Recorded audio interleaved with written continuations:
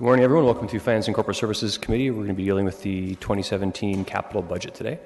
Let's get right into it. Mr. Chapman, you're leading us off. Good morning, Chair Davey and members of the committee. I'm pleased to be here to introduce the 2017 capital budget and forecast. And similar to the operating budget, I'll present the overview and then we'll hear from the local boards. And following that, Ryan Haggie will walk you through the balance of the presentation. Consistent with the previous meeting, we'll summarize any direction that you give today and bring that back at the end of the day by way of a budget motion. The next two slides were covered 2 weeks ago, and so I won't belabor them today, but I would just remind you that after today's meeting, there is a break in our budget schedule before our public input night, and this ensures that all of our follow-up information is available for public review prior to the public budget input night, which was Council's preference expressed 2 years ago. So here's our agenda for today's meeting, starting with the overview. By way of review, the capital budget funds the city's investment in asset creation and asset renewal, and the budget estimates a range of different types of costs as outlined on the slide before you. Council identifies capital priorities through a number of processes which are shown on this slide and elaborated on in the staff report. As you know, some of these processes occur at regular intervals, such as the strategic plan, which is refreshed every term of council, or the development charges bylaw, which must be updated at least every 5 years. Other processes like master plans and specific issue council reports typically happen on an as-needed basis. But regardless of how the priorities are identified, they are often referred to the budget process to determine the specific timing of projects. The budget process is therefore not intended to revisit the detailed rationale for individual priorities, but rather to consider how to best manage the capital program as a whole. Staff then take all of those inputs and propose a budget to council that best addresses these priorities within limited resources. As you know, this is a tiered process and one which ensures that a community-wide view is taken to the capital forecast, and so the budget is not prepared based on divisional or departmental silos. The next few slides deal with highlights and key achievements in the capital budget. At a very high level, you'll see that the 10-year capital forecast includes over 450 different projects with a combined value of $1.2 billion, and in 2017, the projects total $103 million alone. The next few slides will speak to these three highlights in the 2017 capital budget. First, we're pleased to report, consistent with all previous years, that the capital forecast is balanced. And financially, this means that there are funding sources identified for all projects included within the capital forecast. And in terms of priority, we believe this means that high-priority projects are scheduled to be completed first, and they've been emphasized in the capital forecast. The second highlight is that the capital budget provides for investment in three priority areas, being asset management, community improvements, and Make It Kitchener. The next three slides identify the projects that fall into each of these categories, and there are more details on these projects in the staff report, in the issue papers, and also later in the slide deck. So first I'll speak about the asset management program. As you know, the asset management program continues to develop and mature, and this year's budget includes some significant priority asset renewal investments which are outlined here on the slide, the most substantial one being the investment in Centre in the Square, followed by accelerated infrastructure renewal. A number of new community improvements to parks, trails, and brownfield sites have also been included in the 2017 budget, and we'll elaborate on these further in the presentation. And finally, this year's budget outlines a financial projection for the Make It Kitchener economic development strategy. Some of the components are highlighted here, but there are more details provided in the budget package, and we fully expect that this will be an area of substantial focus for Council as a part of this year's budget discussion. The third and final highlight is that the proposed budget, again, reduces the city's debt levels in 2017. Mr. Haggie will provide more detail later in the presentation, but from this graph you can see that the city's debt levels are decreasing over the next 10 years.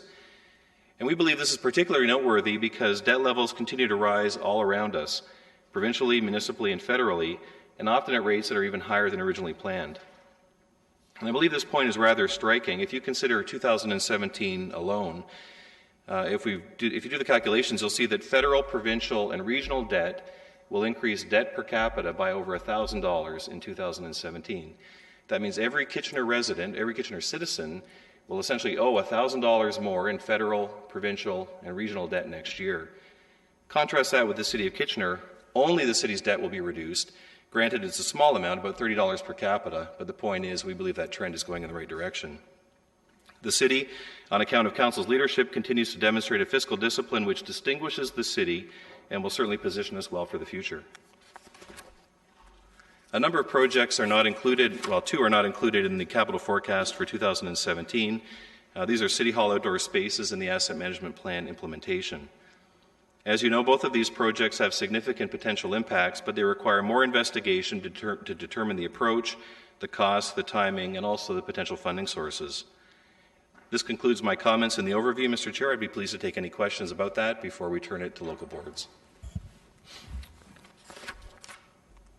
I am not seeing any questions. Anyone have any questions so far? Not. Councillor Fernandez. Sorry, I just wanted to make sure I was on the right page. On C24, when we talk about implementing the Make It Kitchener, the third bullet point, the Communitech Hub expansion, we had committed monies to that, but I wasn't positive how much we had said we would, how long we would commit monies to that, and can we make changes to that? And so we'll elaborate on that further in the presentation. You are correct. It was a multi-year ask. Council committed to the first year and referred the matter back to this year's budget process. And so we will be looking, obviously, for a decision from Council on that as a part of budget approval this year. Okay, that's what I thought. Thank you. Yeah, there will be a more fulsome opportunity to discuss that later on in the budget. Councillor Yaneski. Thank you for your presentation, Mr. Champion. In regards to the city's debt, that chart that you had with the bars on page 25, it's descending very nicely over the next number of years. And I gather that the main intent of that debt is the paying off the Edith Fund over the next several years. Is that correct? That's the largest amount. Also, over that time frame, we're paying off debt for the Dune Golf expansion and also for the expansion at the auditorium. So what was the second one? Health expansion? The Dune Golf Course expansion. Oh, Dune Golf Course, sorry. Didn't catch that. And the second part is you're saying that ours is being reduced, and of course the federal government and the provincial government, they keep increasing their debts, and that's another story. What did you say with the region? Which group did they fall in? So the region, the province, and the federal government will all increase their debt position in 2017. Okay, so the region's going in the wrong direction then. I'll leave that for you to make that determination. Thank you. We try not to ask staff political questions. Councillor Singh. I don't think there's a right or wrong direction. I think it's in context to the municipality and what they're wanting to do and how it's funded. But anyways, you mentioned quickly on the Dune expansion. When does that mature?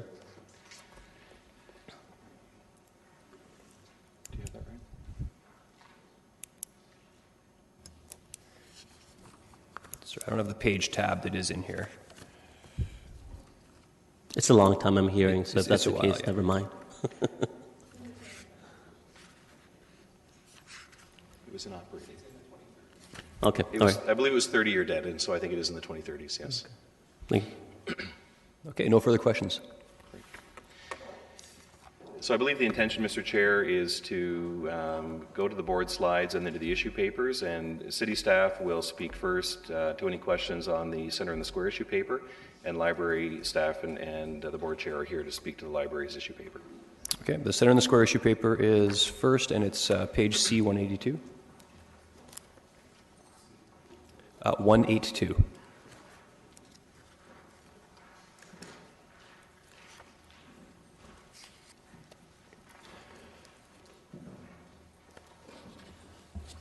Okay, so we do have the information before us. The folks from the Centre in the Square are here.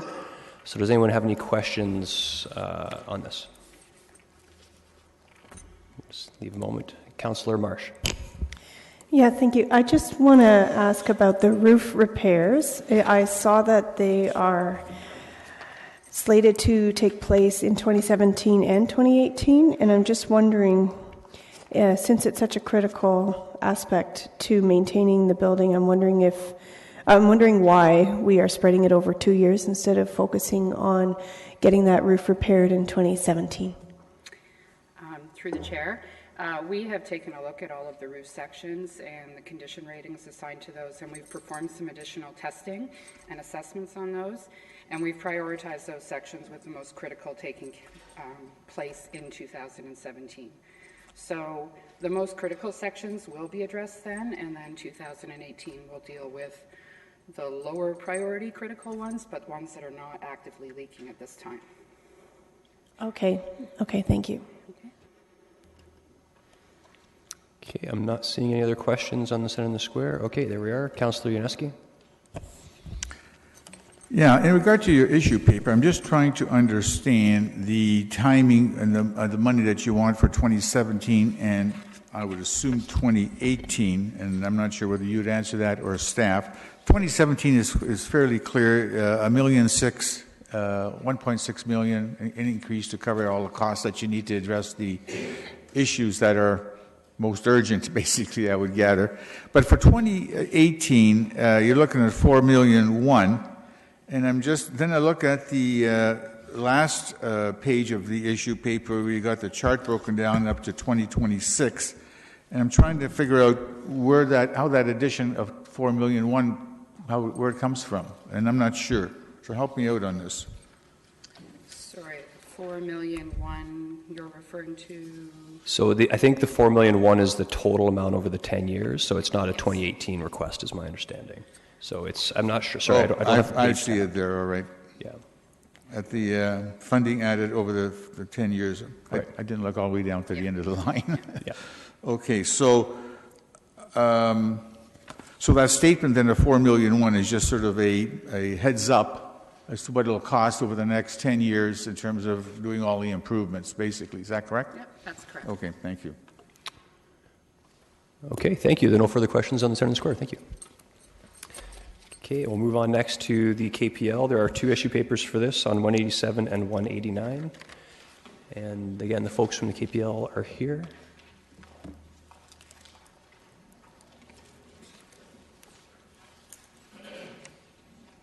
Again, that's C187 and C189.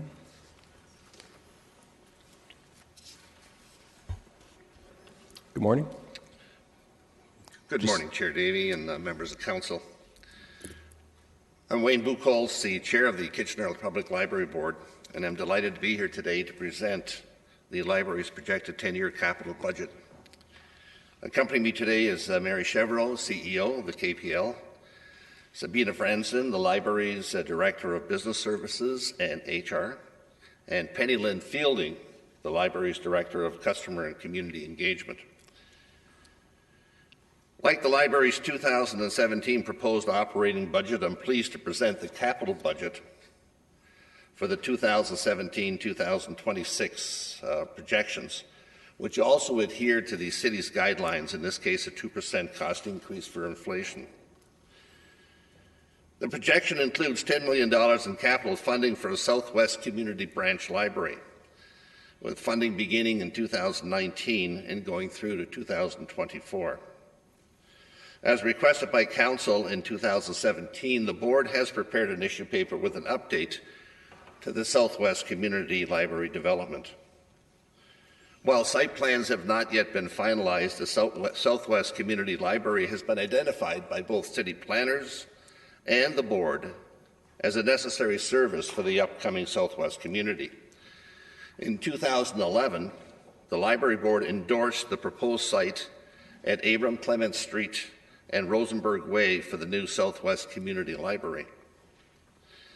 For this issue paper, the Board and library staff reviewed this recommendation, having conducted a review of the Southwest community population and the demographic projections, as well as a thorough scan of emerging library designs and services.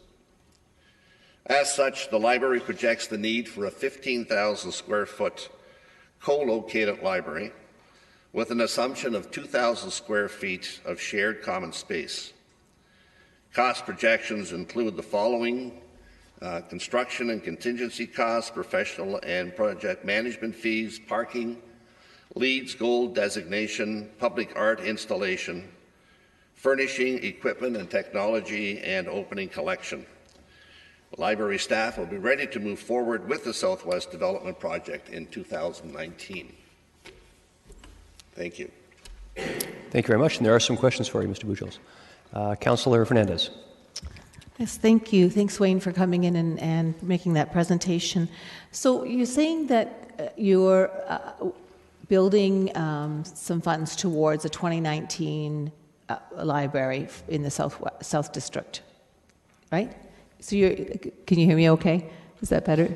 So you're compiling monies and setting it aside for that Southwest? Yes. Okay. Councillor Gallery-Seelock, point of order? Point of clarification. Clarification, is better. I'm not sure that we're piling money away. We have money set aside in the capital budget to support but the library is not putting any operating dollars or capital dollars aside in order to start the Southwest, but it is in our capital forecast. I don't know if Mary would like to further answer that, but. Okay, sure. I think that's clear enough, Councillor Fernandez. Yeah. Well, I didn't even get a chance to get my question out. Further to my beginning of my question, what if the city is not prepared at that in 2019 to build the community center? What would the KPL do then? Well, one of the things that I think you know yourself, that other than the main branch, which is a standalone building, all of our other branch sites are co-located, either with the Catholic or Public School Board or with the city itself. And we feel that this would be the best use. And I think one of the things that we would emphasize is that we really feel that a co-located location is most important. So I would agree with you completely. I think you're absolutely right. A co-located site benefits way more than just the library patrons, or way more than just the community center, or wherever it's joined, like in Forest Heights it's joined to the pool, right? And I think realistically that whenever funding would come for the community center, we'd have to have funding for the library based on the same thing. So if the community center had funding beginning earlier, we would anticipate that funding for the library would begin earlier as well. But the same thing would apply if it was later.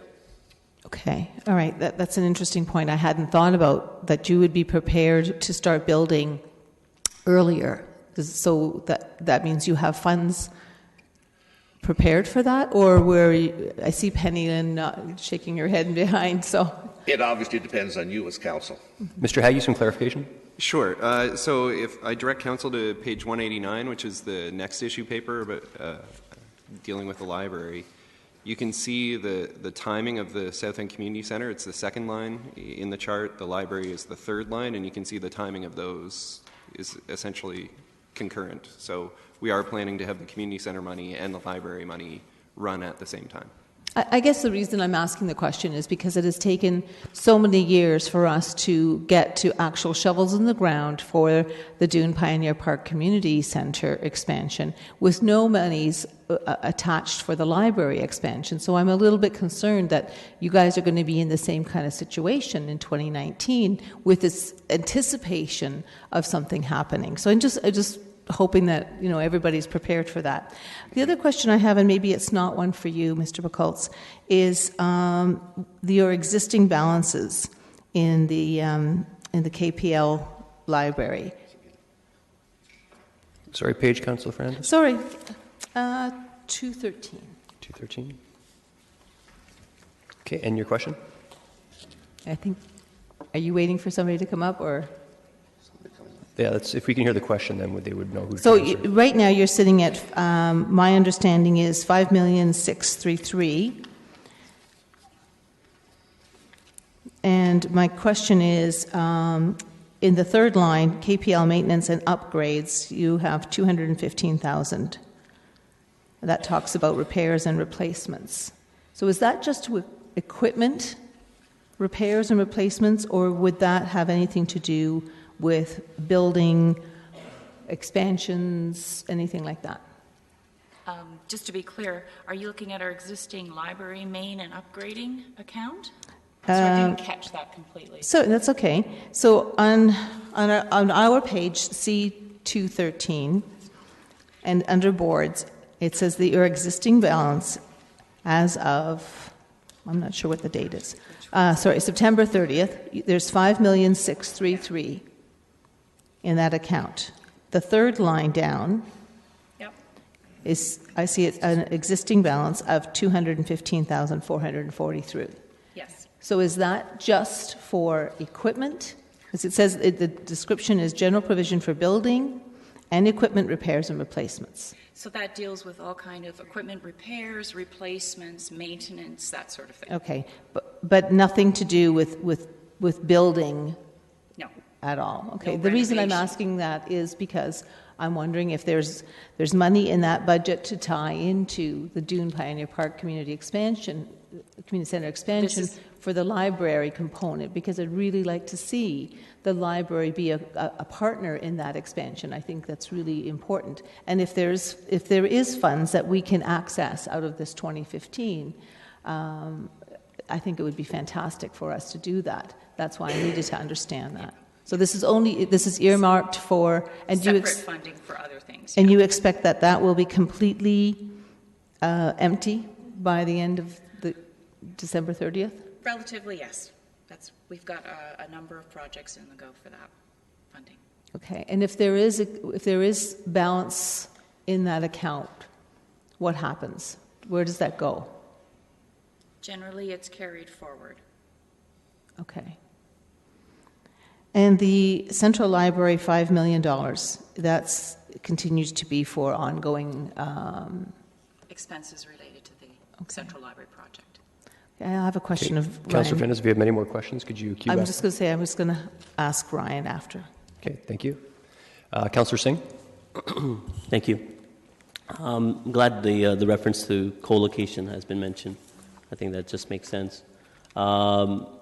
We've had experience with co-locating along a high school and similar to a community center as well. Do we know which experience seems to yield better benefits and lesser costs? Whatever location, whatever group you co-locate with, there are benefits and there are problems that exist that you have to work through. That's just a reality of life because it is co-located. But we find that moving to a co-located site,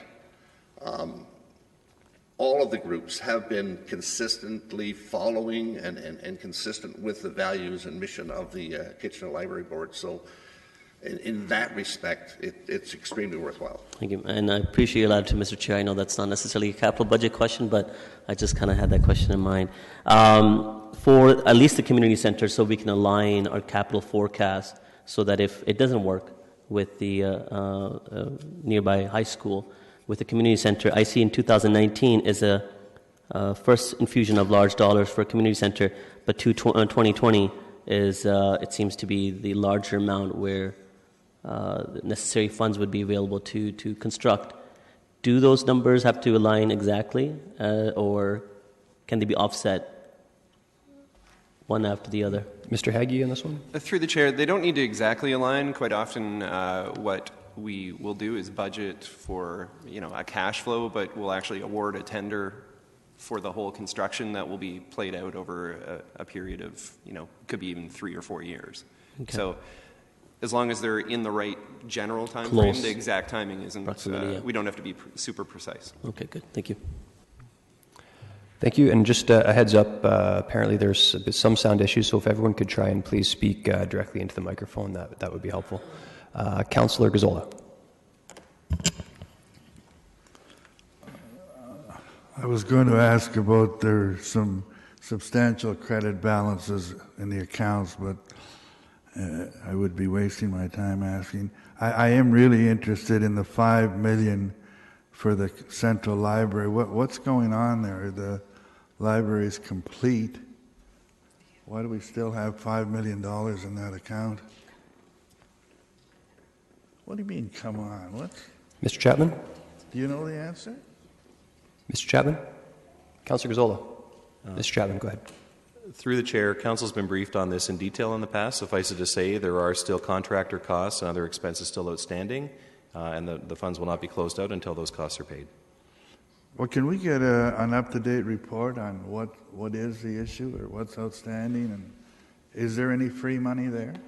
Not at this point, no. There may be in time, but certainly we can update council on the detail. Thank you.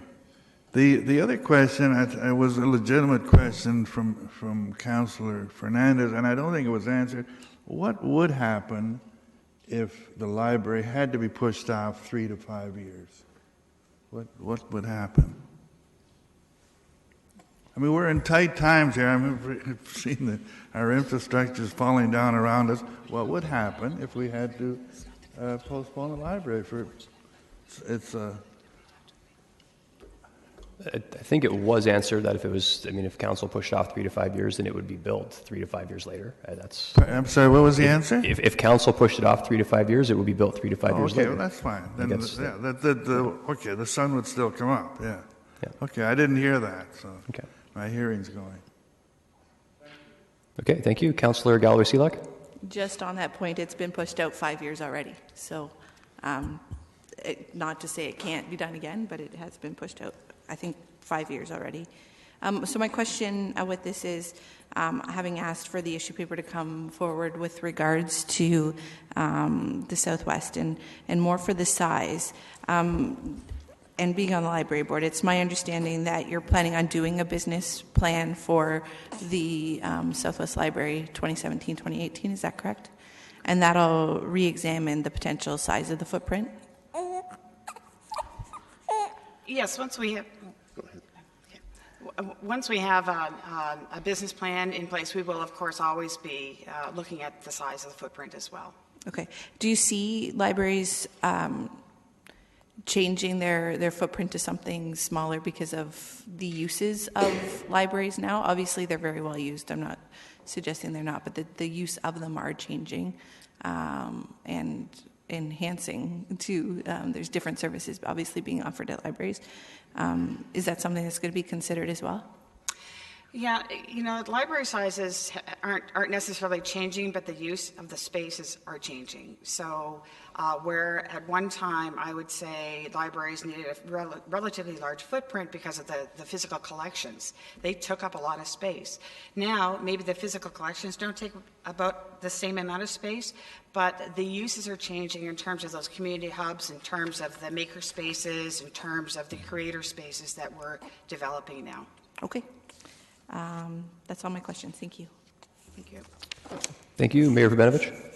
Thank you very much. I was just going to comment on issues of timing as well, and I think there's no question that it's ultimately up to this council to make those decisions, but I think we also need to keep in mind that I think everyone around this horseshoe lives in neighborhoods that are well served by our existing infrastructure, whether it's recreational, libraries, or other infrastructure. And we have a part of the city that this council and previous councils have supported in terms of growth, and it's going to continue to grow, which is a good thing. It's happening in a balanced way between greenfield and intensification.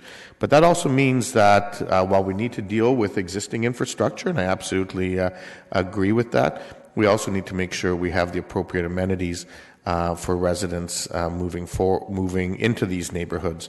And they've been waiting a long time, and I think as we ultimately deal with this budget on final budget day, we need to make sure that the growing needs of the Southwest over the next number of years get addressed and don't get further delayed. Okay, there are no further questions on this. You can have a seat. Thank you. Wait, sorry, Councillor Ioannidis, did you jump in there? Pardon me, there's someone queued in. Councillor Ioannidis. I just wanted to compliment on Wayne on his jacket. I think it's really cool. Thank you, both, huh? Sorry, Councillor Fernandez, you? For Ryan. For Ryan, okay. Actually, you want to go ahead, Councillor Fernandez? I have a comment, but you can ask your question first. Could you click in again, please? Okay, go ahead. Okay. Mr. Hagee, would we have a better understanding before our final budget day on what the residuals are in that KPL maintenance and upgrade account.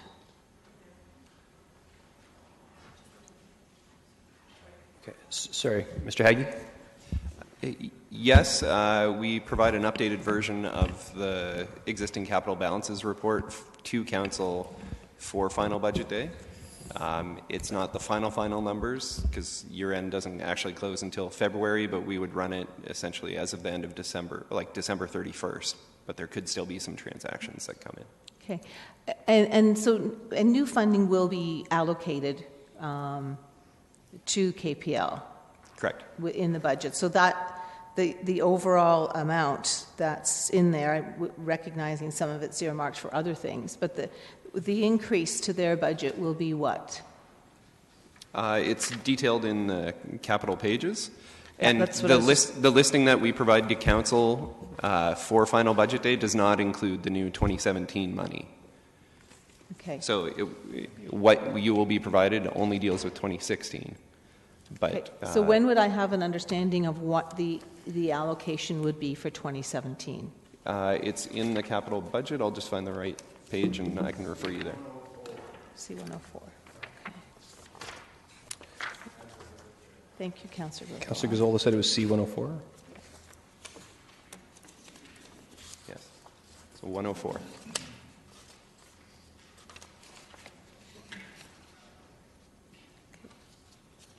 So there's a general provision addition of 92,000? Correct. But that's not breaking out. Okay, I see. What I'm most interested in is the maintenance and upgrades. So the maintenance upgrades would fall in under that general provision. I would expect so. Yes. Library is saying yes. Okay. Right. And that's for all the libraries, not just for the central branch. Absolutely. That's what you see on page 104 is the total funding for all libraries. Okay, so if they're only getting 92,000 next year, how is it that they're sitting at 215,000 this year, like leftover balances at this point in time? That looks to me like that's accumulated over at least 2 years, maybe 3 years. Is that my correct understanding? Is that a question for Mr. Haggie or the board? Either, whoever can answer it.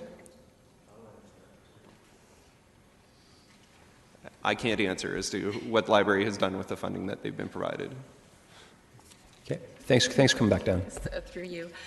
There is some accumulation.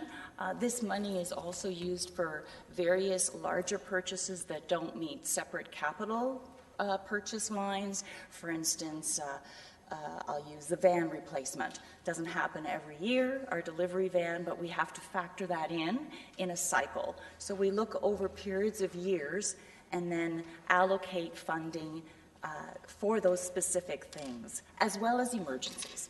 Okay, and I think that's a smart way of budgeting. Certainly, you're looking into the future and making sure you've got money allocated.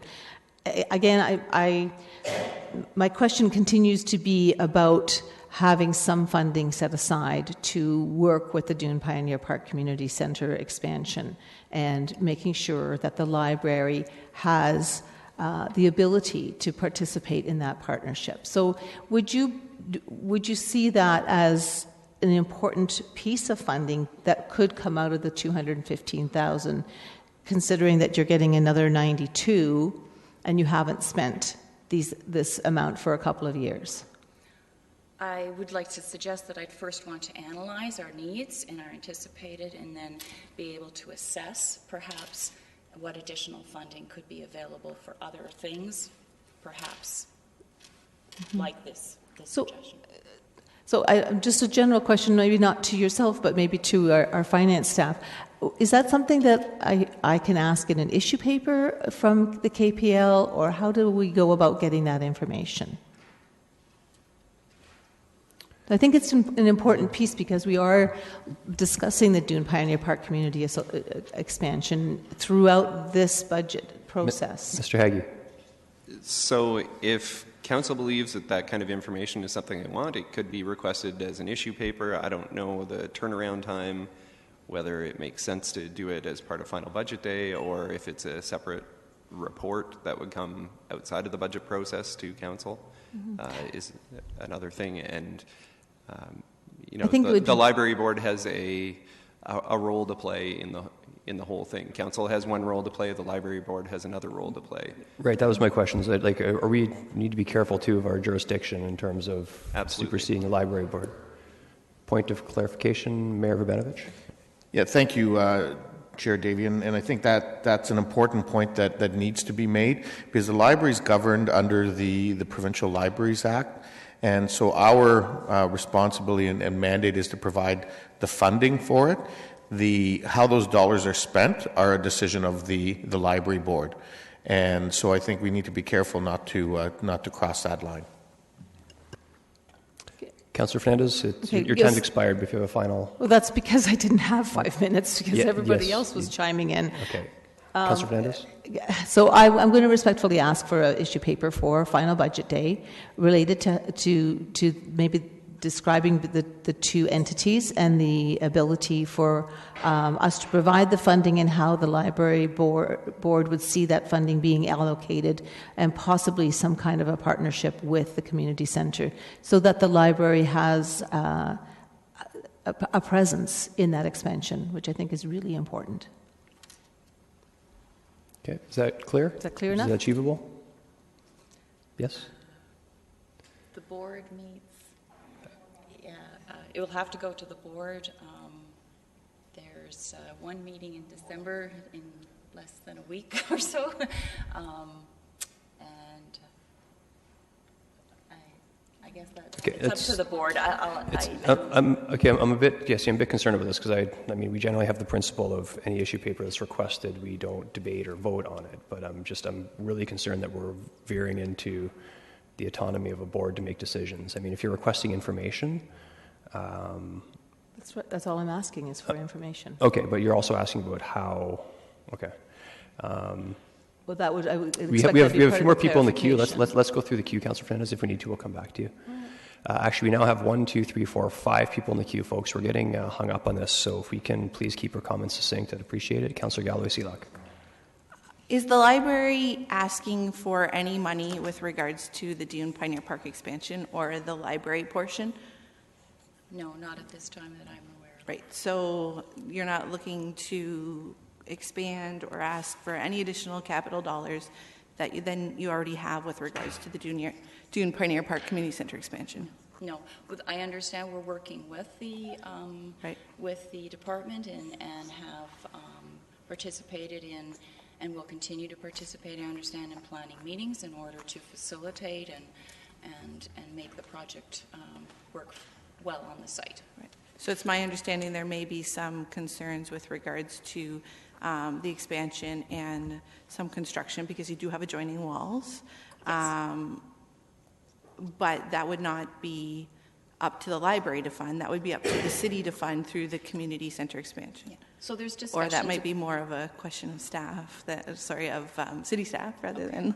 But at this point, is there any contemplation of the library needing to pay any money with regards to the Dune Pioneer Park Community Center expansion? Who's that question directed at of you? Is there any money needed by the library board or by the city? Well, there's money for the center, but I'm saying from the library perspective, does city staff know of any money that the library needs to contribute to this expansion? Because that's what we're asking for, right? And I don't understand from a library board member and a city councillor where the money, where the library is asking for money. Okay, Mr. May. Through you, Mr. Chair, I haven't had an update on the project in a while, but to my knowledge, we wouldn't be looking to the library to help fund a community center expansion, if that's what the question is. That is what the question is. So at this point, I'm not seeing the relevance of the issue paper other than the library sitting at the table and being a partner from the perspective to make sure that their asset is being maintained, as well as their operations will continue to be able to operate during the expansion. I have heard that there may be some stained glass windows that need to be protected, but again, it should be up to the city to make sure that some of those things are happening because it's our expansion, it's our project, it's our construction project. And so while they need to work together, I'm not sure where the added money is needed at this point in time. Okay, there's 4 more people in the queue. Councillor Fernandez, if I could get you, ideally, I'd like you if you could write this, because I want to make sure we have clarity on what I'm not entirely sure what's being asked. So there's quite a few more people in the queue. If you would have the opportunity, I would appreciate that. Councillor Gazzola? Yeah, I just want to make a comment regarding this issue. I mean, this is an issue. It isn't the library's issue. It's our issue. And I spent several hours last night going through the existing accounts and comparing them to new work. And I have believed for many, many years that we are very lenient in what we leave, and we leave large sums of money that are there that we really lose track of. And this is not an issue with the library, it's an issue with everything.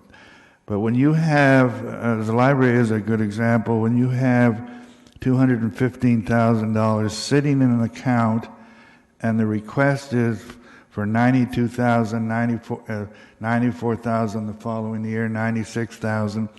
When you, in the olden days when people came to the table and had balances that were equal to or double or triple what they were asking for, the question arises as to, do you really need that money? And we have the governance issue. It's not a governance issue.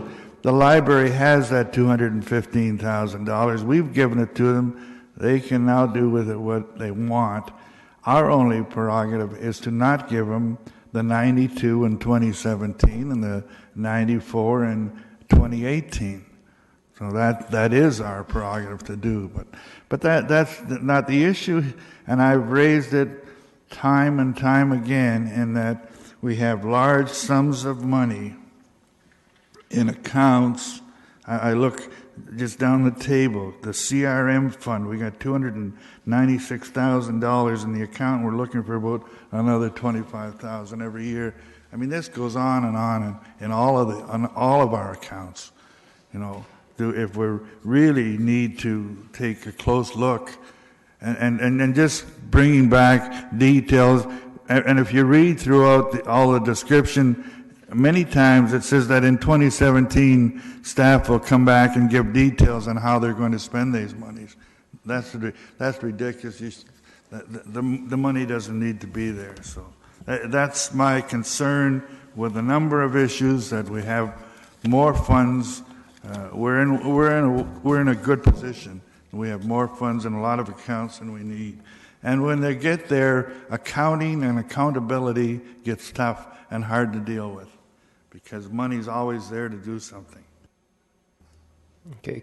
I would just remind committee, we need to choose our words carefully. When I hear the suggestion that whether it's the library board or our staff are losing track of funds, I think that's an offensive choice of words, just pointing out the clarification in that. Councillor Singh. Yes, actually, very quickly, on C-104, it shows where the funds would be coming for the South End Library. It shows out a reserve as opposed to Capital Kern or DC. Cannot a new library be funded out of DC? Mr. Haggie? So the reserve that's being funded from is the DC Recovery Reserve. So that's last time during the DC study, we had oversized and taxes had paid for some growth-related costs. We're recouping those costs through development charges and putting in a DC Recovery Reserve Fund. So technically it's still coming out of DC, though? It is, yes. And it couldn't be coming out of general DC and that relocated for something else, correct? Pardon? I don't understand. Instead of that, the Recovery Reserve Fund, it couldn't come out of our general reserve, our general DC fund, and for those reserves, for it to be used for additional project or perhaps accelerate the community center. So the DC is the question about the DC Recovery Reserve. Yeah, I'm just saying showing other reserves instead of saying DC, is saying right. Reserve, which you've explained is the DC Recovery Reserve, right? It is, and so DC reserves are very restrictive on what you can spend it on. The DC recovery reserve is able to be used on more things, but council's approved the use of it for where the funds came from. So the recovery for this is related to the main branch library, and so we are using those funds in a library capacity. Okay. I probably need a little further explanation, but I can do that offline, so that's fine. Thank you. Councillor Marsh. Thank you, Chair Davey. Just further to some of the comments already made about this project, question of staff, is the Dune Pioneer Park Community Centre expansion meant to also augment the or enhance the location of the library that's there, or is it primarily and solely for the benefit of expanding the community center aspect of the building? Mr. May. Through you, Mr. Chair, it is to expand the community center. It does not deal with the library. Okay, and so if the library is not expanding or increasing its building envelope itself, if it's not benefiting, the library is not benefiting from the city's expansion of the community center, then should the library board be okaying funds to support the expansion of the community center?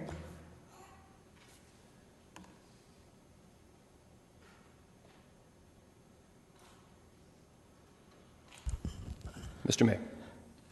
Through you, Mr. Chair, we are expanding the community center, and we have a defined budget for the expansion of that community center that is separate from the library. Okay. So, thank you. As a comment, I just want to add quickly that I have confidence in the library staff and the accountability of our financial statements. We have, as a library board, we review the financial statements every month, and we're not just losing track of funds that are there. I have every confidence that the funds are being used appropriately and responsibly. Also, I want to just remind Council that we are actually not the only funders of the library, although it is a very minor percentage. The province does also fund the library, and the library does raise funds independently through fundraising events such as the Party in the Stacks that we recently had last month. So this is not, we are not just here to say here's how you should spend your funds, etc. Yes, we are the primary, the majority funder, but we are not the library board. Thank you. Mayor Vominovich. Thank you very much, Mr. Chair. And I have to say, I guess I'm a little concerned where some of this discussion is going this morning.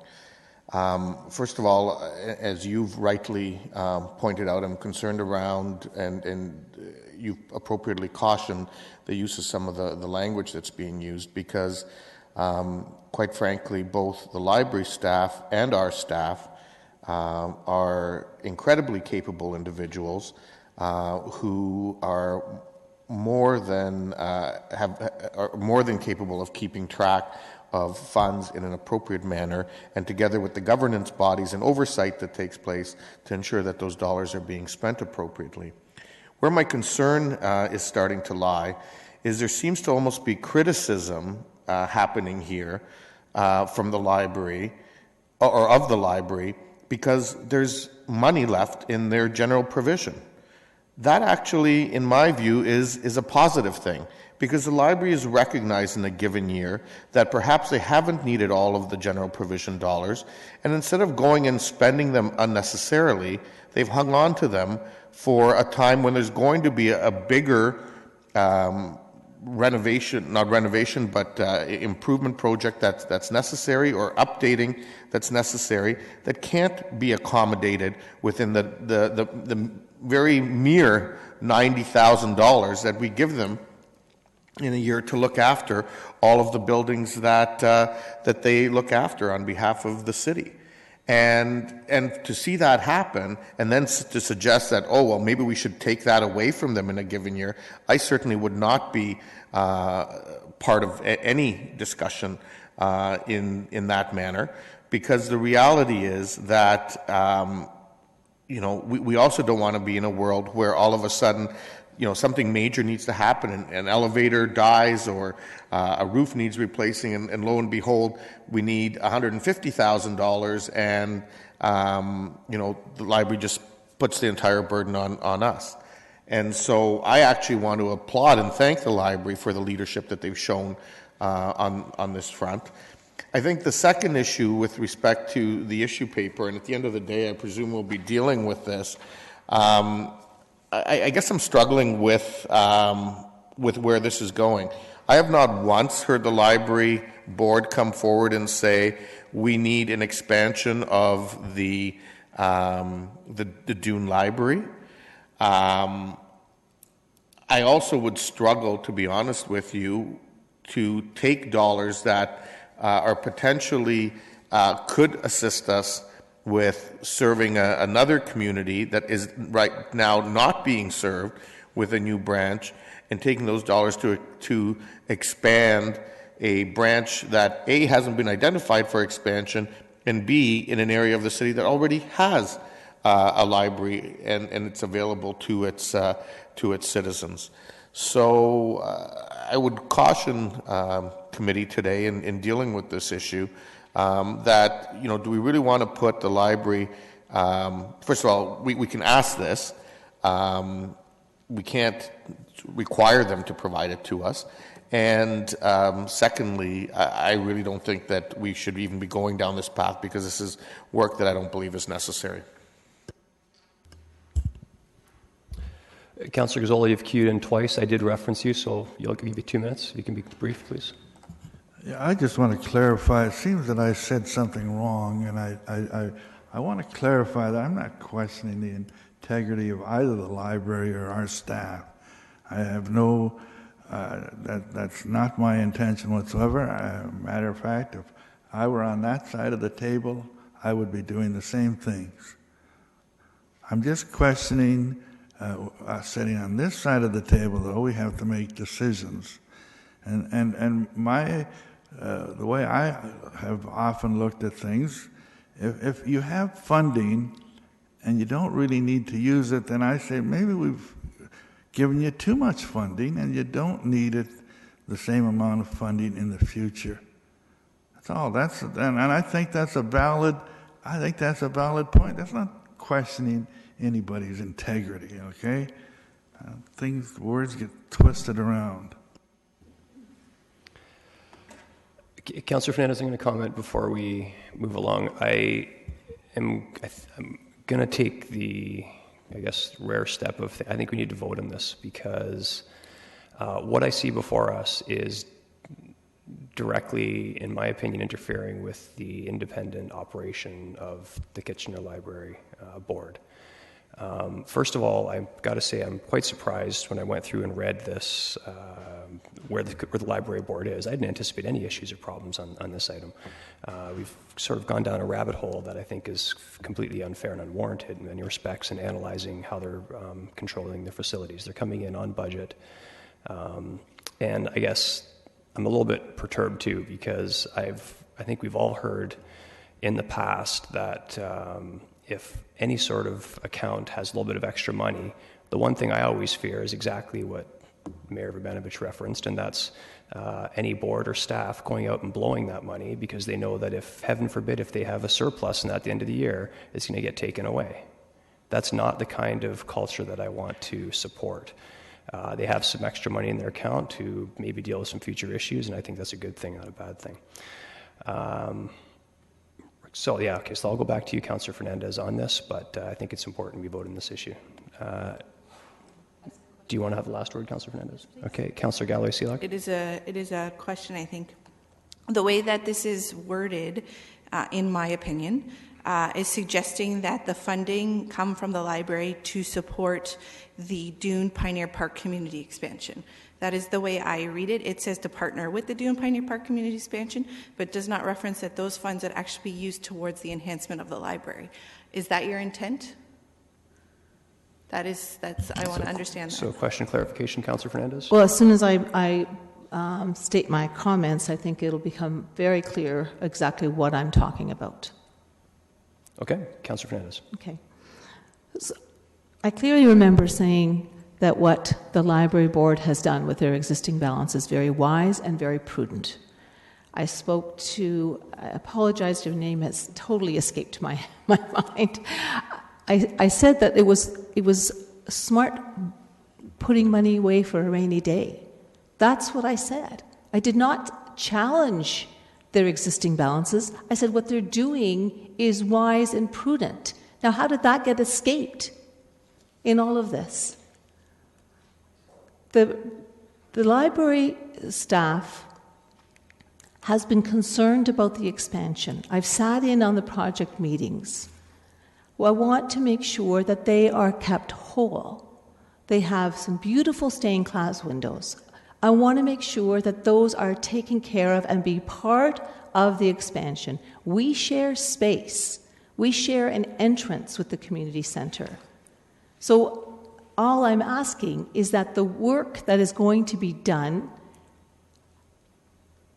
create not only a better partnership, but enhance the KPL. Enhance the entrance so that people will flow between the community center and the library, and that there's no impediment at all, so that we continue to partner together with the community center and the library. So I'm not saying that their building envelope is going to expand. I'm talking about, and we have a conceptual design that unfortunately Council is not privy to at this moment, which I'm more than happy to send to any of you. But I think that what you're not hearing is the word partnership. We share a wall. We share an entrance. We want to make sure that during this expansion that the Dune Pioneer Park Library is a part of that. They have said to me that they don't have any funding. When I look at the existing balances, I think, okay, you're being prudent for a rainy day, you're putting money aside, that's fantastic, and I would never, ever criticize that because we all need to do that. But do you need the $92,000 for 2017? Could, maybe not all of it, but some of that money go towards partnering with the community center for the entranceway to enhance the ability for our taxpayers, which is where the money is coming from. Capital out of current means it's money coming from our taxpayers. So that our community who live in the greater Dune, Pioneer Park, Dune South, and outlying areas can enjoy their experience between the library and the community center. So there's been no effort on my part to criticize the board in the way they have been running the library. They've done an amazing job. Our Dune Pioneer Park Community Library is well loved, well attended, well supported, not only just by the community but by volunteers and people like Mr. Buckholz, who has been there for years helping our students with their reading. That's a wonderful partnership. So let's not get mired in whatever we're getting mired in here. This is my attempt to continue good working relationships. So I would respectfully ask that maybe I have not worded this correctly, and that happens sometimes when you're writing on the fly, that this is all I'm asking. I'm not challenging the $215,000. I'm asking for us to look at the $92,000 in 2017 and maybe 2018 and see if we can set some money aside for the Dune Pioneer Park Library and how it will play in the expansion. I hope that's put everybody's fears aside, that I'm challenging the board, because I am definitely not doing that. Okay, thank you. We'll shut this down, no more debates. We will take a vote on this. I'm presuming a recorded vote. Councillor Fernandez? Yes, I'm sorry.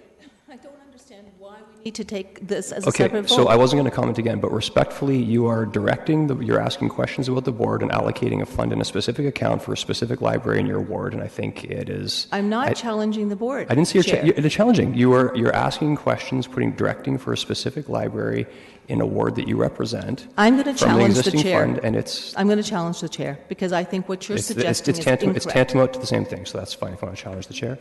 The chair, Councillor Gazzola, no more comments on this. The chair has been challenged, I guess... Chair, I'm challenging you.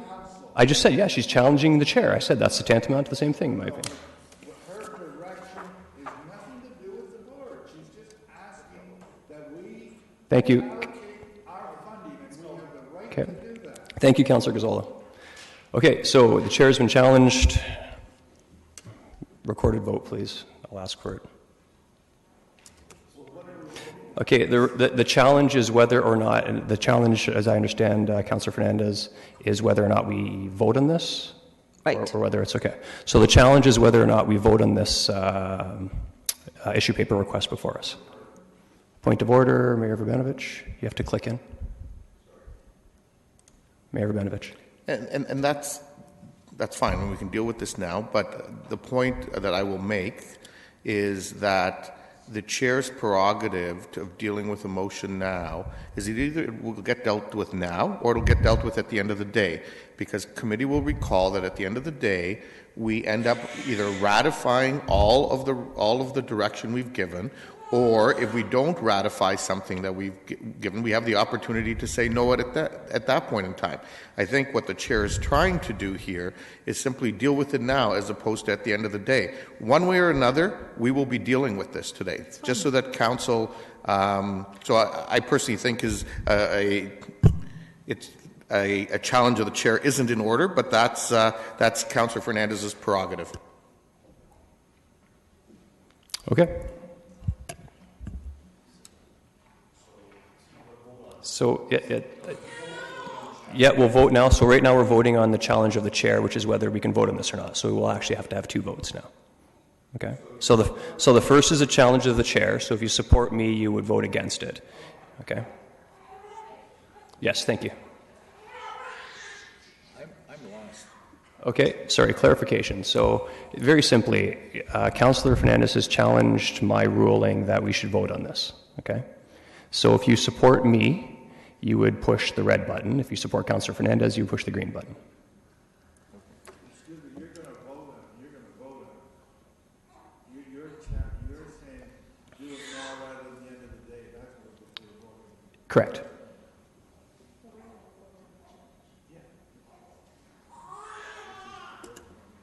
Okay, the voting's open.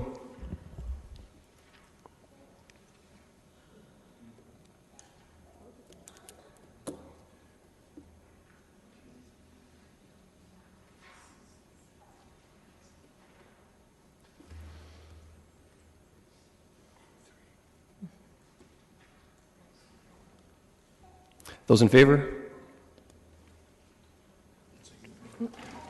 And opposed? The challenge of the chair fails. We will now vote on whether we request this issue paper. So if you want to see this issue paper come back, you would vote green. If you do not, you would vote red.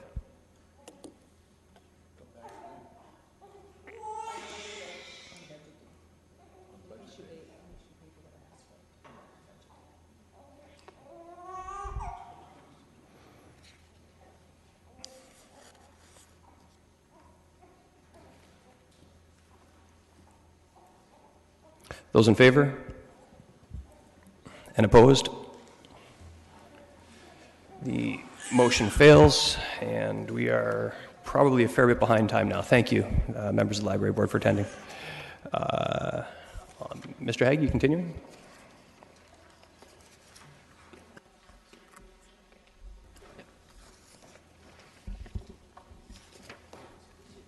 There we go. All right. Good morning, Mr. Chair and members of the committee. I'll be presenting the balance of the presentation. There will be others who are able to answer more detailed questions, but I'll be walking through the rest of the slide deck. The first section we're going to deal with is with capital funding sources. This slide shows the total funding for 2017 versus 2016, As Mr. Chapman mentioned, in 2017, the total, so 10-year capital forecast is about $1.2 billion versus last year that was around $1.1 billion. Increase is $77 million or about 6.5%. One of the funding sources on the previous slide was the capital pool. We'll talk about that in a little more detail. Just to remind Council, a capital pool, or what is shown as CC in our capital forecast, includes a direct transfer from the tax base, so that's what we call capital out of current, an annual debt issue, and then transfers from the gas and hydro reserves. The city does have a capital policy we follow that limits the increase in as it relates to taxpayers, and that's been followed again this year as to how some of the funding rolls out in the capital pool. And just to remind Council that when we're making adjustments in the CC pool, there is an impact, whether it's an immediate impact or it could be a longer-term impact of moving things around in the capital forecast, taking projects out, adding them back in. The final slide in this section shows the capital pool and the funding availability. And I just draw Council's attention to the bottom line. You can see that the capital pool is balanced, as Mr. Chapman noted. So in 2017, 2018, bang on, the requests completely match the funding available. And then as you go out to the right, there's actually a small amount of capital funding available in each of those other years. And this gets updated every single year to ensure that we continue to balance as we go across the capital forecast. I'll just pause here, Mr. Chair, and see if there are any questions about the capital pool and the capital funding before we move on to development charges. There are some questions, Mr. Haggie. Councillor Yaneski. Going back to page 31, maybe help me understand that we're only talking a small figure, between 2016 and 27 for the enterprise debt. I'm just wondering why there's no figure for 2016. It's for the parking enterprise, a new parking structure. The funding source for it in last year's budget showed as parking enterprise. We've looked at the forecast and understand that parking cannot actually fund the debt, or sorry, fund the cost of an expansion. So it's been moved to the last year of the capital forecast and it's been changed to enterprise debt. So if we were to move forward with that project, we anticipate that the parking enterprise would have to issue debt for that. So where did that figure go then? If you had to issue debt for 2016, so it's not here, so where is it? So those numbers deal with the 10-year forecast, not just the 2016 year. That's the total across the whole forecast. So we anticipated $7 million coming from parking last year. Now we're anticipating that $7 million would be a debt issue. Okay. Going to page 34, at the bottom it says an increase in debt has got a future impact, tax impact. Yet when you look at page C-4, in Mr. Chapman's presentation at the beginning, is showing that over the next 10 years, basically almost 10 years, that the debt is being reduced. Right. Yet here we talk about being increased. You've lost me. Councillor Yaneski, if you look at the very top line, it says if we add in one area, it's only if we make changes. So if we add in an area, then we would have to do one of those three things, either reduce another area, increase CC, or increase in debt. So unless we're adding something, it wouldn't have a future tax impact. I have no idea what you said. Okay, Mr. Haggie, you want to take a crack at it? So Mr. Chapman's correct. Our actual debt is projected to go down. This slide's just saying if we want to add a new project and we want to add it by issuing debt, there's a future tax impact because we have to service that debt. So we're not saying we are. We're just saying if you want to do A, there's a consequence. And so when you look at that chart, in 2026, there's a slight increase. And that's the enterprise debt that we were just talking about before. So that's showing that we would need to issue that $7 million of debt for the new parking structure out in 2026. Okay, thanks for the clarification. Councillor Fernandez? Yeah, did I hear you say that the increase is 6.5%? Between those two numbers on slide 31, yes.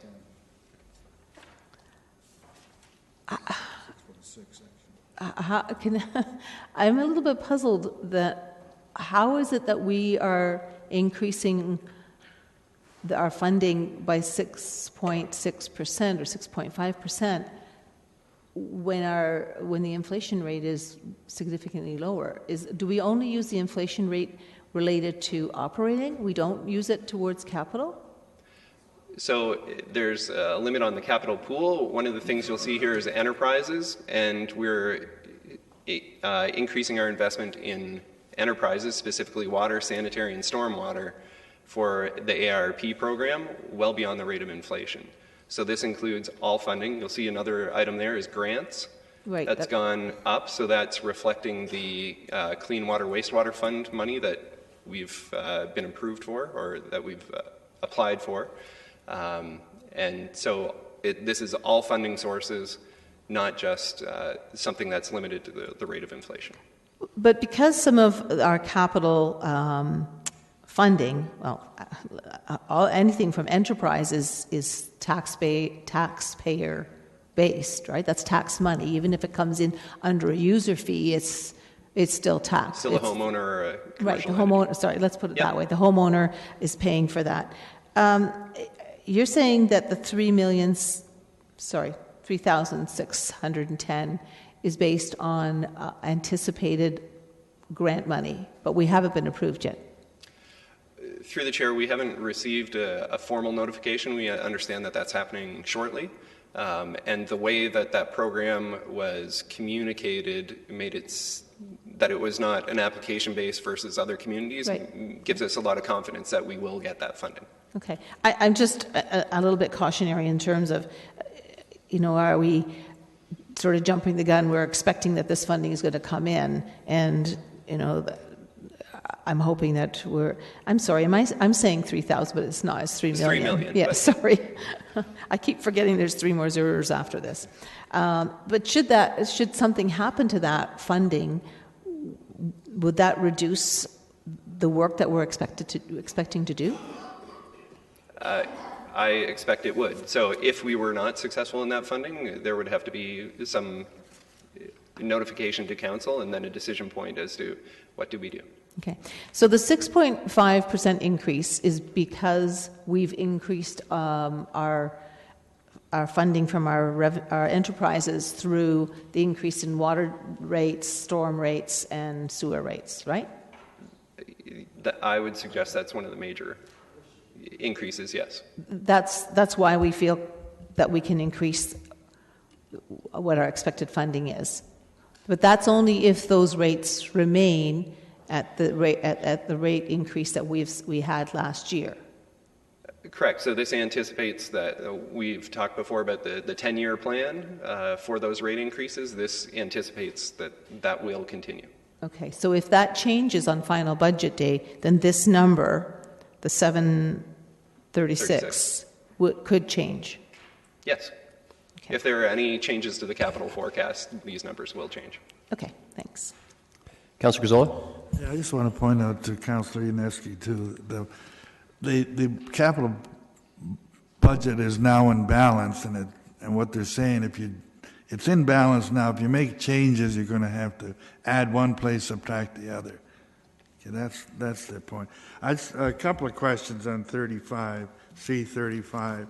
There's a large increase in the hydro, drawdown from the hydro reserve in 2017. What is causing, how do we arrive at that?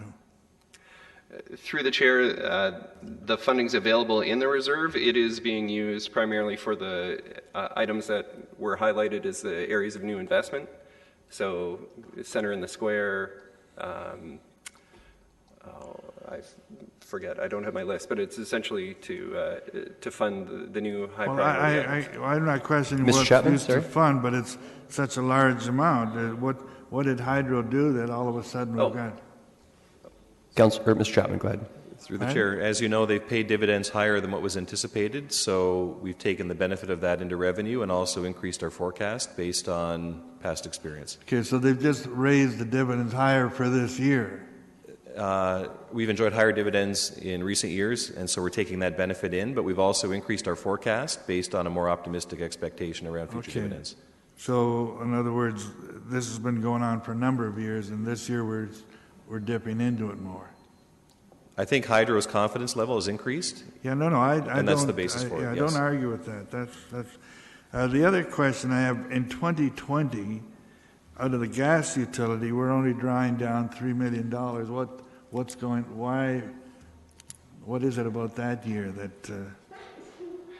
So through the chair, that's just the need in that year. So it's not as if we're anticipating that gas is paying us less. It's just there aren't projects. That's the okay. So whatever you feel you need to get out of there. So there's more there that could come out of there. If there were projects to do. Yes. Projects. Yes. Thank you. Councillor Singh? Yes, kind of carrying on to what Councillor Fernandez was referring to on the enterprise side. So obviously enterprise is not more than just the sanitary water and stormwater. It includes a few other enterprise organizations as well. So, but component of that is for the ARP program. So to the capital pool, the infusion of extra dollars from the 2016 to the 17 has shown what of that is the AIRP program. The capital pool line? Yeah. Zero. No, I mean, sorry, on the funding source, for enterprises, they increased from 678 to 736 million. What portion of that is for the AIRP program? I might have that. 1 second. And it's the increases of rates of 7.6 for water, 10.8 for sanitary, and 9.2 for stormwater that would be funding that increase for that AIRP, or portion of the AIRP. Mr. Chapman, do you have... Through the chair, comparing to last year's forecast, it looks to be about $65 million across the 10-year forecast, and so that would account for almost all of the increase that you see from year to year. Okay. Good. Thank you. Okay, no further questions. Please continue. Sure. So the next section we're going to deal with is development charges, which is the next, or one of the other items on the list. And these are costs that are paid by developers to the city to fund growth-related infrastructure. As Council is aware, there's a Development Charges Act that legislates how those funds can be raised. They're imposed by a bylaw that has a maximum life of 5 years. Our last update was in 2014, so we anticipate looking at it again in 2019. Just to refresh Council on when we did the 2014 update, there were two financial objectives that we were trying to achieve. One was to balance cash flow, so that meant that we have enough funds to do the projects when we're scheduling them in. And the second was to maximize the DC charge, so that to the extent allowed under legislation, that growth pays for itself. The outcomes of the update were that the financial objectives were achieved, and that there were clear priorities for development-related projects. So the ones that are more important are scheduled earlier and being done first. I'd like to give Council a little bit of an update on development charges. Last year, at this point in time, we were providing a bit of a caution to Council about where revenues were coming in related to DCs. And so we've seen an uptick in that in 2016. So in 2016, our revenues related to development charges have been strong, and that we anticipate at the end of the bylaw that will be at least as good or possibly a little bit better than we had anticipated or we projected during our last update. This will put the city on a good starting point for our next DC update in 2019. Slide 41 shows the projection for overall DCs and the reserve fund. The revenues are shown at the top, expenses in the middle, and again, the bottom line is the bottom line in that reserve fund. As you can see at the bottom line, the DC reserve has been in deficit, but it's projected to be positive in 2018, continue to be there for 2019, which is when we'll be discussing the next update. Looking forward out into later years of the forecast, into 2023 and beyond, you can see significant negative balances, and those relate to high-cost items in those years that are forecasted. So when we do the 2019 DC update, council will have to turn their mind to the timing of projects, funding options for projects, and consider that. So it's not a decision that needs to be made today by any means, but it's just a heads up of what will come in the 2019 update. Next few slides break down the DC Reserve Fund into more detail. So we've got the engineering services or hard services listed first, and it shows the project detail that we can see. Slide 43, slide 44. As you look through the 2017 year, which is the fourth column from the left, you'll see there are not any really significant engineering projects planned for 2017. Like we've had in the past, most of the large item projects either have been completed or are anticipated somewhere out in the future. Looking to non-engineering projects, or the next section and the final section in development charges, we see the highlights of the projects for soft services, as they're sometimes referred to, and are listed off on slide 45. If you again look down down the slide in the 2017 column, you'll see on slide 46 no major significant projects are planned. And on slide 47, right in the middle of the slide, you'll see the one major project that's planned is the Dune Pioneer Park Community Center, which has been much discussion here this morning, as well as during the operating budget. That concludes this section. I'll pause, Mr. Chair, to talk about DCs. Thank you. 3 people in the queue. Councillor Fernandez. Thank you. Is the reason that we're seeing much better numbers in our development charges because of the strong building industry that we've seen over the last year? Yes, so that building is being done and it's not in exempt areas. Because we can have a lot of building activity, but if it's an exempt area, we wouldn't see DC charges. That was my next question, so thanks for answering it before I even had to ask it. So when I'm looking on page C43, and we're looking at master plans and feasibility studies, we've done a huge amount of master plans in the last, certainly in the time that I've been on council. I recognize that $71,000 is not a lot of money for master plans, but would it be more prudent maybe should we share that 71 over the next coming years instead of keeping that as a place marker? Or is it a place marker as we build that fund? Through the chair, I don't have the answer. I'm not sure. Okay. If it's Mr. Reedman? Through the chair, a lot of master plans are required legislatively to be refreshed every 5 or 10 years. So the intent is they've all been approved at different times, so we would need different money at different points in time. Okay, so what I'm understanding from your answer, Mr. Reedman, then, is that this $71,000 is sort of accruing in the master plan pot, so to speak, That's for correct. when the next master plan update is That's refreshes? correct. Okay, all right. I wasn't planning on cherry picking anything out of there. I just wanted to understand. Mr. Chapman, to add? And there is a notation on the existing capital balances page that indicates that the Blair Creek and the Cycling Master Plan are the next two, as I understand it, in line to be updated. I'm sorry, when I have my microphone, I'm in the same position as Councillor Yunetsky. I have a hard time hearing, so sorry. Say that again, Mr. Chapman. So my understanding is that the next two master plans to be updated are the Blair Creek Master Plan and the Cycling Master Plan. Okay. That's on page 231 in the existing balances. Oh, in the existing. Okay, thank you.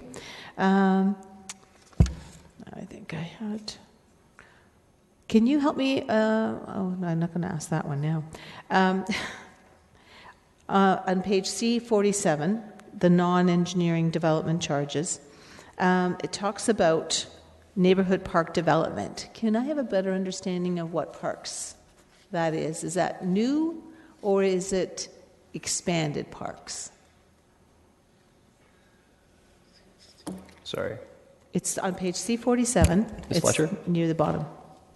Through the chair, we can provide a detail, but basically in answer to your question, it could be both. It could be refurbishing existing neighborhood parks or the development of new.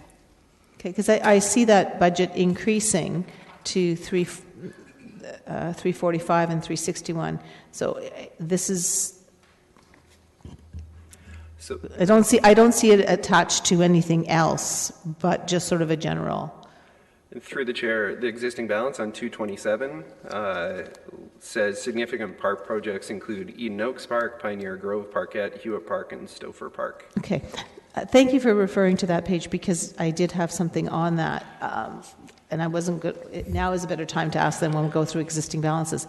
So help me understand why Stouffer Park, which is in a brand new subdivision, is not being paid for by the development industry, and except that development charges is the development industry, right? Okay. So I was a little bit puzzled, because I was concerned that this was capital out of current funding and not fully development charges funding for these parks, because two of them are in new areas. Am I understanding correctly now? I don't know the locations of the park. I'm not familiar with the actual parks. Mr. Chapman, could you just make sure I understand completely that the funding that is being asked, so there's existing balances of $500,000, plus we're going to add another $283,000 to that account. Can I have a better understanding of, besides these three parks, where else that money is going to go? Mr. Chapman, I'm not sure you have the answer to that, but...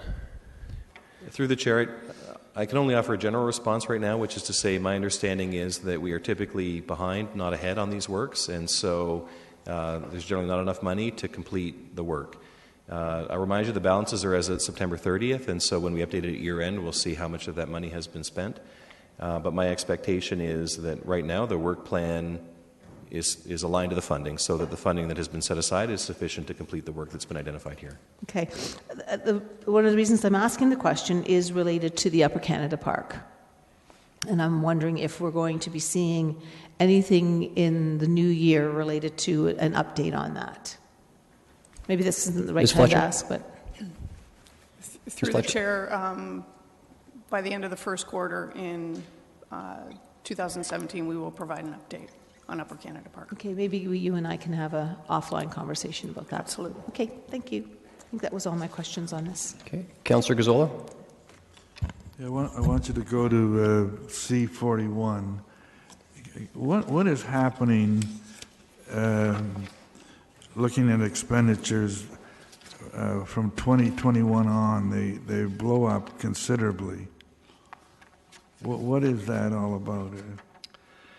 Through the chair, that just reflects the cost of the actual projects planned in 2023 and beyond. Okay, now you're going to be coming up with probably several new plans before then. When you do those, you'll adjust the revenue coming in, will you not? We would. So that will take care of those. You've reflected the increased costs, expenditures, but you haven't really reflected increased revenues, or have you? The revenues that are shown here are consistent with the 2014 DC bylaw. The expenses are as well. 2019 will update both. Okay. I want to look at a couple of things on C46. You show a library recovery all the way across the board. Is there that much that is available? Yes.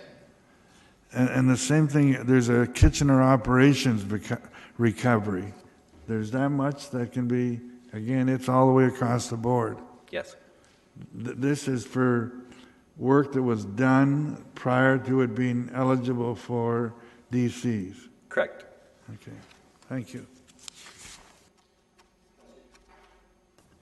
Councillor Yanaski? Back page 38, and in this presentation you indicated that the majority of the money, or most of the money, is really coming from the building permits as they go through the various stages for construction to bring money in. But I'm puzzled by the phrase at the bottom, apply the maximum allowable rates. But I thought all the rates are established for single, semis, townhousing, whether they're in the downtown core or outdoor. Like, how can you say maximum versus is there a minimum or is other rates? So through the chair, there is a minimum. The minimum is 0. We could have no DCs. What we're saying is that last time we did the DC study update, we set the charge to the maximum allowed under that legislation. So there's the, how much we think the growth is going to be, the project cost, what our existing service level is, all of that goes into the calculation, and we have set the rate as high as we can under that legislation. So really, the rate still stays the same. It's how much density you can get into it. That's the way I gathered that your answer is.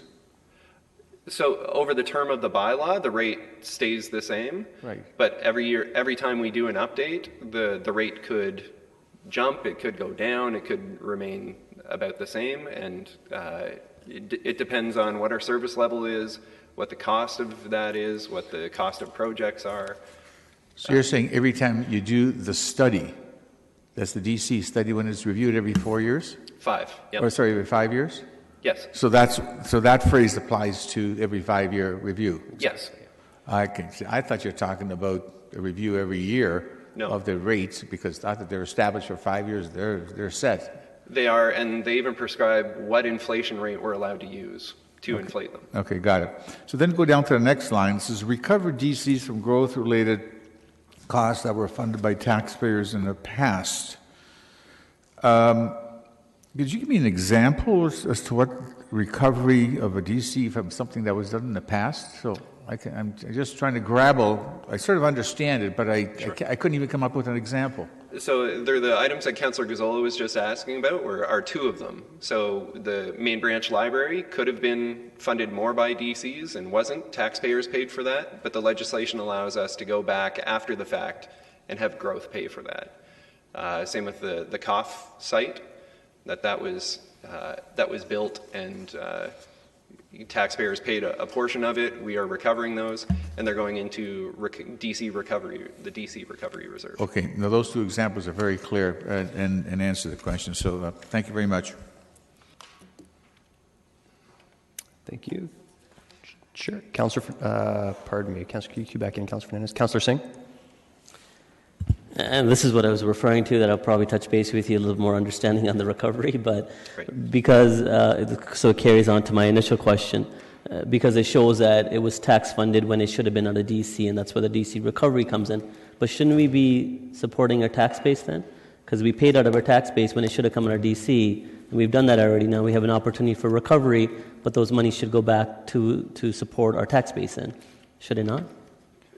They are being used for tax-supported capital projects. So it is tax support. So in essence, it does augment that. It comes that full difference. circle. If we didn't have that reserve, we would have to increase taxes right, okay. to pay for the projects. So going back to the library, because it's coming out of the DC recovery, so cannot a new library be funded out of the DC or DC, I guess, with the bylaw, whatever the DC charges are? So yes, as opposed to the recovery, yeah. It can. But through the last DC reserve discussion and the bylaw update, Council chose to choose to recover the old DC costs first, and if we didn't take that opportunity, we would. I'm muddling everything. I know. In my mind, I'm thinking Mr. that Chapman could probably clarify. I think there are a couple of points that require clarification. The first is that we have always charged the maximum allowable. And so the point is that we're limited to a 10-year window for growth on projects like the library and the operations facility.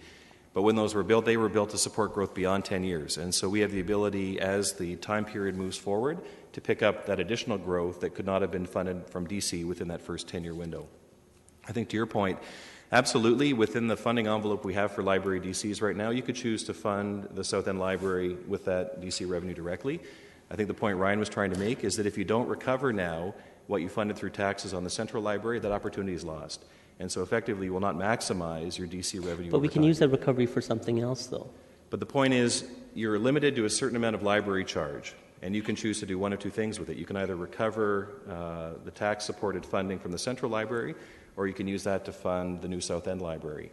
If you don't recover the tax-supported funding from the Central Library, that opportunity will be lost to you. Can't we use that for the expansion of, or what's happening on Pioneer Dune, or enhancement to it? Could not some portion of that be used towards that as well? And the difference come out of the DC?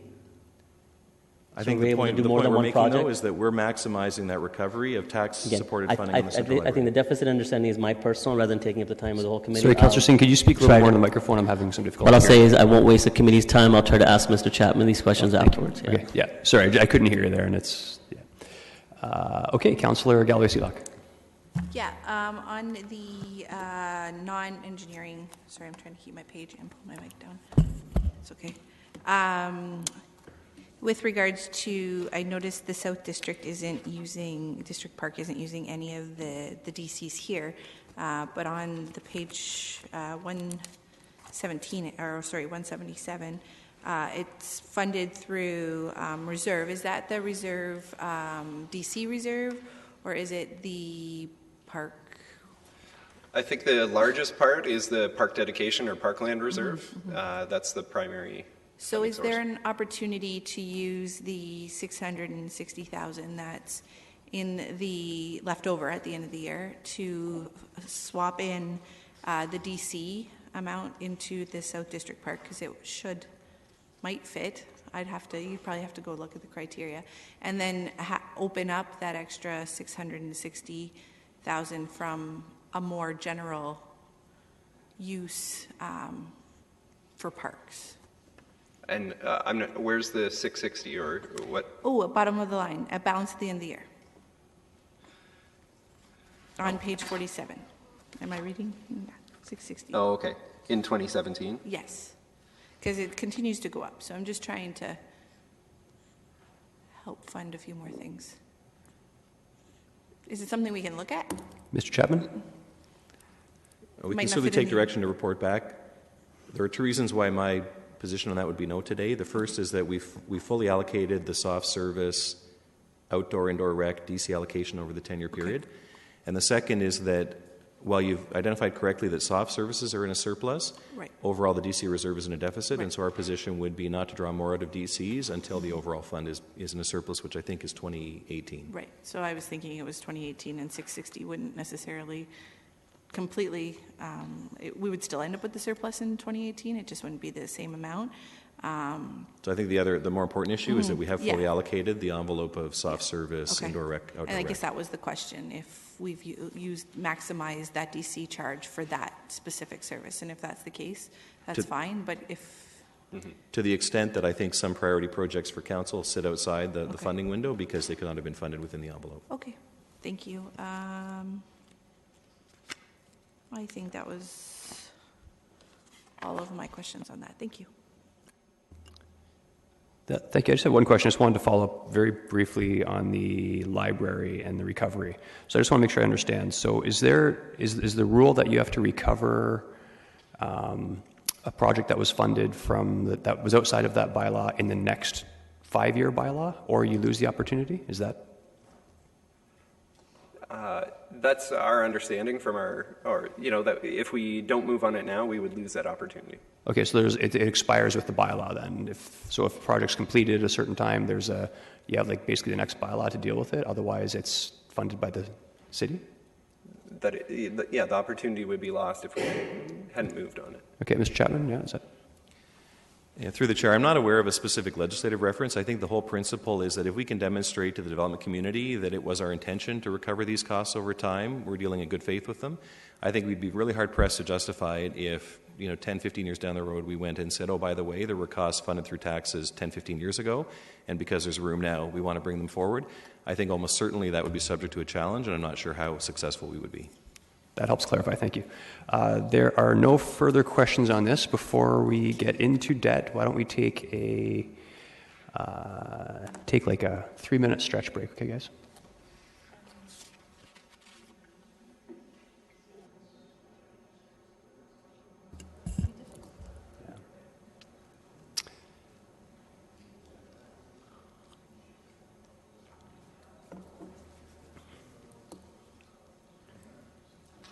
Mr. Haggie, ready to talk about debt? Everyone's favorite, right? Oh, yes.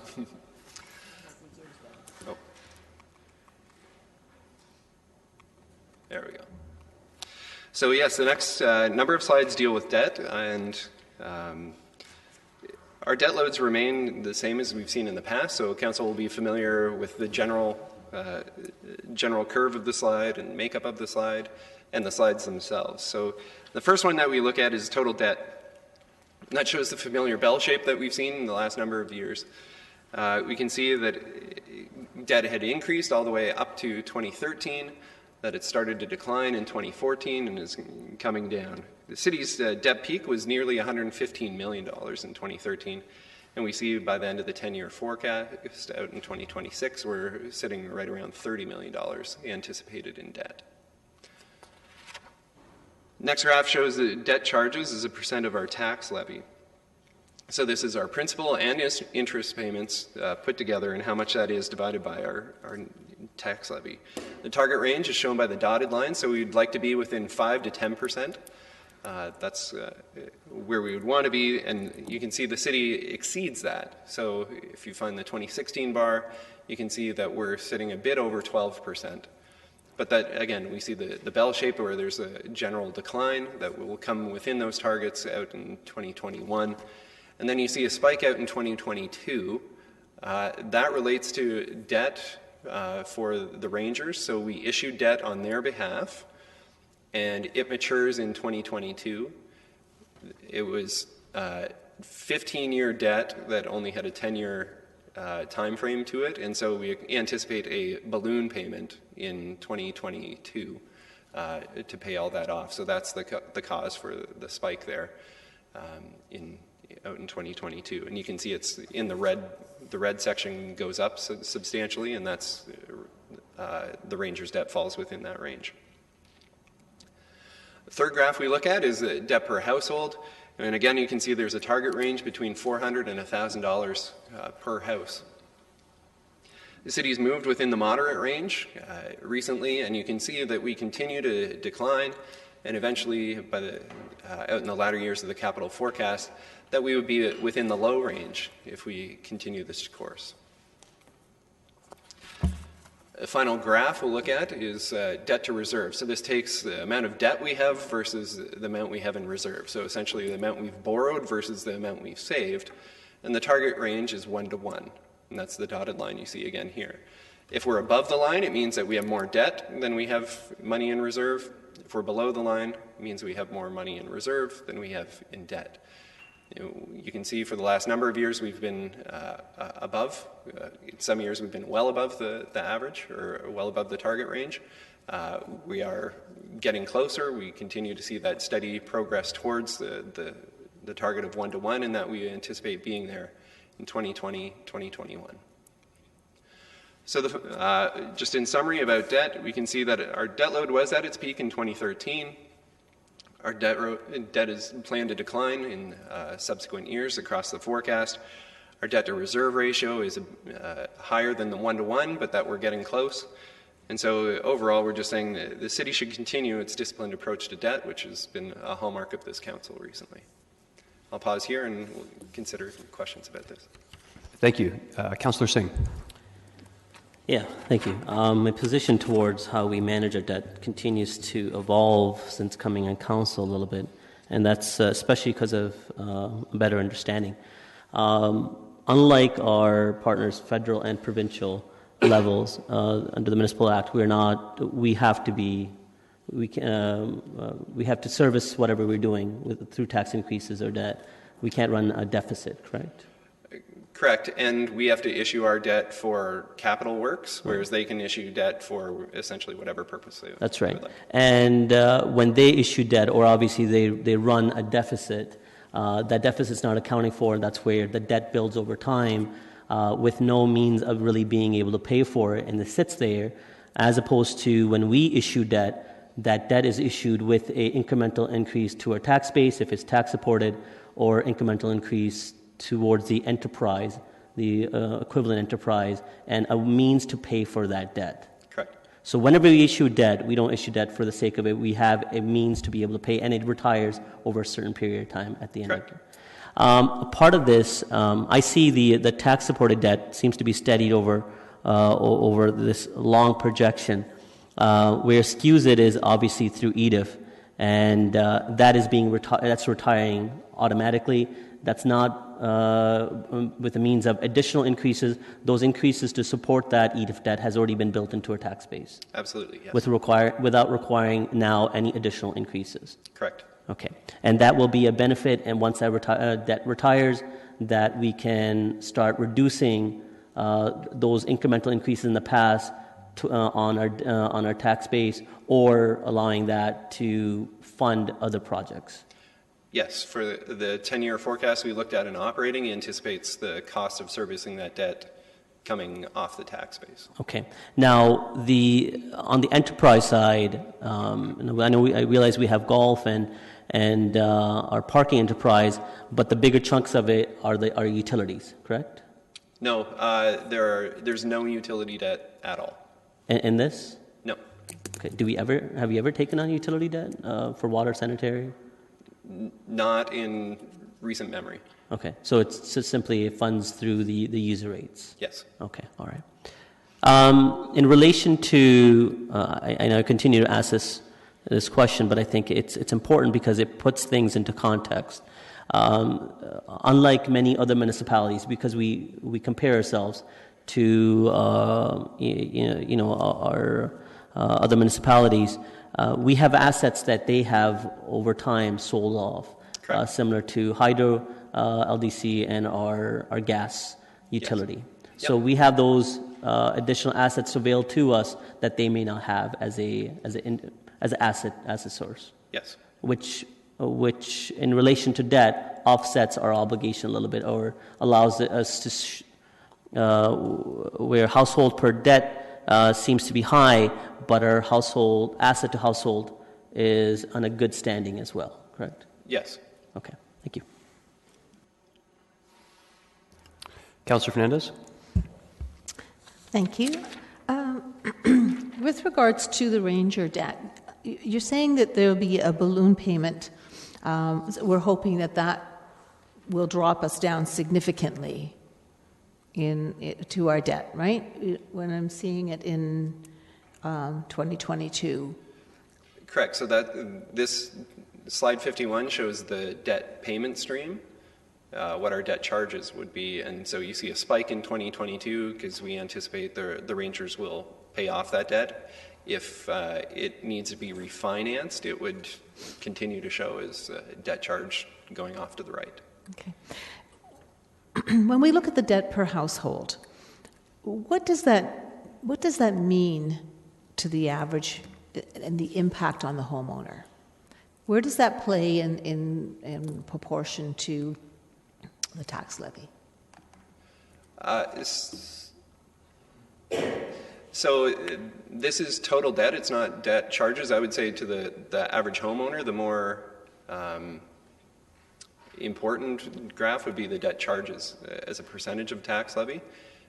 This one, slide 52, simply shows if we take all of the debt we have divided by the number of houses we have, if we had to walk away, what would the average homeowner or what would the average household have to pay? So essentially, this is an interesting graph, but the average homeowner really wouldn't have they could probably say, well, so what? And it's never going to happen that the city's going to close its doors and all of a sudden all of us are going to have to pay $500 to reduce the debt.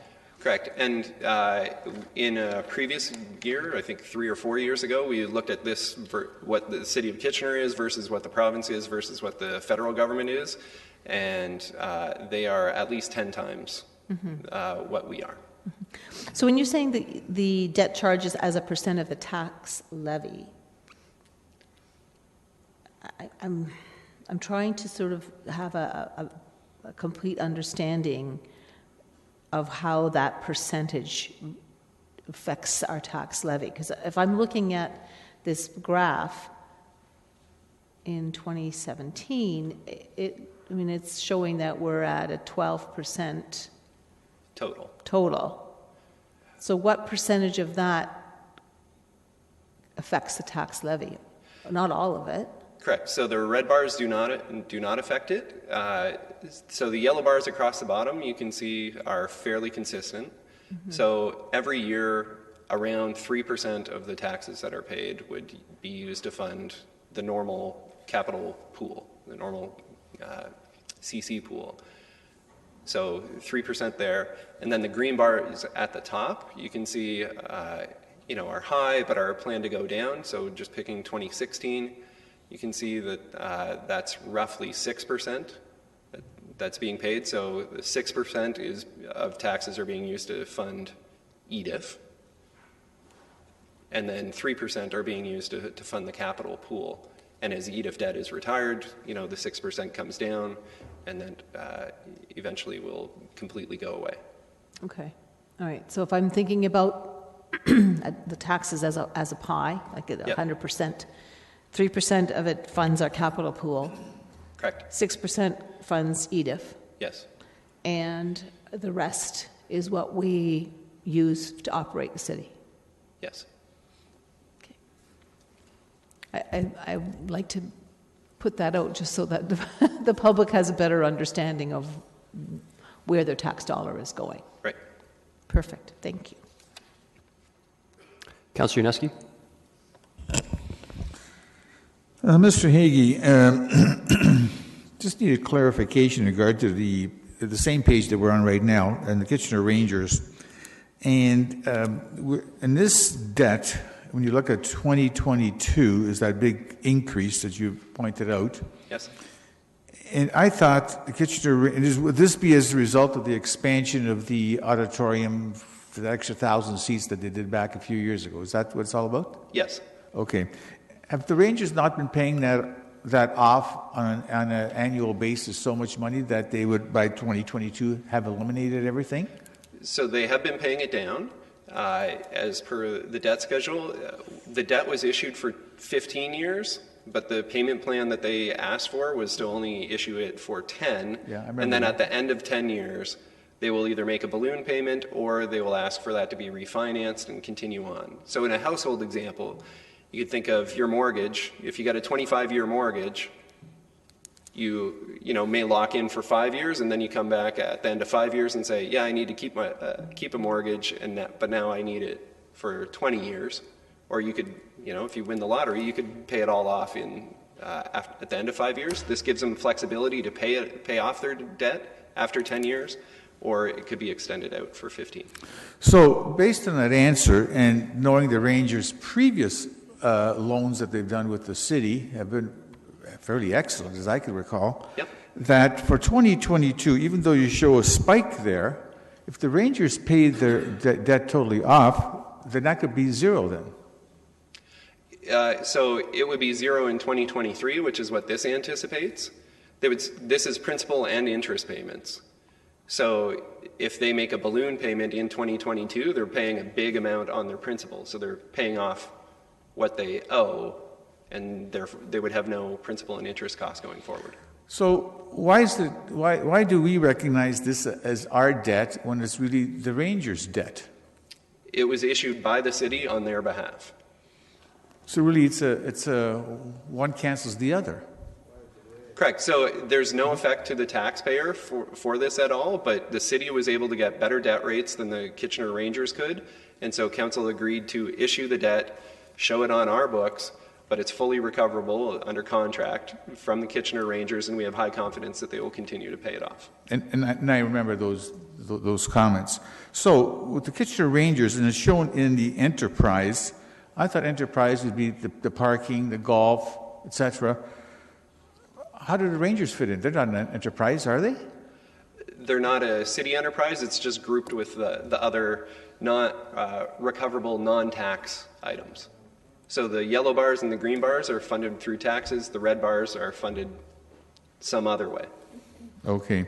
So then we jump ahead to 2026, and there's a further increase, but yet when I look at the total bar at 6%, 2025 it ends about the same. In Where's the 2025 and increase? 2026? Correct. So that's those are same idea, balloon payments for the Charles and Benton parking garage and the Civic District parking garage.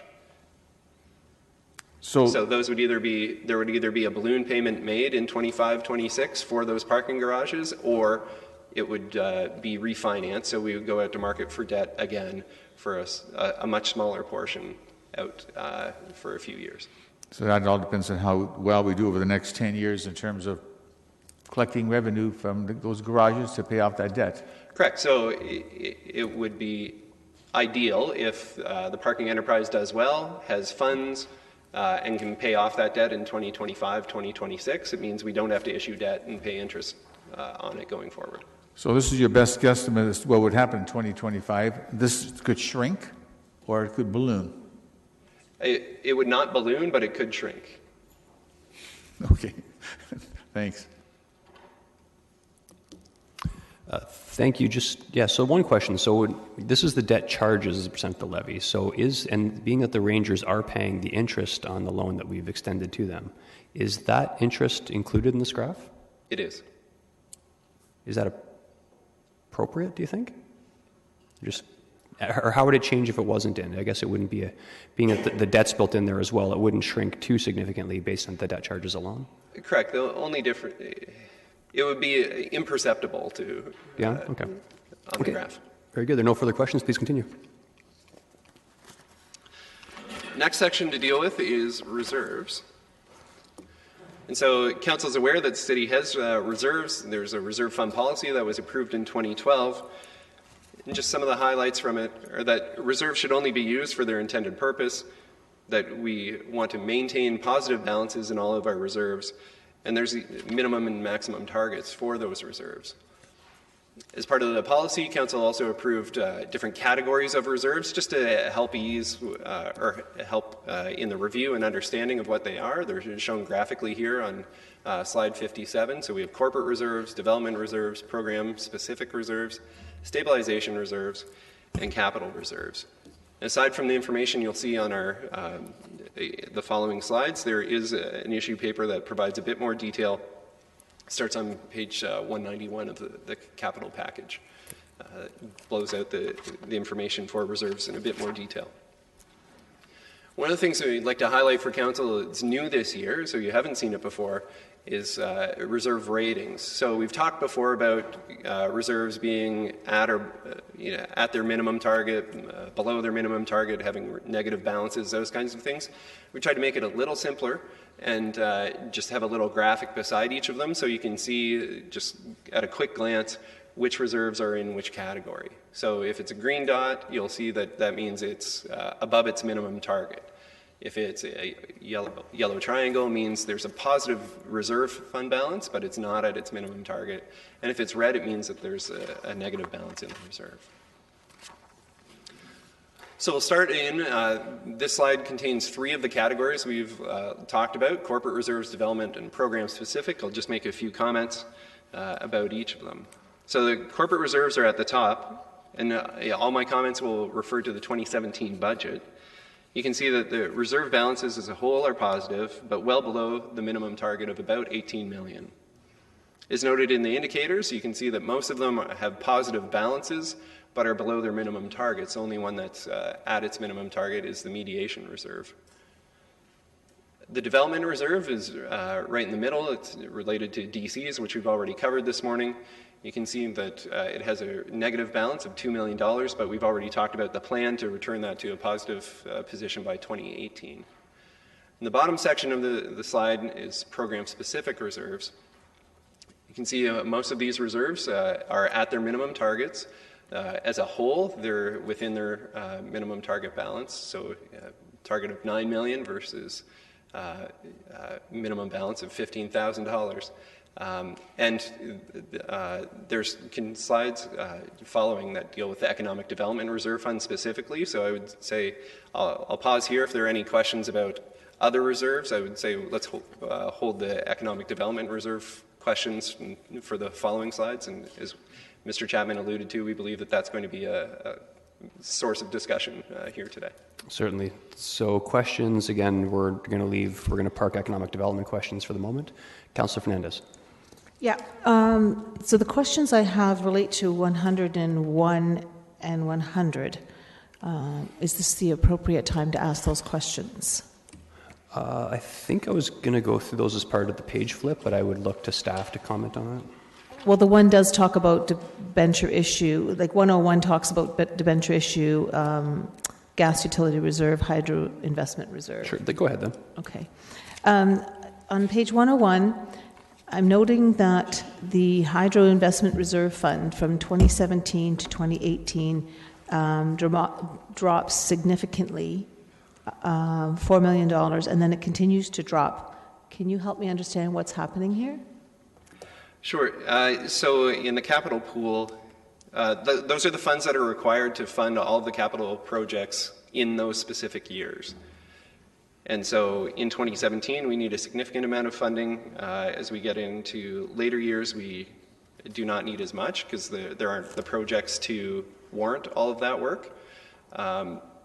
But both of those reserve funds we look to keep above the minimum targets, and they actually do approach and get right to the minimum targets out in 2022, 2023. Okay, but so you're saying that we've got $4 million of capital pool money that's required between 2017 and 2018, and if I was to do the page flip and was to go through all of the engineering capital projects, where would I see the source of funding? I see sanitary, swim, and water, but I don't see any allocation to hydro. So the hydro reserve funds the capital pool. So looking in our package, we've got on page 100 and 101. If you look at the CC line, which is the very top one of page 100, yep, and you compare that number, so in 2017 is 2976 versus the department requests, or the subtotal on 101 is 2975. There's a rounding difference of $1, but if you follow that line along all the way across, you can see that that's how we're, 101 matches the top line of 100, and then if you go through and add up every single project in the capital forecast that has a CC indication beside it, they will add to those figures. Okay. The other sources of funding that's on there, on page 100, last year it was projected at 168, and now we're at 1,694,000. How did we go from 168 last year, and in this to in 2018 to 1,694,000? Again, it's related to specific projects, the timing of those projects, the makeup of it. I'd have to look to see what those specific projects are. Okay. Sometimes I think it might be helpful, maybe not just for myself, but for other councillors, to have an understanding of where what those projects are, so we can correlate, okay, these are the projects that are being funded by this amount of money, and whether it's a little star or something, because I know we're doing that for the water, sanitary, and swim. We can see where the funding is coming from, but when it comes to the hydro funds and this other source of funding, what is that other source? That's not CC. It's not, and I don't know the specifics of each, but it would be an indicator. So as we go through the page flip, you will see a line that says other. Yes, I think I've seen that, right, but I haven't seen anything connected to the hydro investment fund. And because the hydro fund goes into the CC goes pools, right into so the CC. It's indicated that way. We don't specifically say this project is hydro funded, this one is from the capital from current transfer, this is from debt. It all goes to the CC pool. Okay. All right, thank you. Okay, thank you. Councillor Gazzola. Yeah, I have my first question. These on any of them, but say C59, how do we come up with the minimum and maximum? Those were set by council. I don't remember setting them. What? Pardon? I don't remember setting them. It's okay, go ahead. The minimum and maximums were approved by council as part of setting the council policy. or the reserve fund And policy. there's no simple formula. Pardon me? There's no simple formula. No, they're not all the same for all reserves. Okay, I'll go back and try to study where we've passed that resolution. I would like to ask you about sick leave, okay? But Okay, actually, Councillor Gazzola, Mr. Chapman, oh, you good? Okay, please continue. Councillor Gazzola, I apologize, go ahead. Go ahead, Councillor Gazzola. I'm sorry, what happened? No, go ahead. Yeah. I want to ask about sick leave, but you may have to refer to C-191, okay, to get the details, because this doesn't tell me the flow, okay? Yep. But I thought I should ask for it here, because I don't know if are you going to stop further down the road? Are we going to stop? Are you going to deal with the reserves now or later? Oh, I think now is the appropriate time, sorry. So on that basis, I want to know what's happening to the sick leave. There seems to be a big drawdown coming up in 2017. What's happening? Through the chair. Through the chair, the sick leave, the large payout or the kind of the blip would be related to people that were under old collective agreement rules where they were allowed to accrue sick leave and they get paid out when they retire. We've anticipated some retirements in 2017, and those are the amounts that they are entitled to. Yeah, so I went back to our financial statements, and that indicates when you show on there when you expect people to retire, and it shows 732,000 that are going to retire in 2017, which leaves 2.9 for sick time during the year. Are we expecting the sick time to increase considerably next year? Mr. Chapman? Through the chair, the other factor is that sometimes people don't retire on our timeline, and so we do have to carry forward funding from previous years for people that were anticipated to have retired but have not. And so, in addition to the forecast of anticipated or scheduled retirements, are the balances that are carried forward for people that were eligible but for whatever reason have not yet retired. So are we seeing anything unusual this coming year? I think over time, certainly the balances are larger, but no, it's not abnormal that people would defer retirement. Okay, all right, thank you. I have to talk about the WISB. What you show on C-191, the payout for this year of $754,000. What is the additional $204,000? What is that? What's that guy? Asked that question and got a reply already.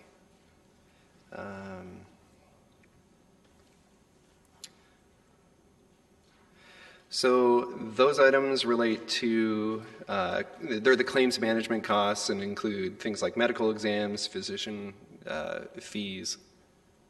So aside from just the WSIB payments. Okay, so are those I'm looking at what you expect to pay out next year. So Correct. You're expecting another $700,000 payout? Yes. Is that it? Are we expecting more or what? It's those numbers are based on, kind of regular Mr. Chapman, do you want to jump in? Through the chair, at this point in time, we continue to base the projection on historic averages, but as you know, the historic average doesn't reflect the mounting liability that was presented at operating. I do expect the issue paper that we've been asked to return for final budget day will provide a lot more detail to elaborate on this point. Okay, so I will wait for that, and that's fine. Okay, that's fine. Thank you. Thank you. Councillor Yaneski. Just continuing on the same line of thinking on the WSIB, back a month ago or so, we were told that there were some serious concerns about funding this, and I see that there's an increase for the budget by $100,000 from 1435 to 1582, $150,000. Is that the money that's coming from the assessment that was suggested, the increase in assessment growth? Through the chair, no, this does not anticipate any of that funding. This is just an estimate as to how much funding under normal circumstances would be put into that reserve and what our historic average of payouts has been. Okay, appreciate that. Then I look at the those three symbols that you have, and it's basically the yellow symbol for the WSIB saying it basically is okay, yet a month ago you expressed a lot of concern that there won't be enough funding for it to pay future claims. Is this still enough? Are we still got a problem, or? So it's still a significant problem. The yellow triangle doesn't mean it's okay. It means there's more than $1. There's more than $0 in the reserve, but we're below our minimum target. And our minimum target is? In that specific case, is about $6.3 million, and we've got that about was that 1.5. figure. Yeah, okay, I remember that. I was looking at the minimal down here being in the reserves, but that's something different. Yes. Okay, so are we okay with that figure for WSIB based on the issues that were raised a month ago? Or you guys seem to be okay? No, we think it's a critical issue that needs to be addressed starting this year in the budget. That there's a mounting liability that needs to be funded, and we need to start dealing with it sooner rather than later. Okay. Okay, thanks. Okay, not seeing any further questions. Please continue. The next few slides deal with the Economic Development Reserve Fund, which is the largest reserve fund on these pages.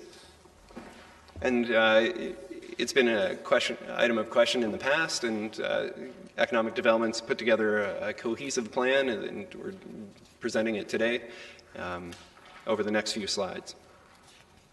So as seen on the previous slide, it does have a significant balance, and we just want to articulate how economic development is planning to use this as part of the Make It Kitchener economic development strategy. I'd like to point out that while the Economic Development Reserve, or EDR, has a significant balance today, there's no ongoing funding source for it. So once those funds are used, there's nothing to replenish it. Regarding Make It Kitchener, Council's approved this plan just about a year ago, and it included a number of different initiatives, some of which are noted here on this slide.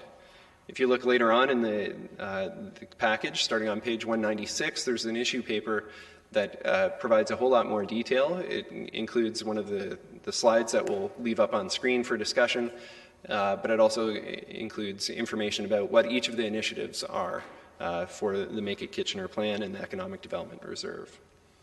Before looking at each of the initiatives in detail, I just want to be clear about what Council is being asked to do as part of the 2017 budget.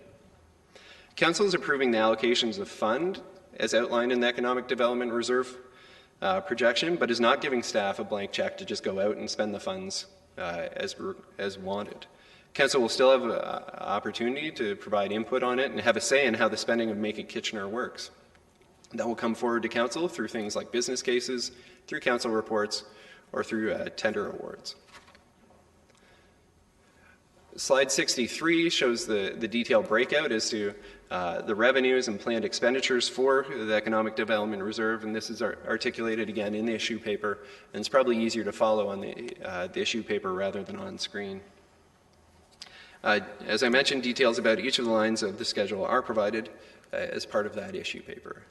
Mr. Chair, we'll pause here, and Economic Development staff are here to answer detailed questions. Thank you, Mr. Haggie. So we'll begin questions starting with Councillor Singh. Yeah, thank you. And just compliments to staff that it's good for us to have a articulated vision, not necessarily this is a hard copy of exactly how things will proceed, but a conceptual design of what possible uses can be allocated from the reserve. In many cases, sometimes questions get raised, we just have this money sitting, what with it? But now it shows us what those potential benefits can be derived out of the available funding. Questions out of what's shown on C-63. So I'll start off from top to bottom. One point I want to make is not everything, it's good to see this, not everything is just a drain on the fund. There's a lot of, seems to be recovery, if not return on the investments that come out of this fund. But first, question on number 6, reference number 6, the purchase of parking lot from Parking Enterprise.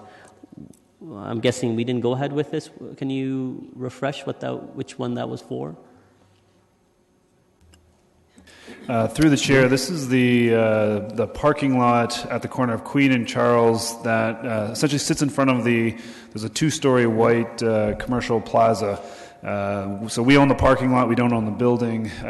The future LRT stop, the platform closed the Charles Street entrance, and we presumed that would make that lot no longer usable by the parking enterprise. So there was an expectation that through the reserve would reimburse the parking enterprise for the cost of that land, and then that land would subsequently be redeveloped at some point.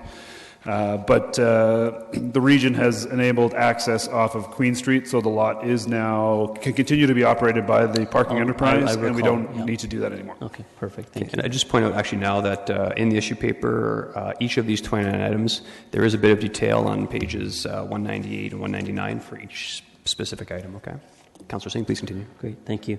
And to my earlier reference, it shows considerable return to the reserve fund in item number 8, showing, I guess this is revenues received from the parking activity on the Brom Street parking lot. My next question would be for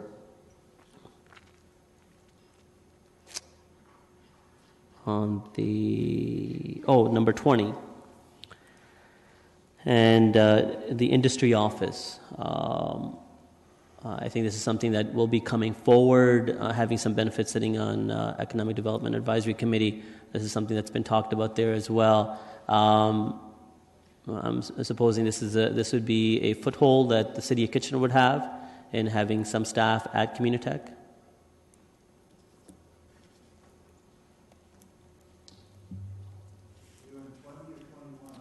Mr. Chapman?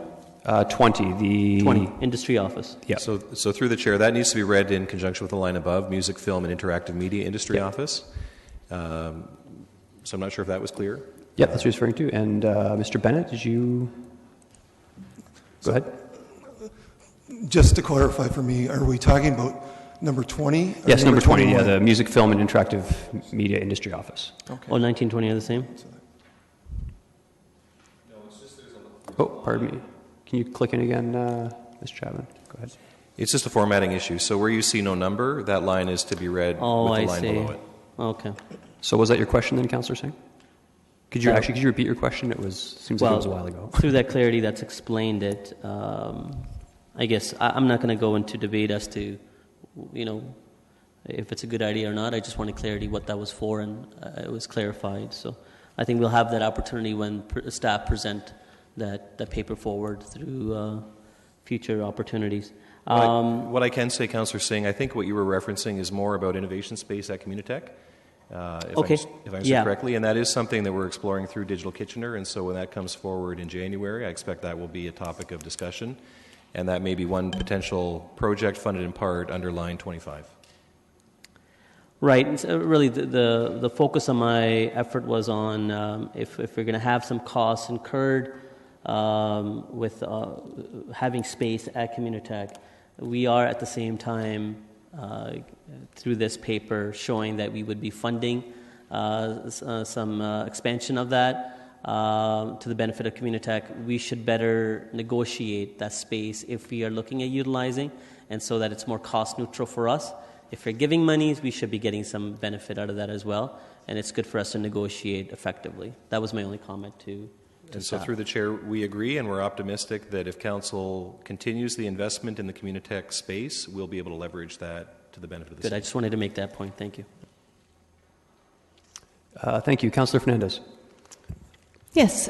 So as I'm reviewing all of the issue paper on the preceding pages, one of the things that I've noted is that in part of the rationale on page 196 talks about make it urban, continue to develop a dynamic downtown, and promote urbanization across the city. So I would like to understand if we can have an issue paper around placemaking outside of the core, because a lot of the projects that I see on page 197 relate to initiatives essentially in the core area. And this, of course, relates to placemaking within our neighborhoods and splash pads, parks, those kind of things are definitely placemaking and would fall, I believe, under that criteria of Make It Urban. Okay, so just, I don't see any staff queuing in to respond to this. I guess my question, Councillor Fernandez, so you're not referencing any of this particular line items, just in the strategy in general? Well, I mean, I was trying to look at all of the line items, and there's a number of areas that it could come from without being, certainly without cherry picking from one or the other. There doesn't, I mean, the Maker Expo, I don't see a real line item here for the whole Make It Urban, because just about every single one of these line items, if you're looking at, let's see, the Carl's Air stage, the KEDS cost, the museum maker space, there's a number of areas that all deal with placemaking and making our city vibrant. But I want to understand if funding from one or any of these could be used towards placemaking in our suburban areas. Okay, I think we should maybe ask, that's a good question. We should ask the question first for the issue paper. And I have Mr. Wilmer, Mr. Bloom, and we'll go, Mr. Wilmer, do you want to start off? Thank you, Mr. Chair. So I think it's important to keep in mind the context for this issue paper, Cap 05, that it really is about implementing the Make It Kitchener strategy. So everything that you see here can be drawn back specifically to an aspect of the strategy. And Councillor Fernandez is quite correct. The Make It Urban does refer not only to downtown, but promoting urbanization across the city. So for the context of that, though, I would look for that's the context that Mr. Bloom may have more detail. And I think there's also some, I guess my concern with the issue papers, there's also some crossover with the neighborhood strategy and how the placemaking fits in there. But Mr. Bloom? Through the chair, I was just going to reiterate what Mr. Wilmer had said, that it's really a question of the right context. Is that more of a neighborhood strategy, or is that economic development reserve? Generally speaking, most of what you see in the economic development reserve are the more job-generating initiatives that we want to implement. And we would probably look to more of our general capital capacities to fund more of the placemaking initiatives that might happen outside of the downtown. So it wouldn't necessarily be from the reserve, it might be from capital and current. Okay, so I'm sorry, Mr. Bloom, but I didn't hear the last sentence or two of what you were saying. Sorry, you sort of faded off a little bit. Sorry. So through the chair, generally speaking, what's included in the economic development reserve are more of the job-generating initiatives. Placemaking initiatives, typically we would try to fund those out of our other capital programs or capital accounts that if there's funding available.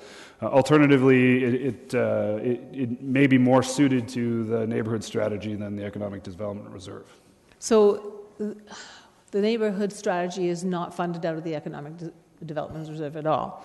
But when you're saying it's related more to jobs, I would say, how is the Carl's Air Square stage related to jobs? How is the museum maker space necessarily related to jobs?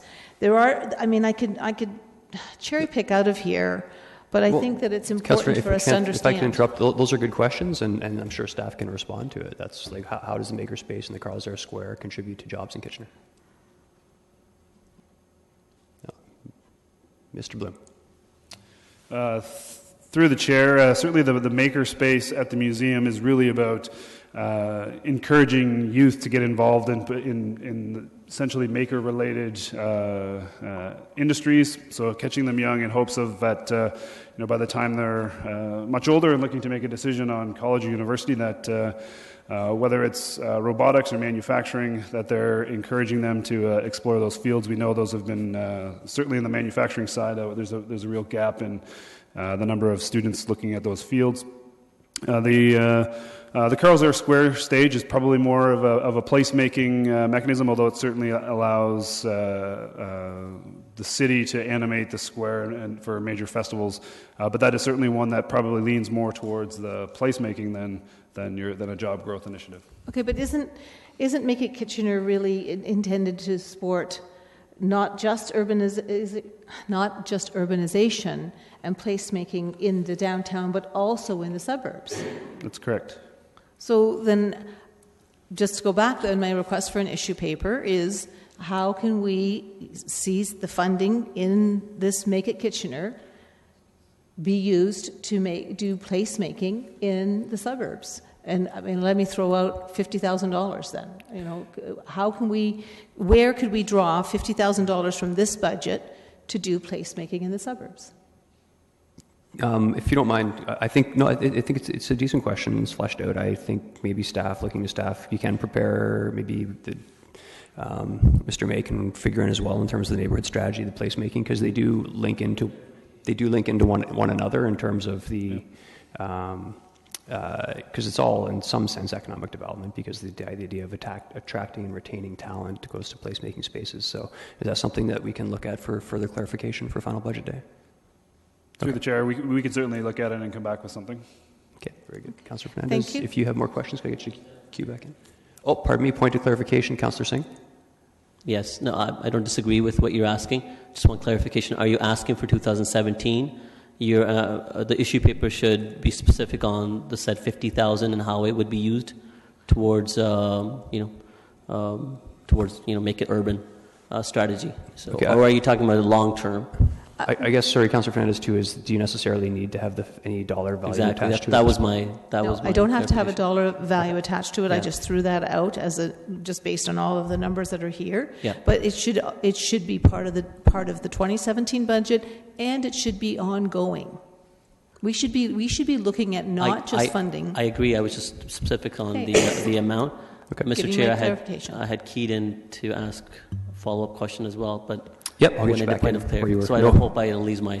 No problem. Am I done? You're done. Thank you, Councillor Fernandez. You can cue back in. I do have another question, but I'll ask later. Certainly. Okay, Mr. Haggie? I just wanted to point out that there is no ongoing funding source for this, and the reserve is slated to be out of funding in 2019-2020. So if we're really looking for placemaking money on an ongoing basis, it should not come from the Economic Development Reserve. It should be built into the capital budget. Okay, Councillor Galloway-Seelock. I'm just going to hit that point a little bit further, not Mr. Higgins, because I understand that one. But it was clear in the Make It Kitchener strategy, I know I enforced it or pushed for it, that some of that really focus on supporting more in the suburbs than just make it urban. But that's the category it kind of fits under. It's not to deal with, in my opinion, placemaking. It's to deal with supporting the growth of industry in the suburbs, which is economic development. And so there is a piece in there with regards to that. And so it is concerning to me to not see any. It may be in the fabric of the work that you already do, therefore it doesn't need to come out of the reserve. But I think it's important to make sure that we focus on that. Can you comment on that briefly? Because that's a very important point that came through the strategy, Make It Kitchener. Mr. Bloom. Through the chair, we can include that kind of context in the report we bring back to maybe paint a fuller picture of not just the reserve but other areas that we would be implementing those kind of actions. And some of these, as you say, they may look urban in nature, but will certainly have citywide impact. For example, under item number 14, Small Business Center, that's to assist with 2 programs that very much would be applicable to businesses beyond just downtown but across the city. So I think it'd be really nice in this reserve to have an amount of money, I don't even say what, but that can be devoted to the suburbs. I don't know what that looks like, but it would be nice because we continue to just see, well, your work and you as a department do this work. It'd be really nice to see money spent in the suburbs for a change, and not even a whole lot. So I'm not saying take it from necessarily one area or not, but anyways, that's just wasn't even something I was going to bring up. So my question's more landing pad. And with regards to the uptake, obviously we had budgeted 200,000. We were projecting only spending 20,000, but yet we have 310. Each year moving forward.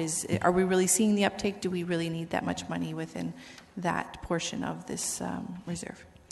Through the chair, what we've learned from this program. So we have probably anywhere from 6 to a dozen prospective landing pad locations.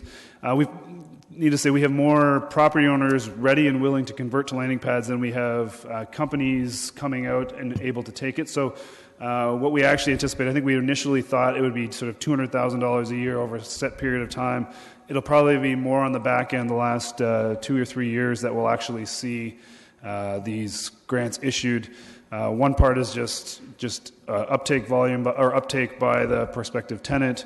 Another is these get paid out typically at the end of occupancy, and in some of these cases it can be a year to 16 months worth of construction. So I from what I see, we will probably, if we stick to it, we will use most of this funding, but it will end up being shifted to the back end. Okay.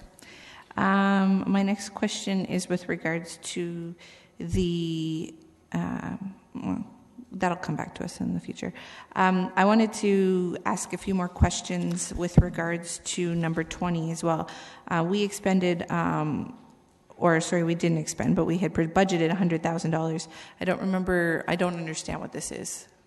I don't remember, jog my memory if we talked about it. What is number 20? Because had projected $100,000 this year, and then there's a lot of money moving forward. Ms. DiDonato? Through the chair, we had started the conversation around creating a music, interactive media, film office, and as far as I recall, that number was a placeholder for the possibility of developing that office, and then we paused for the purpose of integrating with the rest of the Make It Kitchener plan to bring it forward to you today. The opportunity has also expanded somewhat in that in the meantime we've had opportunities to consult regionally on how that may grow in the future as a regional office. Part of the incentive was the Canadian dollar, which has attracted a lot of film production in Canada and expanded in Toronto and across down the 401 to capitalize that as much as possible. And that continues to be a rationale for establishing the office and then looking at regional collaboration in the future. So you're talking about like an office in like your department? Is that kind of the way it's looking? Through the chair, we would start with a role that would be in economic development and then study ways to collaborate and evolve that further. One of the conversations that could happen is with a regional entity, but we have consulted with our municipal partners and would come back with a more detailed plan. Okay, so that was one that's definitely coming back to us, even though the funding is earmarked there. I think that was all my questions. Very good. Thank you. Okay. Councillor Singh. Yeah, thank you. I just keyed back in to add my emphasis to what was added by Councillor Fernandez and Councillor Galloway-Sealock. I think our economic development strategy does need to be equitable across the city. It's simplistic and easily understood that the critical mass of employment tends to be in our central core in our downtown. But that's not to say that our other parts of the city in our urban areas that employment doesn't take place. And I'm not talking about simple retail, but office and generates substantive employment opportunity outside of the core area. So, and part of that is placemaking. Things have to be vibrant for offices to want to locate outside from the central area, and our strategy needs to be in line with that. We can't focus entirely on this just downtown, and that it would be better supported if it's shown through some allocation of funding, saying that we're not just talking, we're actually doing the walking along with it as well. So I hope to see that addition. Thank you, Councillor Gazzola. A couple of quick questions. The first one is on the Communitech grant. We've approved a 2016 payment, but we've not approved anything else. Is that correct? That's correct. Mr. Bennett said that's correct. Okay, and we are now looking at approving the 2017? Just the 2017? Yes, that's correct. Okay. What happens if we don't approve that? If we don't approve it, it could impact their ability to expand the space in Communitech for the 6 corporate innovation labs. As well, it could also impact our ability to set up a municipal innovation lab at Communitech as well. Okay. All right, so now that's fine, thank you. It'll affect Communitech. Yeah. This here, I have a problem with this whole reserve because what's happening here, this is really a list of suggestions by staff. We really are limited on any details, and yet we've slotted them out and slotted the amounts, and we're going to approve a reserve fund. To me, I know staff said, oh yeah, but we'll bring back a business case before we do anything, but why do we even have to put any? I would like to see the business case before we approve the funding. I'm afraid that once we approve this reserve fund, we've approved the funding. And you may say, no, that's not the case, but I think the $100,000 for the industry office last year is a good example of that. Mr. Haggie?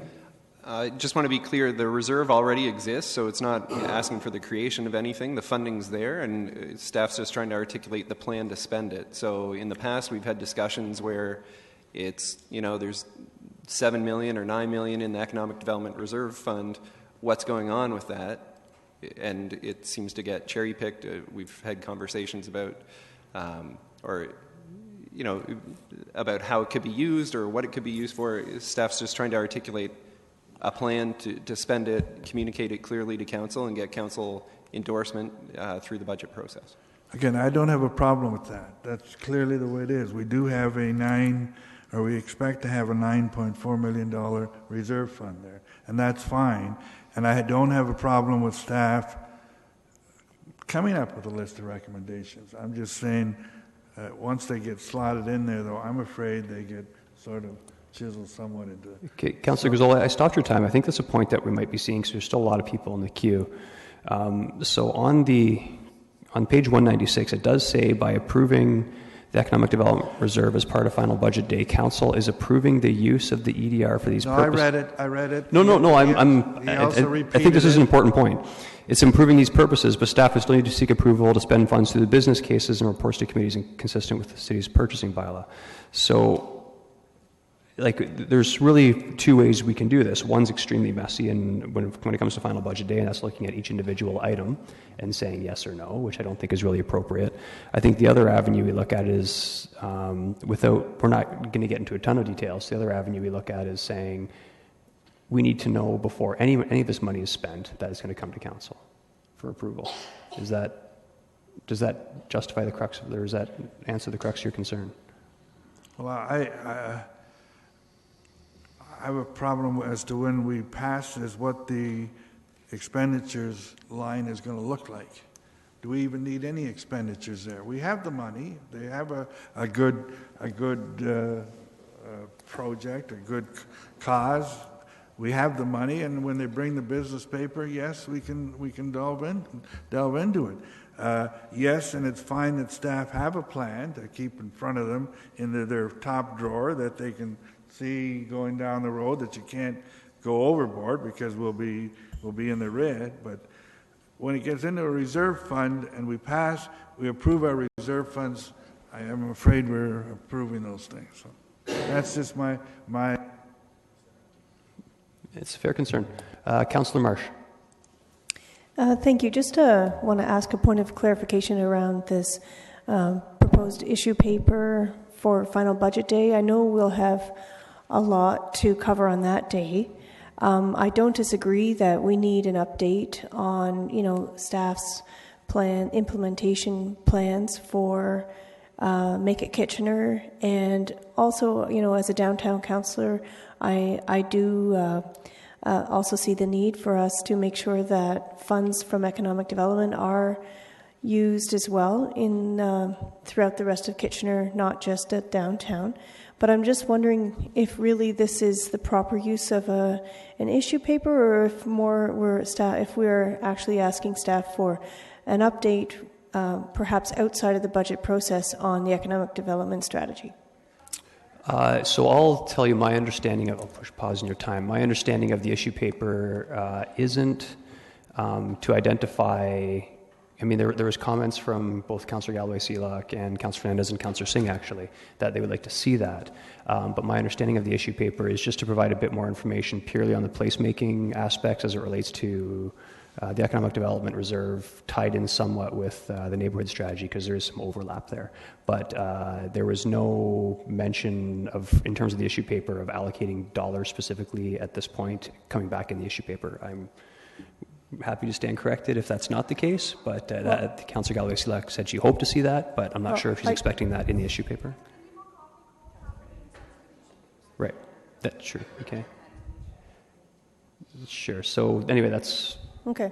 Yeah, okay. I mean, I want to be able to give that update or issue paper, or whatever it comes, you know, whatever name it's given, I'd like to give it its due attention. But I mean, I'm concerned that on budget day, you know, that we're going to get mired in the weeds of economic development spending when really we have decisions to make about the overall 2017 budget, generally speaking, rather than, you know, that topic. So that's just but I'm looking forward to seeing what staff come up with.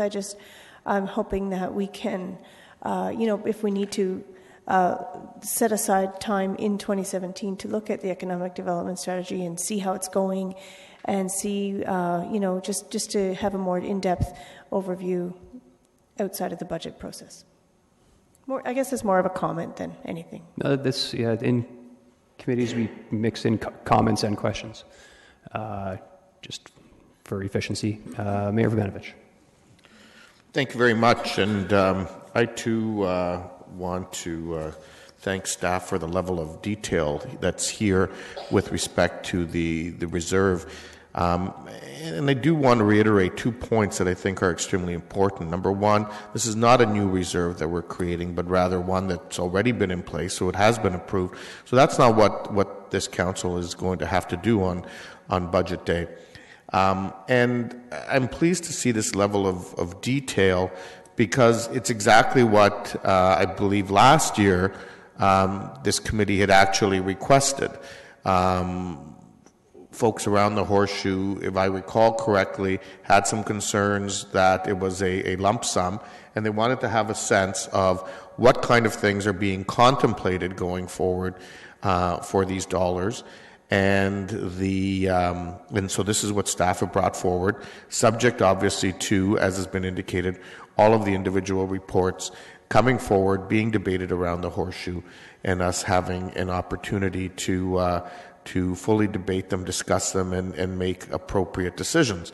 If any of them don't move forward, then obviously those are dollars that will continue to be available to us for other economic development initiatives. I am pleased around some of the comments that have been made around the whole Make It Kitchener strategy is around ensuring economic vibrancy throughout the city. And while certainly some of our priority areas are in the core and utilizing making use of underutilized lands, buildings, and so on, because that's where the new economy is moving towards, we also need to ensure that we continue to support the growth of other businesses, as we've seen this past year, whether it's what Irwin Heimer is doing, for example, whether it's what Beamer Box is doing, what Mitchell Plastics, all businesses in the suburbs, and businesses that have grown and continue to grow going forward. And so I think we need to make sure that there are some dollars and some focus continuing to exist in that in those areas. And so I look forward to the additional information that's going to come forward. I do want to say, though, that one thing that I think is extremely important as we look at the Economic Development Reserve is the importance of the municipal leadership role in leadership around many of these initiatives, whether they're in the downtown or elsewhere in the city. In many instances, and we've seen it already, our small investments leverages millions of dollars in federal, provincial investments as well as private sector investments. We can't do this on our own. The ecosystem in Kitchener and the ecosystem in Waterloo Region works because we do it in partnership with the other orders of government, with our academic institutions, with the private sector, with the not-for-profit sector. And we need to make sure we continue to focus on that going forward in terms of the investments that we're talking about, because it's only in that way that we'll continue to see economic prosperity, job creation, and continued improvements in quality of life for our residents. Thank you. Councillor Yaneski. Thank you. I see that in 2017, under the Make It Kitchener, line 17 to 29 basically adds up to over $1 million in money allocation for those particular projects. And I know in the statement that's in the capital issue paper, it talks about, as Councillor Fernandez pointed out, not only the downtown but the rest of the city as urban to be considered as well. And I know there's been several plugs for consideration to the suburbs. In my ward, we've got Belmont Village, which happens to be right near the downtown core, and we just happen to be also near the launch of Kitty Corner from the Iron Horse Trail for the Catalyst 137 this past summer. And I'm just wondering through to staff if there's been any consideration of any type of these projects or thoughts of utilizing some areas of Belmont Village, because it's near the downtown. It's not part of the tannery or anything like that. But now that the Catalyst on Glasgow Street 137 was launched, we're in a niche area. So was there any consideration for something like that in the future? Mr. Bennett? Yes, that's a great suggestion, and we are looking at the Catalyst 137 project and potentially making an investment in that project through a manufacturing or hardware incubator. So that's 137, but what about Belmont Village itself? Would that, I'm not sure whether you've looked at it, because I know you've been concentrating in other areas, especially the core area, and I'm not disputing that. But, I mean, we have the downtown, we have a downtown BIA, and then, of course, we have the Belmont. We're very unique. We're the only BIA, the other BIA in Kitchener. So these questions were asked of me in terms of what impact will it be from Catalyst 137, and we've had a tour of that, and that looks good. But is there going to be anything else coming in our way? I said, I have no idea. I said, I'm just going to bounce it off the staff, what their thoughts were in terms of where they're thinking. Mr. Bloom? Through the chair, so one direct program that would be certainly targeted towards Belmont Village. It falls under the small business center, but it's a concept of a digital Main Street, which is basically for people who operate Main Street style businesses, whether you're King Street or not. Really, it's services and training to help them maintain competitiveness in an economy that's shifting towards online retail, for example. So that program specifically would benefit the businesses of Belmont. I think to your larger question, certainly if opportunities through these programs, they make sense for either land or building that's near Belmont Village, we're certainly not opposed to that. Okay, thank you. Councillor Etherington? Through you, Mr. Chair. I'm not sure I like the sound of what, to me, is behind this kind of parochial debate. I mean, in light of the fact that downtown councillors, at least I don't see them getting parochial and complaining when millions are pumped into the suburbs. So I wanted to ask Mr. Bennett and Mr. Bloom, or one or the other, a question. In their opinion, everything we're talking about in way of downtown projects, in your opinion, do they benefit suburban areas, suburban wards? Mr. Bloom? Through the chair, I would say there may be ones that maybe seem more specific just to the downtown, but by and large, all of these in some manifestation have an ability to affect and benefit the suburbs. For example, an accelerator program downtown, while the program is downtown, as businesses graduate from those programs, we see them going all across the city, if not the region. So the direct program may be here, but the benefits are certainly citywide. Thank you. Councillor Fernandez? Thanks. So continuing on my questioning about the reserve, we seem to be drawing down quite quickly into, when we look into 2019, we're seeing some substantial increases here around, the incubator capacity, that's the same. Some of the bottom ones, like the Digital Kitchener, I think it's the, I almost need a ruler here, and the Andrin block, I think it is, or is it just above that? Digital Kitchener, I think, is the 310,000, right? No, the Digital Kitchener was the one above it. 125, sorry. So yeah. The 310 is the DC exemption for Right. Andrin block. That's right. That's one of the bigger pieces moving forward? Okay. Somebody was asking a question, I think it was of Councillor Gazzola, whether he felt that we should have a detailed explanation of every explanation as it comes forward related to this expenditure, right? Is that my understanding? I don't know who posed that question, whether it was Councillor Gazzola who posed the question or if somebody else posed the question. I don't recall exactly Councillor Gazzola's intention. If you wanted to clarify, I don't think it was. No, it wasn't it. Okay. Did you want to speak to it? Could you click in, Councillor Gazzola? Proving anything here. Right. We're just looking at staff's recommendations, and I want to get away from that idea that we're approving anything. Right. We're not approving anything today. The only thing we know, we got $9 million. We've got a lot of ideas on how to spend it, but we're not going to make those decisions till down the road. Correct. Okay, then I think that's where I was thinking, was that you're right. We have this pool of money. We have all of these suggestions, which is what they should be, is suggestions, and that before any of the money is approved, we need to have a complete and full understanding of how that's going to be spent.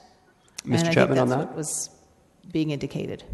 Through the chair, that's true for a number of the projects. I mean, I would point out that half of the projects on this list have already been approved by council. They're established programs or repayments, and so this is simply reflecting the cash flow for those. So you can already take half the projects off the list because they're well established.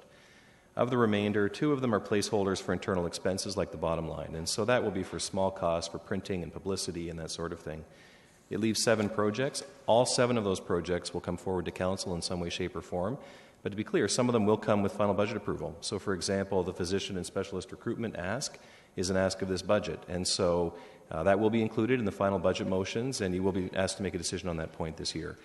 So they will all come forward, but yes, you will be asked to approve some of them through the budget process in 2017. Okay. So two specific ones that I continue to be concerned about. And the one is the Communitech Hub expansion. That's significant. That's $300,000 out for the next 5 years. That's quite huge dollars. We talk about Make It Kitchener, and I'm kind of leaning towards suggesting something like Make It Your Own Communitech. It's maybe time to make it on their own. I'm not saying we should exclude the entire amount of funding, but I think there are significant dollars that can be used for Make It Kitchener in the suburban areas.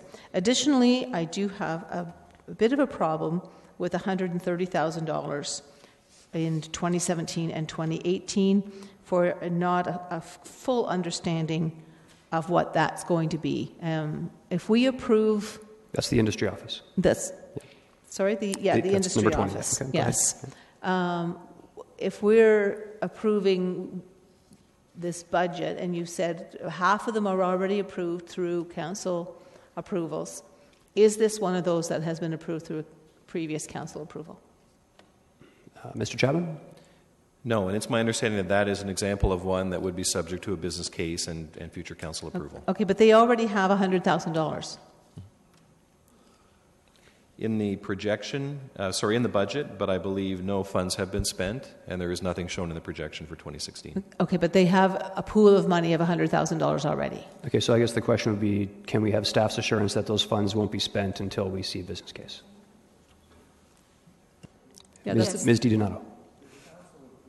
Yes. Ms. DiDonato?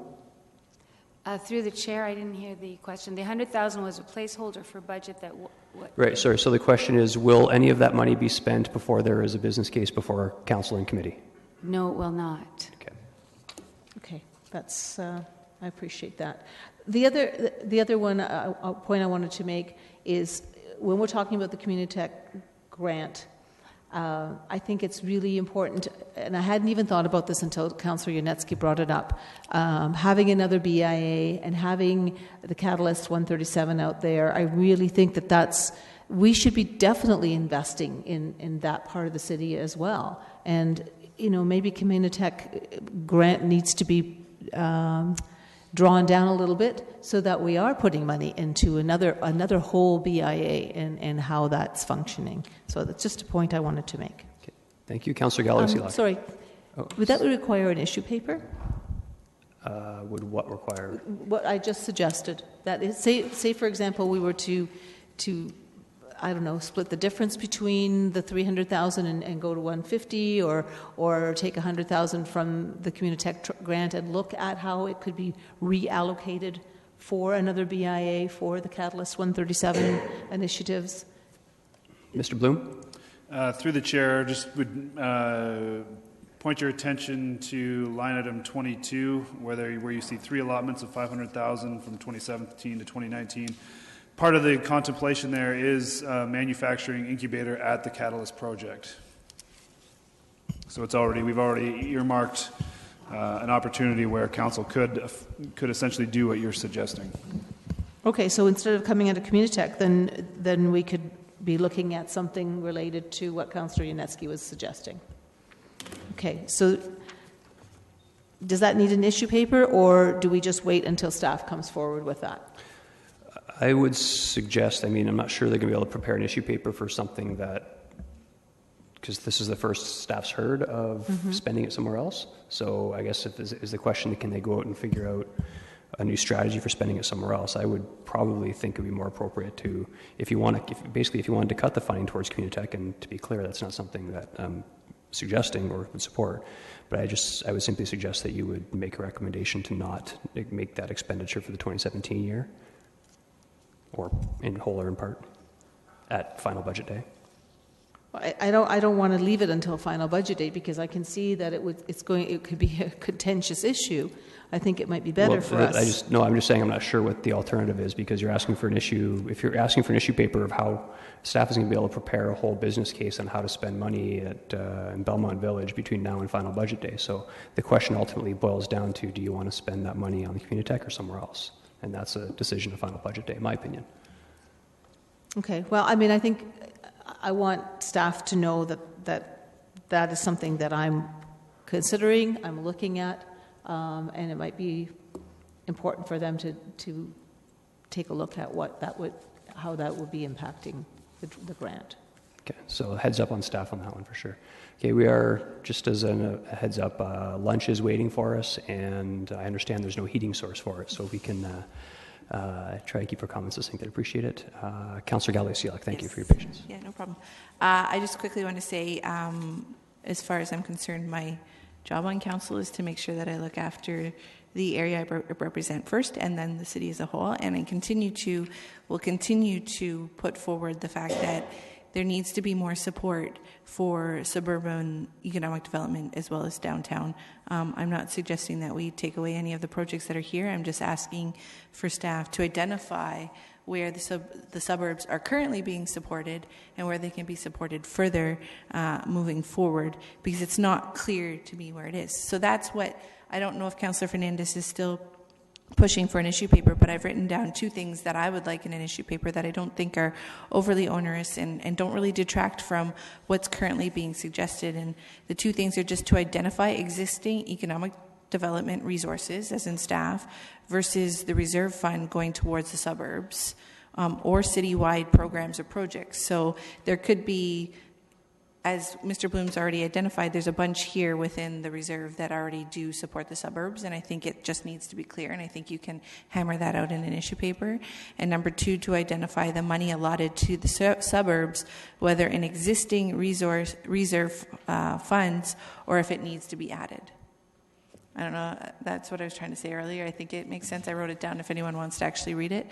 But really, it could already be there. I just want to understand it better. And what you currently do that is outside of this reserve fund. I think if we can make that clear so that I understand that the suburbs are being looked at and paid attention to as much as the downtown, then I'm going to be fine with exactly as it is. But I think that just needs to be a little bit clearer. Is that... I think it's clear. So essentially what you're saying is, number 1, identify some of the items that are already spent on that we may not be seeing in the snapshot. Right. And number 2, things that we do see in this snapshot, can you better clarify what's specifically downtown and what is not? You got it. Okay. Is that okay? Okay, very good. There are no more questions in the comments in the queue. Sorry, Mayor Vrbanovich.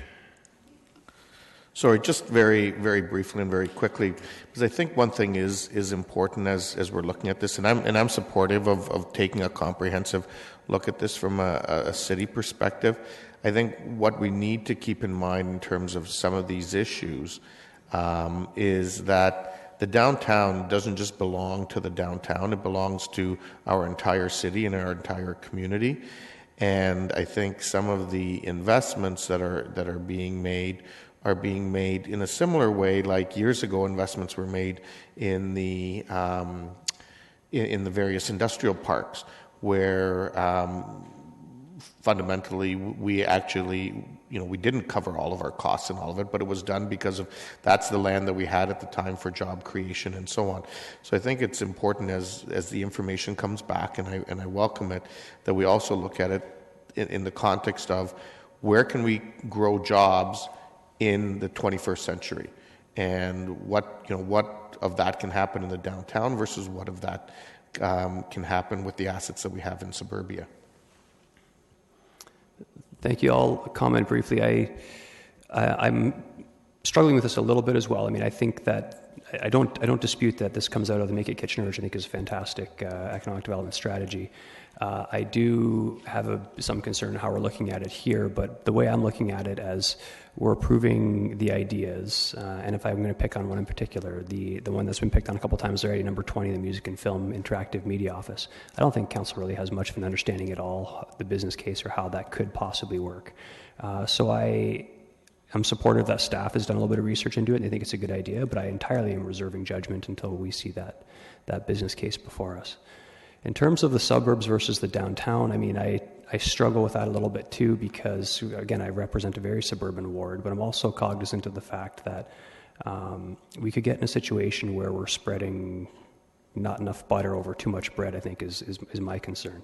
So I'll look at the numbers, and I'm happy to look at it, and when it comes back, I just want to make sure that we're not shortchanging an area that could have a greater impact in terms of jobs for the sake of, I guess, spreading it out. So I'm not saying that's the case, I'm just saying that is my fear, and if anything, I'm worried about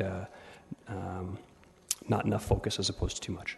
So with that, we're going to break for lunch. We will reconvene at 1 p.m. Does that work? Oh, okay. 1:15? 1:15? 1:15. Thank you. We don't have to do any special counsel, do we? Special counsel? Okay. I missed that. Mayor Vrbanovich. Thank you very much. We'll now go into special counsel. We need a motion to go in camera on the 2 items listed, moved by Councillor Ioannidis, seconded by Councillor Schneider. Any discussion? All those in favor?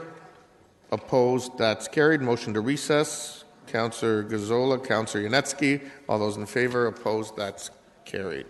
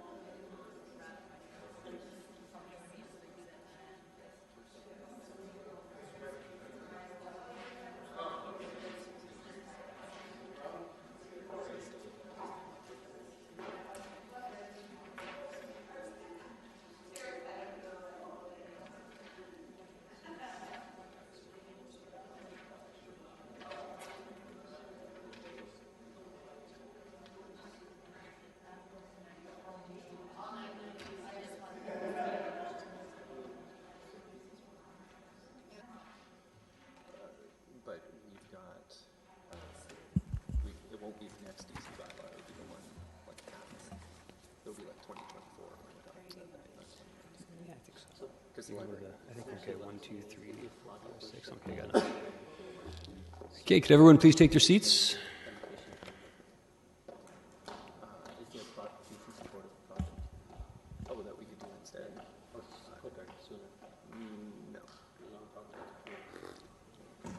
Sure.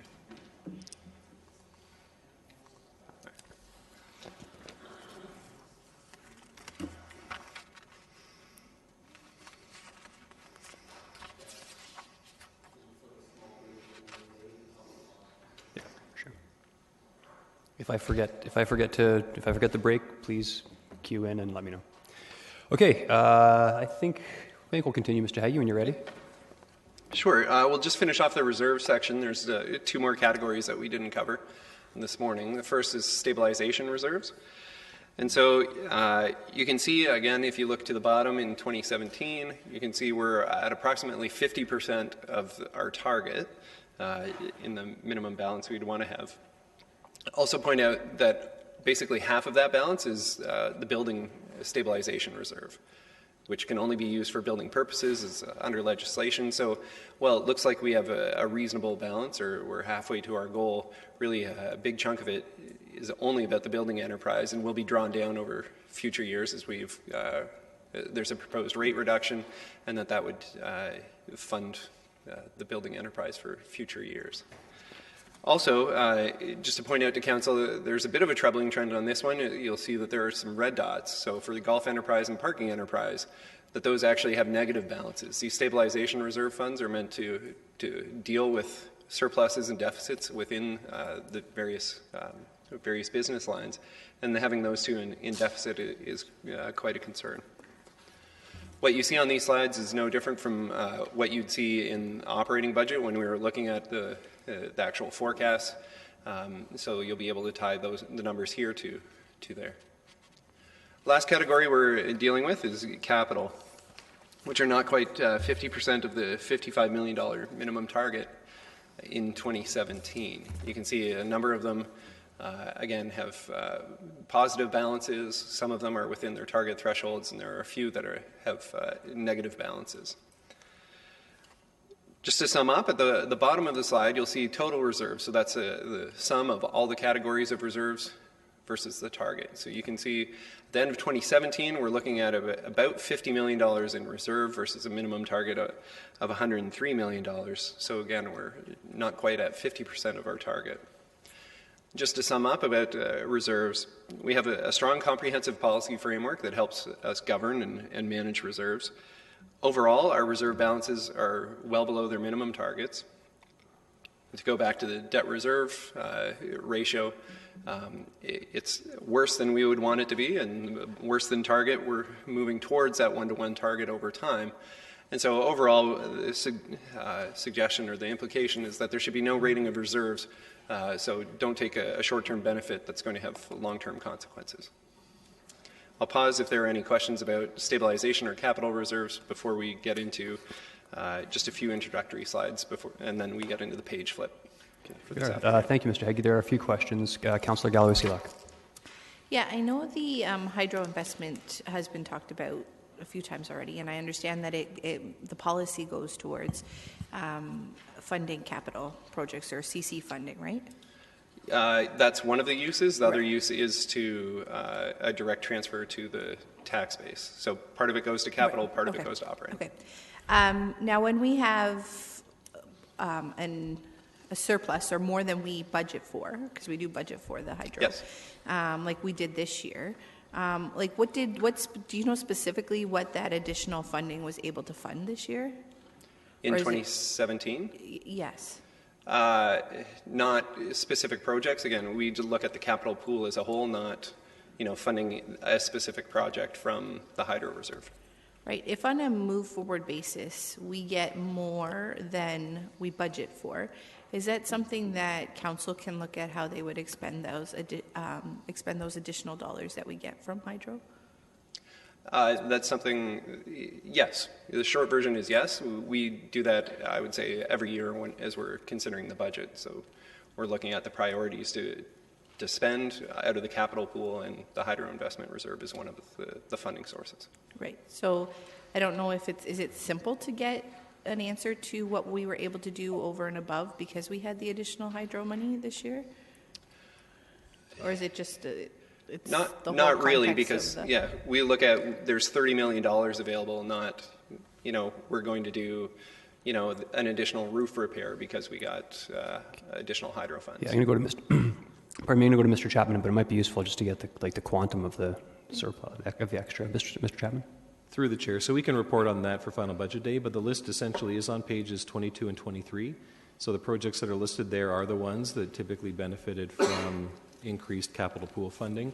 I would say most substantially this year, it's the increase in maintenance support for Centre in the Square, but some of the other items like Iron Horse Trail, roof replacements, and brownfield remediation are also large value items. We can put dollar values to those. Okay. I just think okay. So I hear your point, though, that in future, if we itemize, if there's been new money coming into the forecast, how that has specifically been allocated by dollar value, we can do that. Yeah, I think it's important for us to be able to understand we had these additional dollars from hydro, where they went, and that it is a council decision in order where to spend them at the end of the day, but you've given us your recommendations through this budget. Right. Okay, thank you. Thank you. Councillor Gazzola. Just a point, these targets, they're man-made, right? They're not legislated. I believe that's true in almost all cases. There might be one or two that have minimums. But the majority of them are man-made. Yes. Yeah, staff-made. Question on capital reserves. It goes to 195, page C195. We'll be transferring 14 million out of our gas utility profits next year. Who decides that 8.4 million should go to operating and 5.9 to capital? Council. Okay, we do. We could make that we could switch that, or we could make it 10 come out of operating. Yes. Yeah. Okay. That's fine. Okay. The federal gas tax that's right beside it. Are there qualifications or rules as to where that can or cannot go? Yes, there are. So there are specific types of projects it can go towards, which is much broader than when it was originally put in place. And there are certain expense types. So we're limited. We can't charge our staff costs to federal gas tax, for instance. And is it totally a capital grant? A capital, what is it? It is. It's for capital works. What? It's for capital works. Yeah. But so how can we find out what the rules that relate to it are? Staff, we have a list if that's something you want sent by email. Okay, thank you. Councillor Yaneski. In the category of gas utility carbon stabilization and the gas carbon capital on those 2 pages, there's just straight lines. And I understand these are target figures that you're looking for, but there's no figure. And I know the carbon thing is just coming in. Correct. So wouldn't you have an estimate or a guess or whatever, or just, I don't know. They haven't been created yet, so there's no target. Next year when we were looking at this, there will be a minimum target. So the category will be there, so in case money does start rolling in, it will go in there right away? Like during the course of 2017? At the end of the year, so there's the gas carbon, operating business unit, and the funds for that, if there's a surplus, would get closed out to the stabilization reserve fund at the end of the year. If there's a deficit, it would go to that reserve fund as well and be addressed over future budget years. But there's essentially there would only be action in either of those reserve funds at the end of the year, at the end of 2017. Okay. Why is there a green dot beside them when really there's nothing happening? I thought it'd just be like a neutral yellow. So that just indicates if it's at its minimum target right now is 0, so because it really doesn't exist. We could remove the green dot beside it as well, but essentially it just shows that there is no minimum target, it's at its minimum target, so it's green. So it's green. Okay. The other category, stormwater management utility capital, it's had figures there during the course of 2015 and 16, yet it's blank in 2017. So that reserve That's fund's on being... the next, Yes. that page, yeah. That reserve's being fully employed in 2017, so that any balance that's in it at the end of 2016 is budgeted to be used in 2017. I'm sorry, I didn't understand it. Say it again, please. So there is a balance. So we're looking at the end of 2016. It's looks like about $1.5 million. Yeah. And that is being used to fund capital works in 2017. So okay, so then it'll bring it down to 0. Correct. Okay. Thank you. Councillor Singh? Yeah, thank you. I'm just looking at the line for business parks. That's continues to be just a negative balance. Are we ever going to make it a whole, or is there a need to make it whole? So there are lands that have been purchased through the Business Park Reserve, and when those are sold, which I believe are in 2018 or 2019, it would bring that balance back to a positive number. And that's for the Huron Business Park? I think it's Strasbourg Road, yes. Oh, I see. So same thing, yeah. Are we continuing to develop that area so more procurement of land will be necessary, or? Mr. Chapman? Through the chair, I think the primary holding are lands referred to as the Maple Leaf lands in that business park that were procured many years ago. It was thought that the KOF might be located there. When that didn't happen, the funds were turned back to this account. And so there's still an open question on whether they'll be subdivided and sold or sold as one large parcel, but they are on the market and available for purchase at present.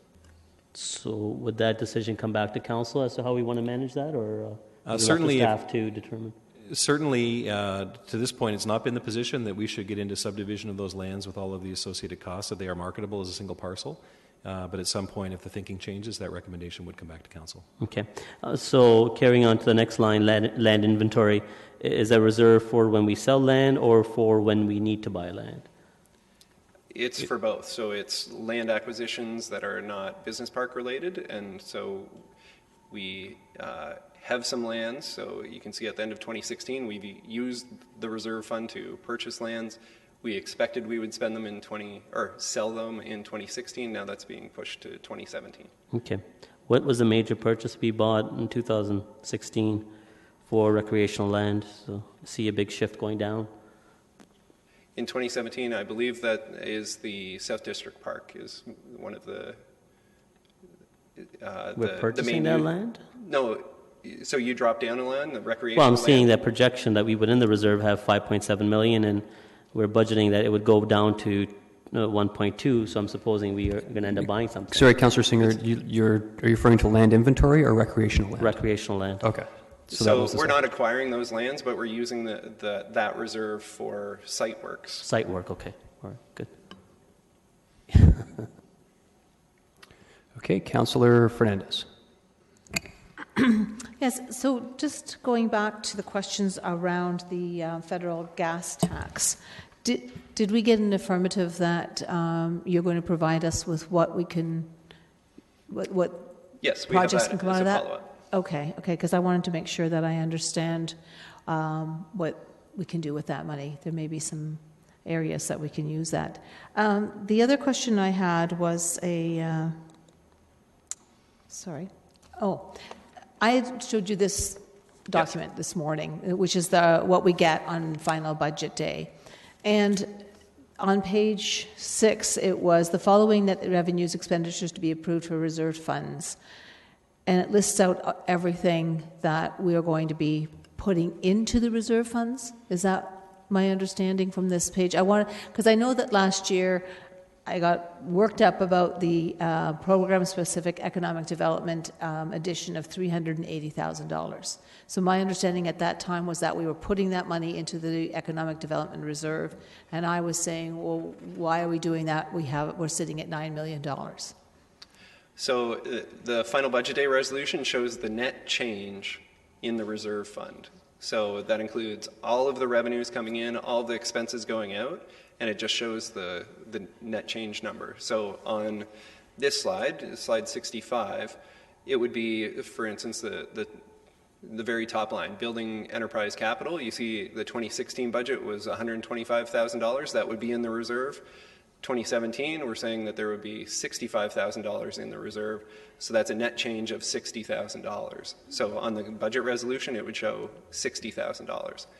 Okay. And all of the details are in the issue paper. You can see it's line D on all of the detailed issue paper. There's a line that says net change, and that's what we're asking for council approval for during the budget resolution. Okay. And if we don't want to see a net change on these,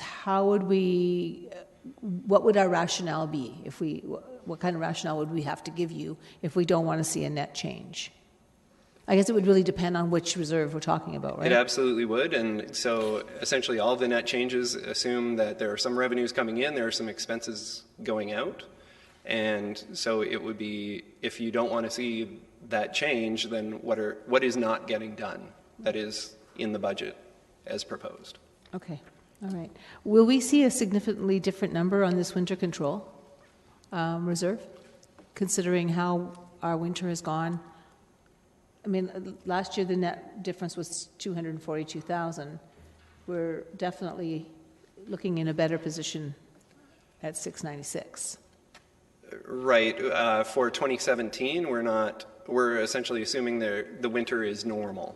And so we're not putting anything in and we're not taking anything out, is the assumption. Okay. All right. Thank you for that. Thank you. Councillor Gazzola.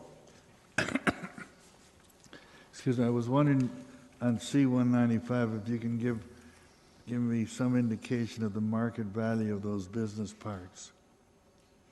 This is the only one that's really totally in the red, so. Sure. Do we have a ballpark idea? I don't. In our reserve, if you give me a minute, we have a reserve forecast and it shows how much we're anticipating selling lands for. Okay, that's fine.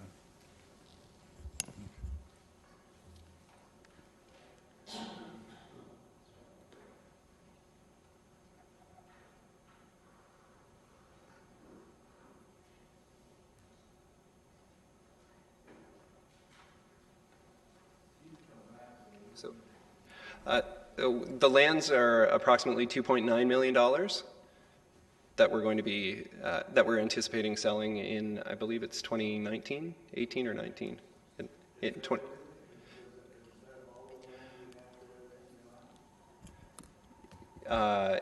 In that business or in that part of the world, yes.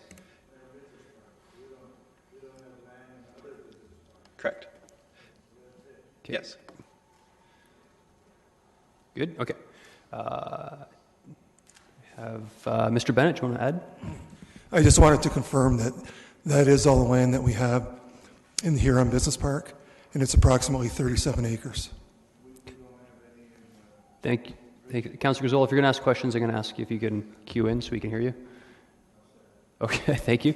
Councillor Singh. Yeah, just carrying on with that, the former Bud lands. that we have. I know it's used as a, sports fields right now, but it is industrially zoned and it could be utilized for disposition down the road. And ideally, I think that is our strategy as well.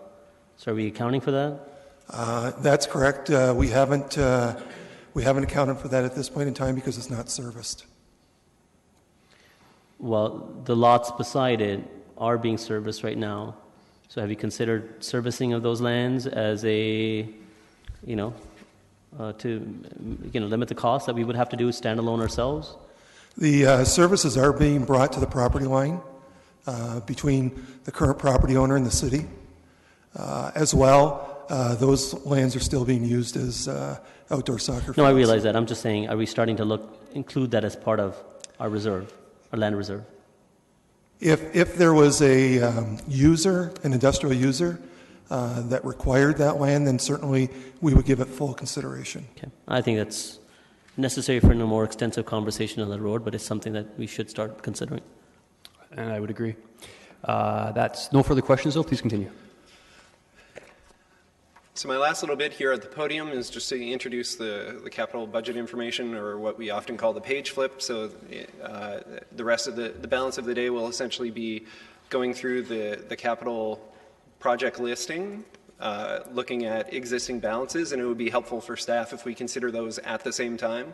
So we aren't, so we're talking about the capital budget and the existing balances together, as opposed to just talking capital projects and then coming back to existing balances later in the day. But just by way of introduction, so we have the capital package. It's in a similar form as to what Council has seen the last number of years. Just to remind Council, if you see a check mark beside a project, it means it's a new project, so that would help indicate what's changed since last year.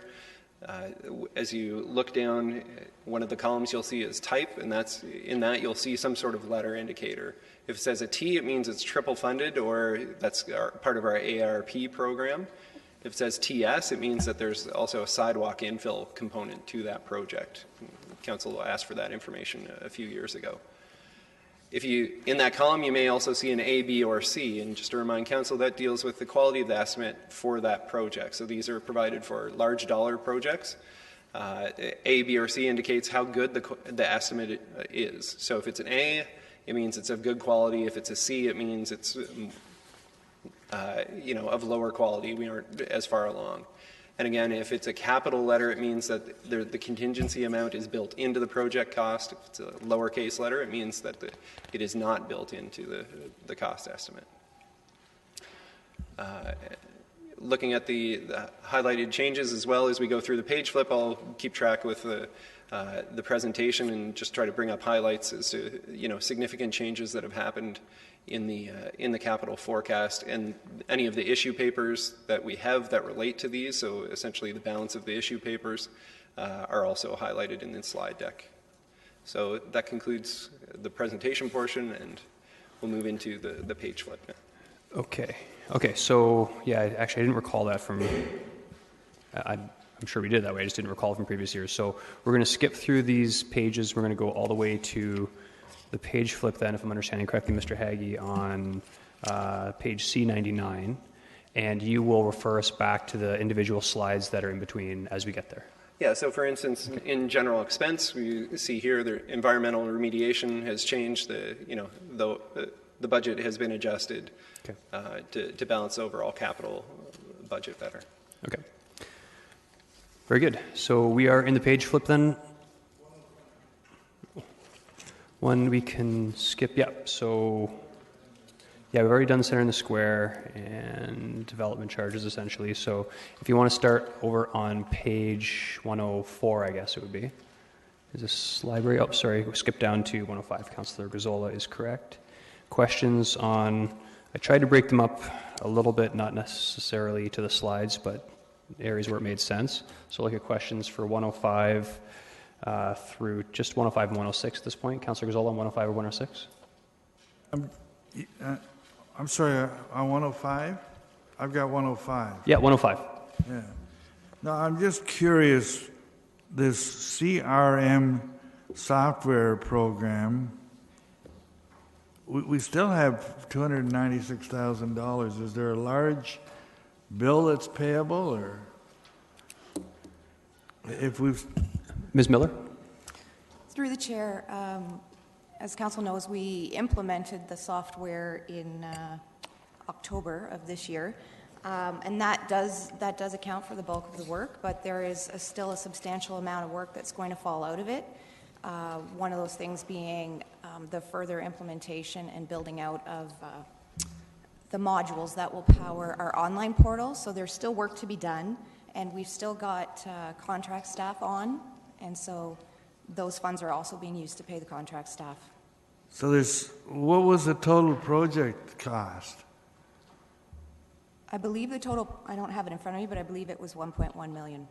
Oh, I'm sorry, what? 1.1 million. 1.1. 1.1 million.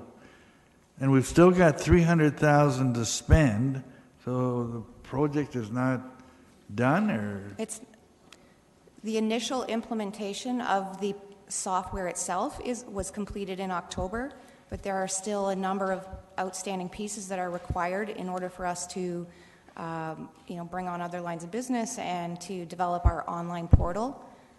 Two of those pieces are knowledge management module and a self-serve module. We can't do the online piece without that, so it's not completely finished. We need staff to do that, as well as advice from our vendor and support from the vendor.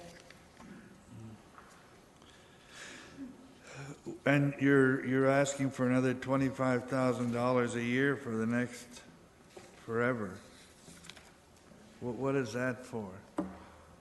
Ms. Miller? So that piece, there will be ongoing costs associated with it. We don't fully know what they are, and it's my understanding that a lot of them will be related to IT, and we need the $25,000, and we're actually not even sure if that's going to be enough to cover the support that we'll need. All right. On the same page, corporate climate action plan, we've got $30,000 left in the pot. I don't think we really know what we're going to do with it. So do we need to provide the 22 that we have in 2017? If you look, the statement on it says initial initiatives may be planned. Well, they're not already there, so why are we, the 22,000 is can we remove it? Pardon me, Ms. Miller? Through the chair, that money will be used to support a staff person, a contract staff person that will do the vulnerability assessment and risk analysis for the adaptation planning. And that is expected to start, I believe the hiring is close to being completed, if it's not already completed. And the first phase of the climate action plan will come before council early in the new year, and that's where the target reductions and all of those things will be set.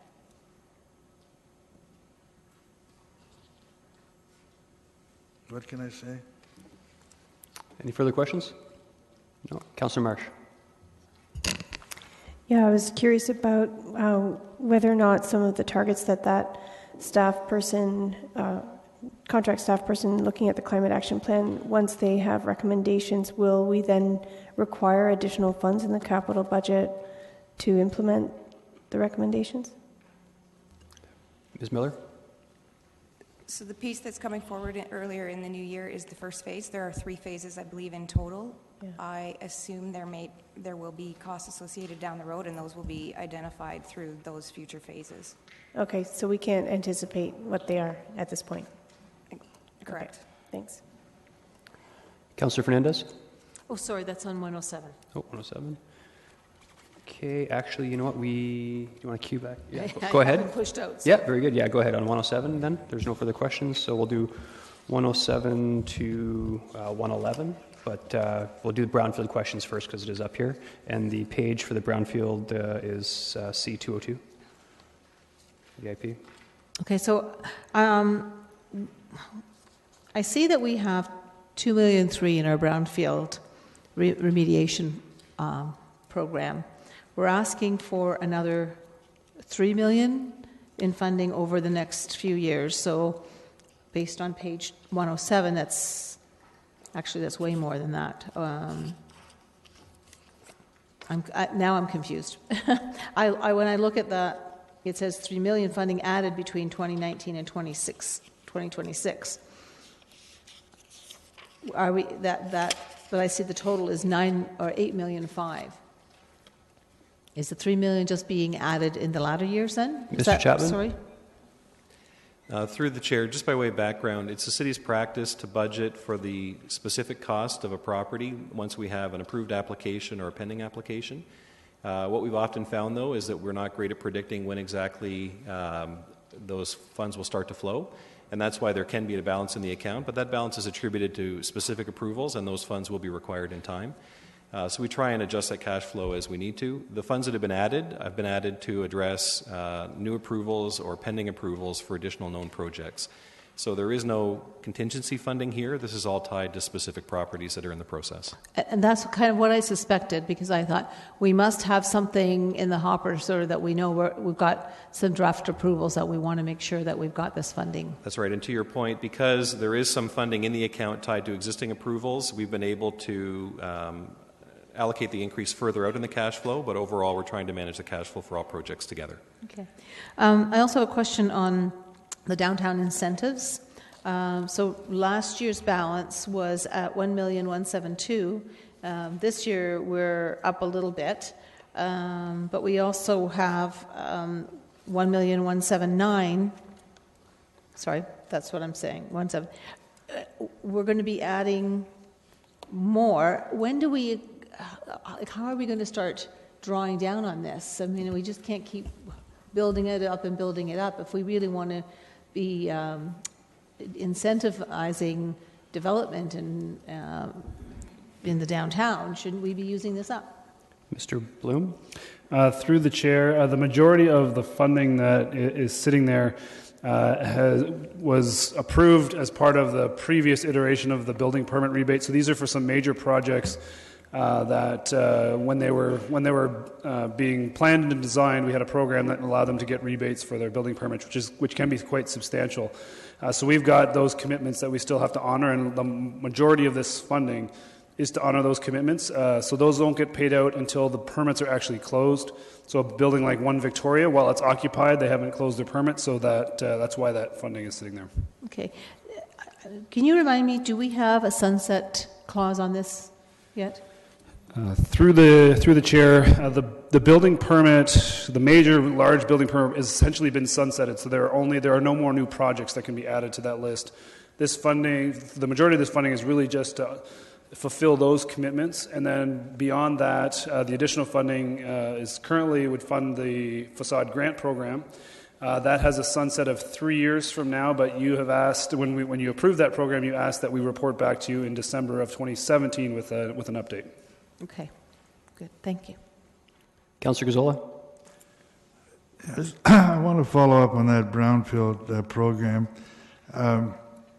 What happens if we don't put all of this money into that program?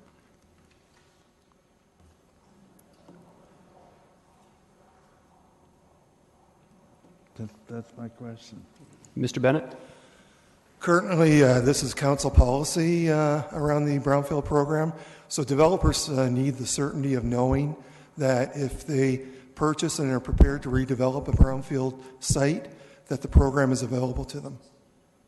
Okay, but can we ever change our mind on this, or are we committed to spend $9 million over the next 10 years?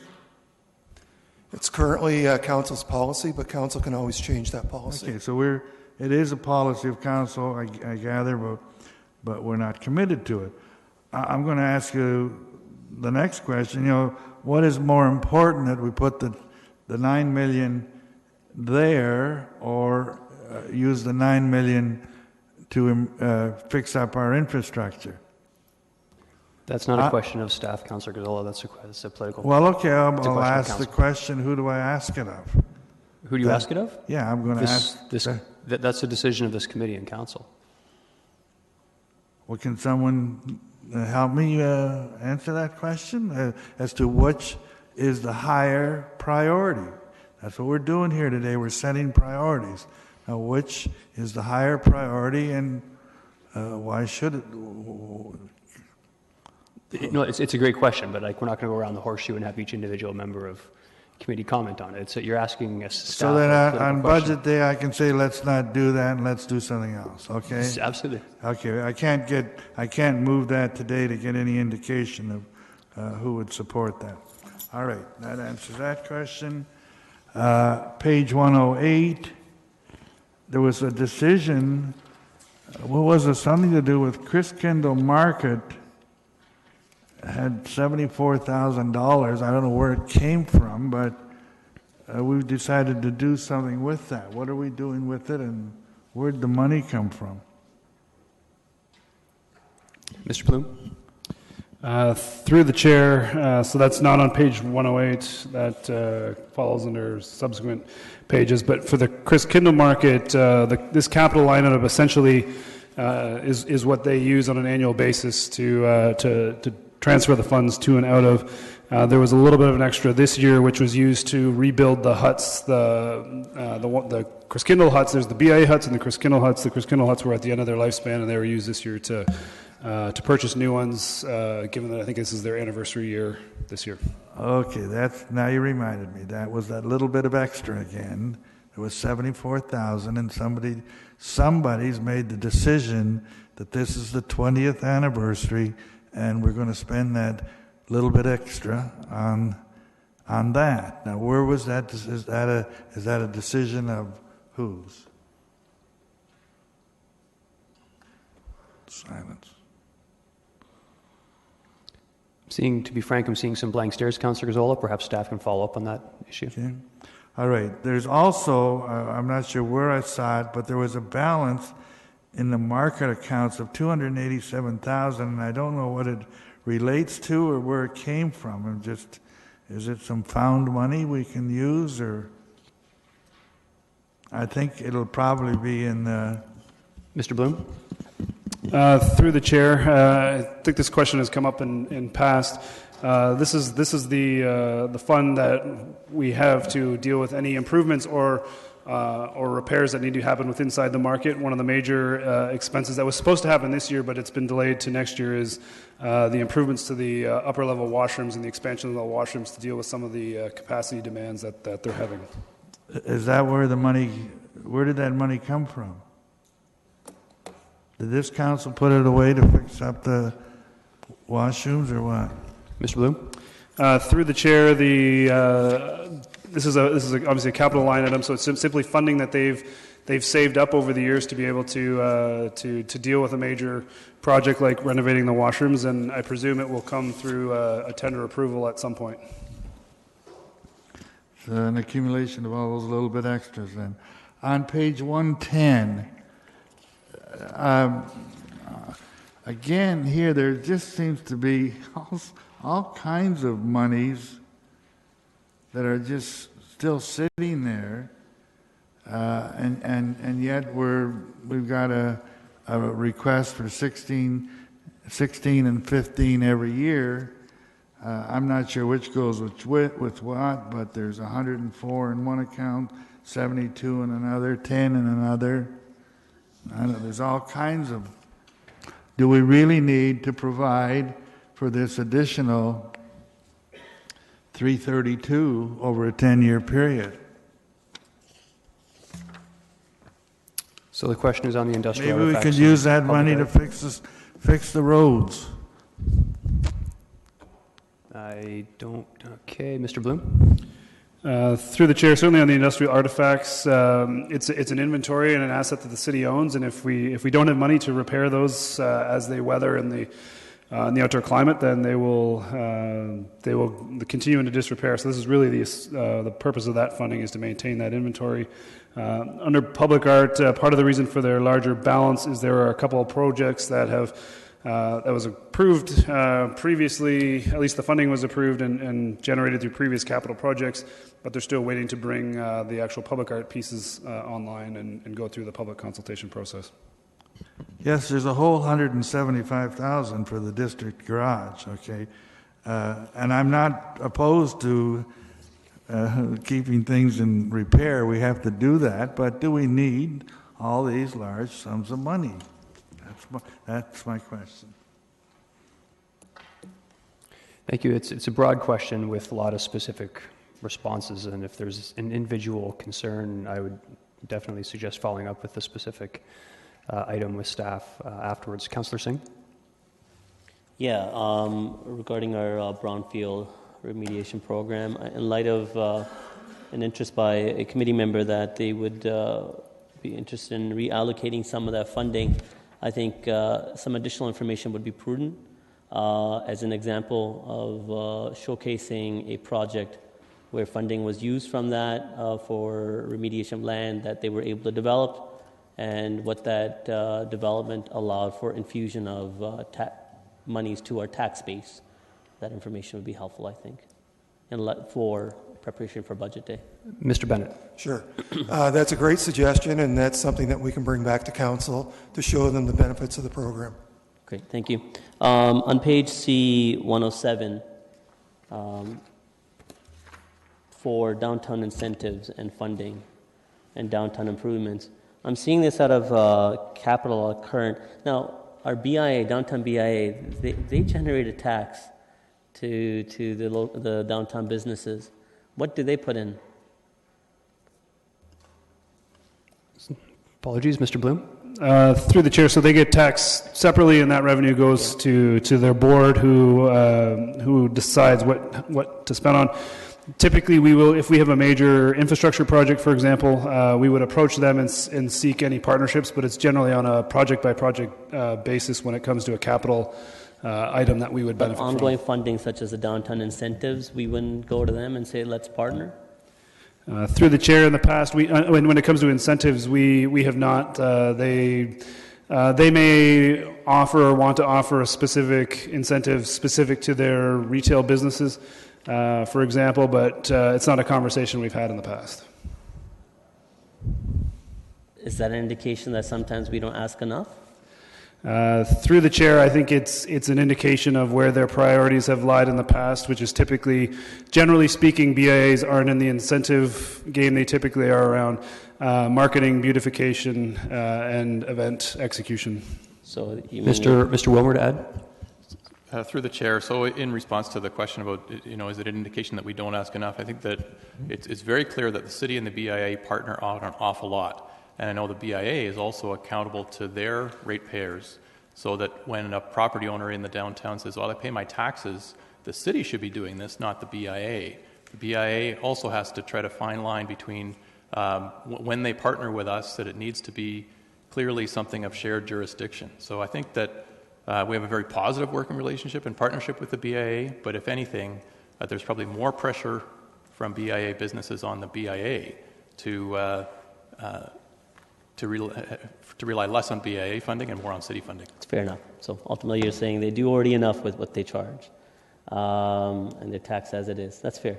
But further to my point, can this not come out of our economic development fund?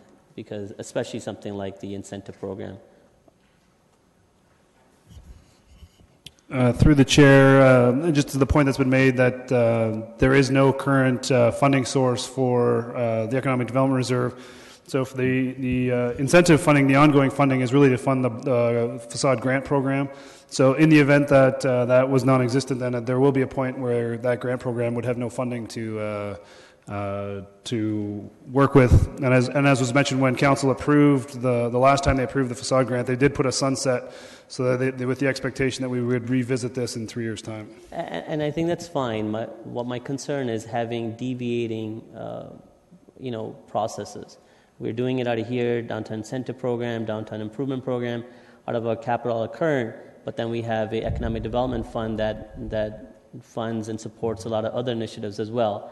I think there needs to be a singular source, and that speaks to a point that our economic development fund needs to have a funding source as well. And I think there are some already, without going into too much detail. But of course, there has to be something more long-term as well.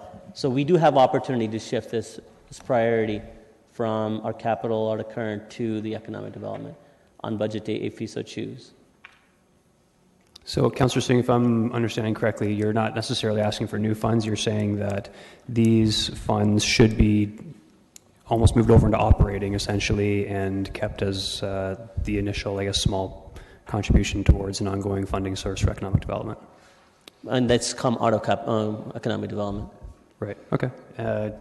Comments on that, Mr. Haggie? Through the chair, I'd just point out whether it shows here or somewhere else, there'd be no impact to the taxpayer. I don't think that most people would, even the people involved in the process would know. We'd have to reduce the CC by $92,000, increase a reserve transfer by $92,000, or increase the operating by $92,000, and there would be, a negligible effect. Fair enough, but we do have a policy for disposition of land in our downtown where it does fund the reserve, the economic development reserve. If in the future the funding is ample that it can carry on, we don't have to rely on additional infusion. Having something separate from capital or current, supported from our DAX base, I think just ends up having two different shifts. And when the end goal is the same, and it should probably come out of the same account or same reserve. That's the rationale I was going, but I'll leave it at that. And if I choose to make a recommendation change, then I can bring that forward out of budget day. Very good, thank you. Councillor Galloway-Seelock. Yeah, my question is just with regards to the brownfield remediation program from the issue paper. I'm just wondering, there's an additional $3 million being put into this program, which I don't necessarily disagree with. I'm just wondering where the money is coming from. Mr. Haggie. Through the chair, so it's from the capital pool and would be from essentially the hydro reserve, gas utility reserve. Those would be the main things. Well, yeah, but we aren't issuing new debt because of it. We're not increasing our taxes because of it. Right. No, and I suspected that was going to be your answer. I wanted that answer. It just I have no problems with this program, and I also note later that we've come up with new capital funds for another program. I'm just wondering, how do we get projects that have been on the books for 15 years to get some of the funding when we find funding in the capital program? Because we're finding funding on a regular basis here, $4 million at least through this capital program, this 10-year capital between the Iron Horse Trail and this funding. How do we, or how do I, or how does council go about getting some of those towards master plans that have been in place since 2001? Mr. Wilmer? So through the chair, I think that there's a number of different perspectives on this, but one is that this is new assessment growth. And every year we, the city, you, council and staff, rely on new assessment growth to pay for a number of different things. With brownfield remediation program, it's new assessment specific to a brownfield. And so it's a money in, money out type of a situation. If a new development happens and it's generating more assessment, the increment goes to this program. And so it pays for itself in that new assessment. But it puts pressure on our reliance on assessment growth. It's not available for other things for that 10-year period. The other side of it is that if that new development doesn't happen on a brownfield, then we don't need the funding. And so there's little risk to us for budgeting large amounts in those mid to later years.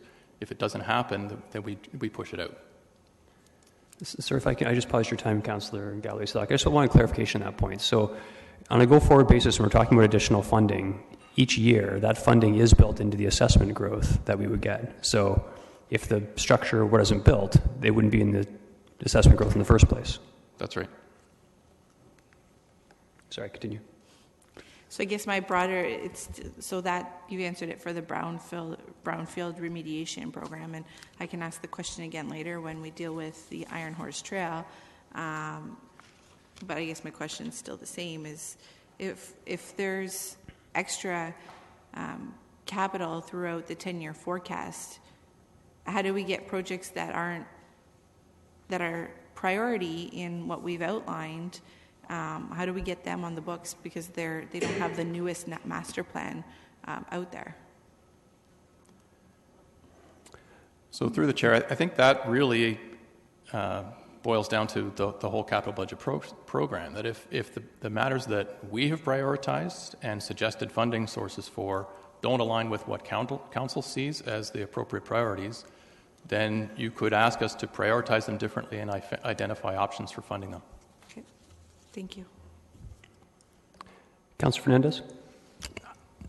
I just want to go back to the whole the discussion around the arts and culture, the public art, and certainly understand that we need to maintain our public art. But when I look at the fact that we've got $72,000 sitting in the industrial artifacts account, and over the next 10 years we're asking for 175, why wouldn't we take that 72,000 and spread that out over a few more years and start adding funding in it once we see that account depleting a little bit more? I have Mr. Wilmer in the queue, and I think it's a fair question. I don't see Ms. DiDonato here, but this might be a situation where, like, we don't know what the dollars are allocated for. It might be worthy of getting an issue paper to explain what dollars are already allocated, just haven't come out yet. So you have more of an explanation. Mr. Wilmer? Mr. Chair, I can speak to it in general terms because this is exactly the question that through the administrative review we did ask of Ms. DiDonato. Okay. And her report was that she has reviewed this with the Public Art Working Group in terms of both the public art maintenance and the industrial artifacts, and there is a work program that fully allocates the money that they have and the expected or requested funding in future years. So the money is earmarked for necessary works. So further to that, Mr. Wilmer, thank you for that. But if I look at the public art and the industrial artifacts, we're looking at $176,000 or 100.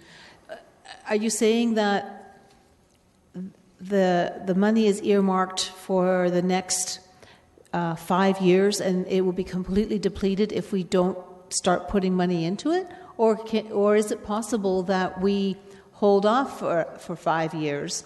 You deplete that money and then start building the account up again. I mean, I know it's not very much, but it doesn't make sense to me to slowly trickle down on it and be topping it up every year.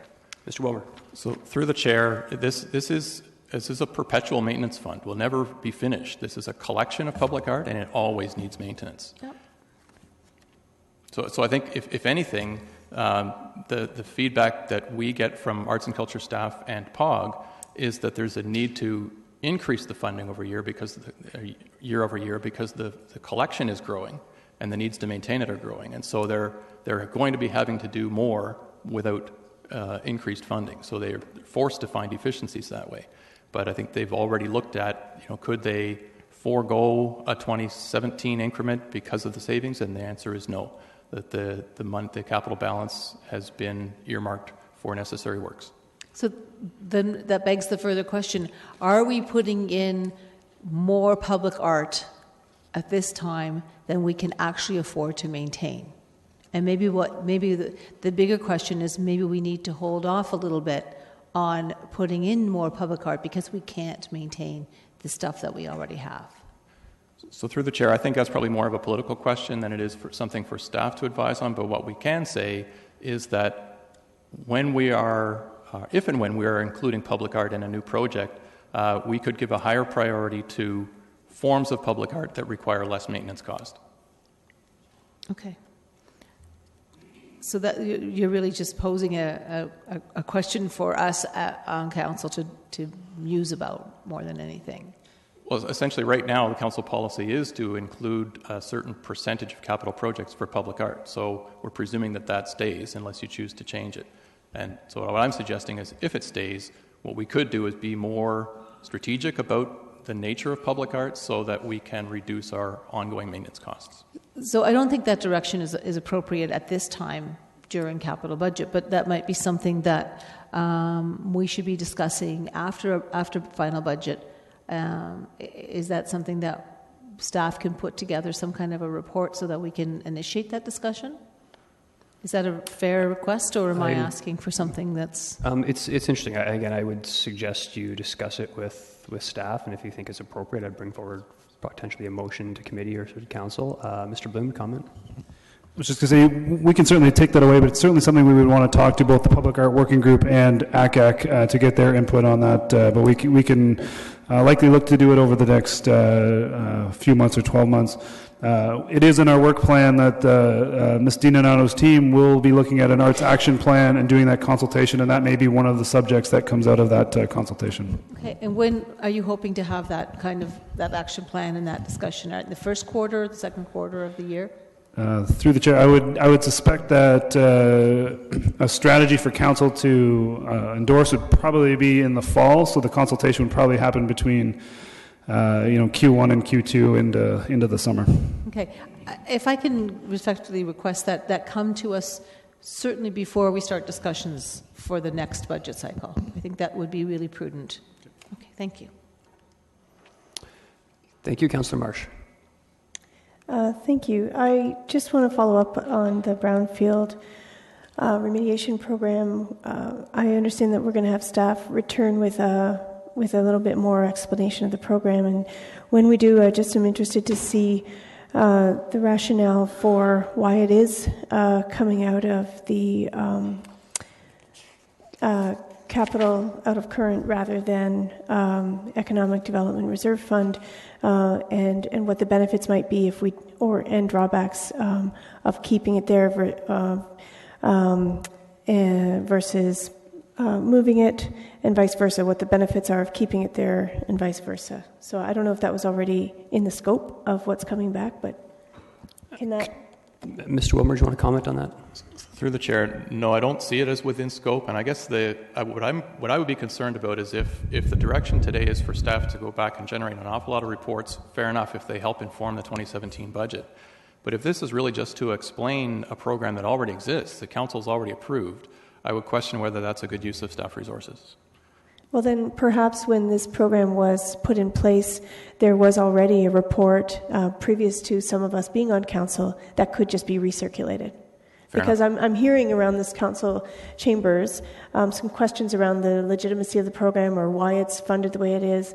And so I think it's really quite valid to ask for that explanation. And if it is already existing, then absolutely. Let's not make extra work. But this is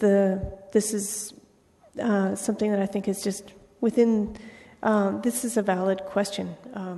Certainly, we can recirculate the old reports, and in fact, probably the most pertinent one on this would be the one that the region had done recently when they established a brownfield program to complement our program. Yeah, and it's a great program, so I just think that it would be great to have everybody have a shared understanding.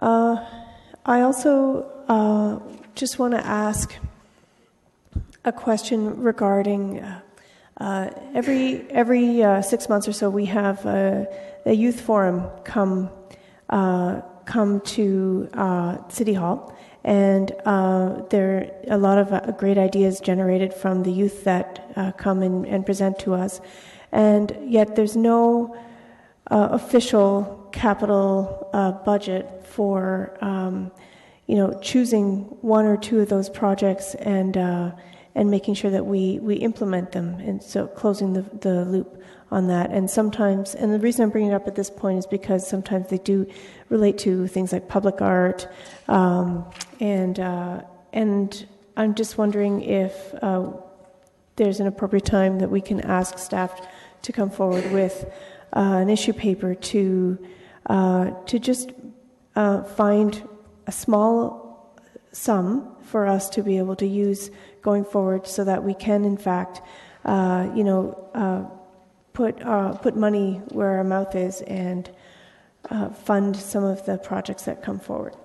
Mr. May? Through you, Mr. Chair. I'm not sure if this is satisfactory what Councillor Marsh is suggesting, but my knowledge of some of the projects that have come out of that forum in previous years would lead me to believe that they are very good potential projects for the neighborhood matching grant. And so I think we actually do already have a funding source. We may not have made that connection, and that's certainly something we can take away for future youth forums, to actually tell folks about that opportunity. Yeah, and if we can have a process by which it's really clear to the youth coming forward as part of a school project to say, yeah, this is actually real life, and we're going to find a way to make it happen. So through you, Mr. Chair, I think I understand, and I'm very supportive of the idea, so we'll take that away. Okay, thank you. Thank you. Councillor Gazzola? Yeah, I just want to make a few comments, okay? The first comment I'd like to really emphasize is that council makes decisions. We keep asking staff if we can do this, we can do that. I mean, the decision is council as long as it doesn't go against any higher legislation. Okay? I mean, staff are always going to tell us what's their professional opinion, and that's fine. But the decision is ours. It's council. When I ask questions on the brownfield projects, I'm well aware of how good the project is and all of that. But we're in addition to what we've already got there, we're planning to add $3 million. So I'm trying to convince me that going in that direction is the way we should be going, because it doesn't really bring rewards until 10 years or so down the road. So I have to measure that. Is that more important today as opposed to putting more money into our infrastructure? So that's the reason I ask, and I think that's a legitimate request. I think so.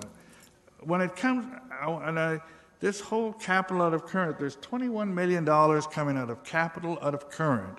The hydro is part of it. We can't just keep referring to the hydro. We don't know where the funding's coming. It's coming from capital out of current.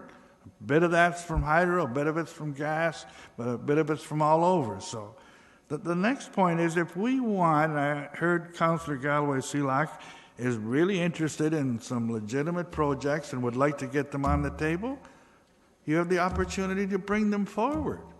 You bring them forward, and then it's up to council to decide as to whether, if we bring those forward, do we leave them there, or do we throw something else out, or do we increase our debt? But we should have, you should have the right, that's what I stated on the brownfield. Perhaps on budget day, I would have liked to have done those sorts of things today, but I would bring it forward, and if I get it, I get it. I don't, that's fine. But we have the opportunity. The buck stops here. The last thing is, Councillor Singh talked about 100,000 here and 100,000 there, and staff quickly are to say, well, you can't do a lot with $100,000. They're right. But if we take 100 here, 100 there, we can pretty soon get to $1 million. And then we can do something. Staff, I know, and I don't blame staff. You're doing what you're professionally trained to do, but when it comes to the political arena, things don't always go according to the book. They go according to politics. So, just a quick comment. Okay, there's no one else in the queue. If I could, I just need some clarity. I don't actually recall who spurred the idea of an issue paper coming back on the brownfield program, but Ryan, could someone indicate what exactly it is that was asked for? Because it's been a while now and I'm a bit confused. Sure. So what I wrote down was from Councillor saying it's provide information about the brownfield program, specifically it's how it's been used in the past, and he asked for an example of one where we've been successful. We can see the physical change that's happened there, as well as the financial benefit. So we're generating taxes that were not there before because there was the brownfield program. Okay. And could there be, and unless I'm missing something too, clear examples of how the funding comes forward, and I think there's some real miscommunication in terms of the assessment growth that we're building in that we wouldn't have had before that we have to pay for. So I think there's a confusion about the actual expense versus a property that may have never been developed. So hopefully that will be part of the explanation in the original report if that's circulated as well, because I think there's some serious confusion on this issue. Yeah, so we have that. I imagine circulating the program would be like through an email or something like that, as opposed to an issue paper. I believe we have a spot on our website as well dealing with brownfield program, which may kind of be a bit of a repository for information about the program.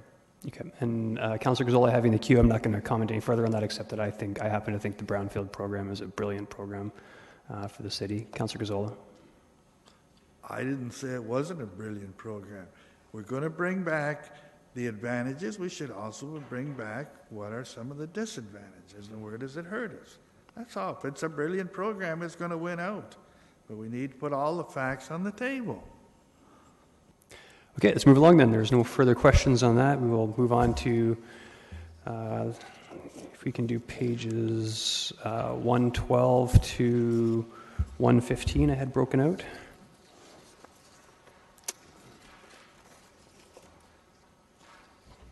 Councillor Etherington, I'm going to guess it's on 111. Everyone's going to groan, Mr. Chair, but we skipped over C111.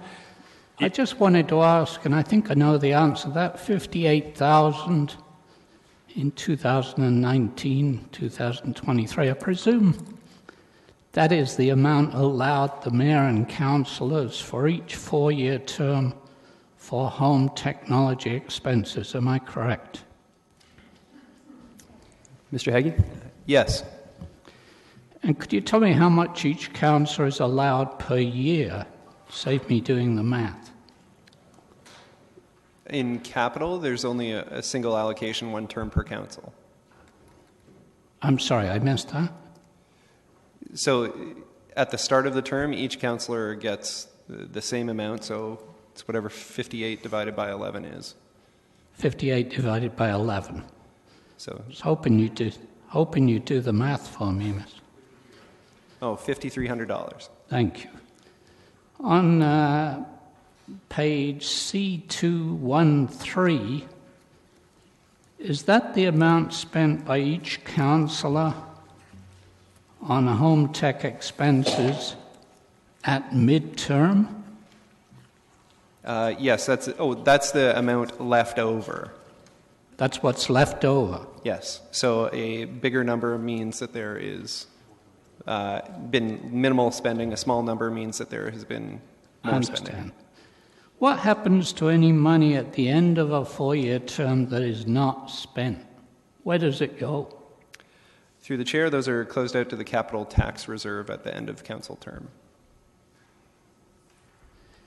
I seem to recall, wasn't there a move by council toward detailing the home tech expenses? In other words, what they were spent on by each councillor? Maybe I'm wrong on that. Was it Councillor Schneider suggested that? Mr. Chapman. Yes, you're right. Councillor Etherington, go ahead. Through the chair, I would leave it to Councillor Schneider to comment exactly on the motion. All I can say, though, is that any direction given there would not impact this reporting. That was all with reference to the annual statement of remuneration report, which is filed in March. And so I don't recall the exact details of Council's direction, but that's where that will be implemented. Well, this is simply a printout of our general ledger. This is not the vehicle by which to provide that detailed reporting. Yeah, that detail will come out in March or something like that. It comes out in March, that's correct. Okay, I understand.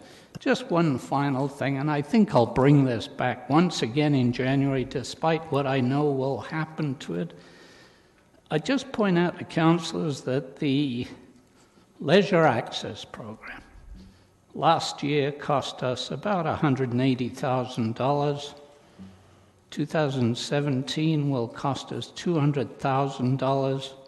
This is the program, as you recall, where we have hundreds of kids, seniors, adults who can't even afford our leisure programs.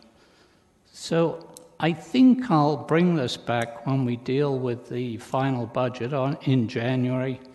And I know it's been done before, but I want to keep plugging away at it. I think that's a comment, Mr. Chair, but thank you. Thank you, Councillor Etherington. Councillor Ioannidis. Thank you, Chair Davey. My question's on C114. It's dealing with the market salary analysis. Is this an analysis for the entire organization, or is it just an analysis on certain divisions? Mr. Chapman. Through the chair, this is the allocation for the entire corporation, but as you can appreciate, we likely can't purchase a comprehensive review, and so we do target areas based on where we know challenges exist and undertake the review on that basis. Okay, thank you. Councillor Gazzola? Yeah, I just wanted to ask on 112.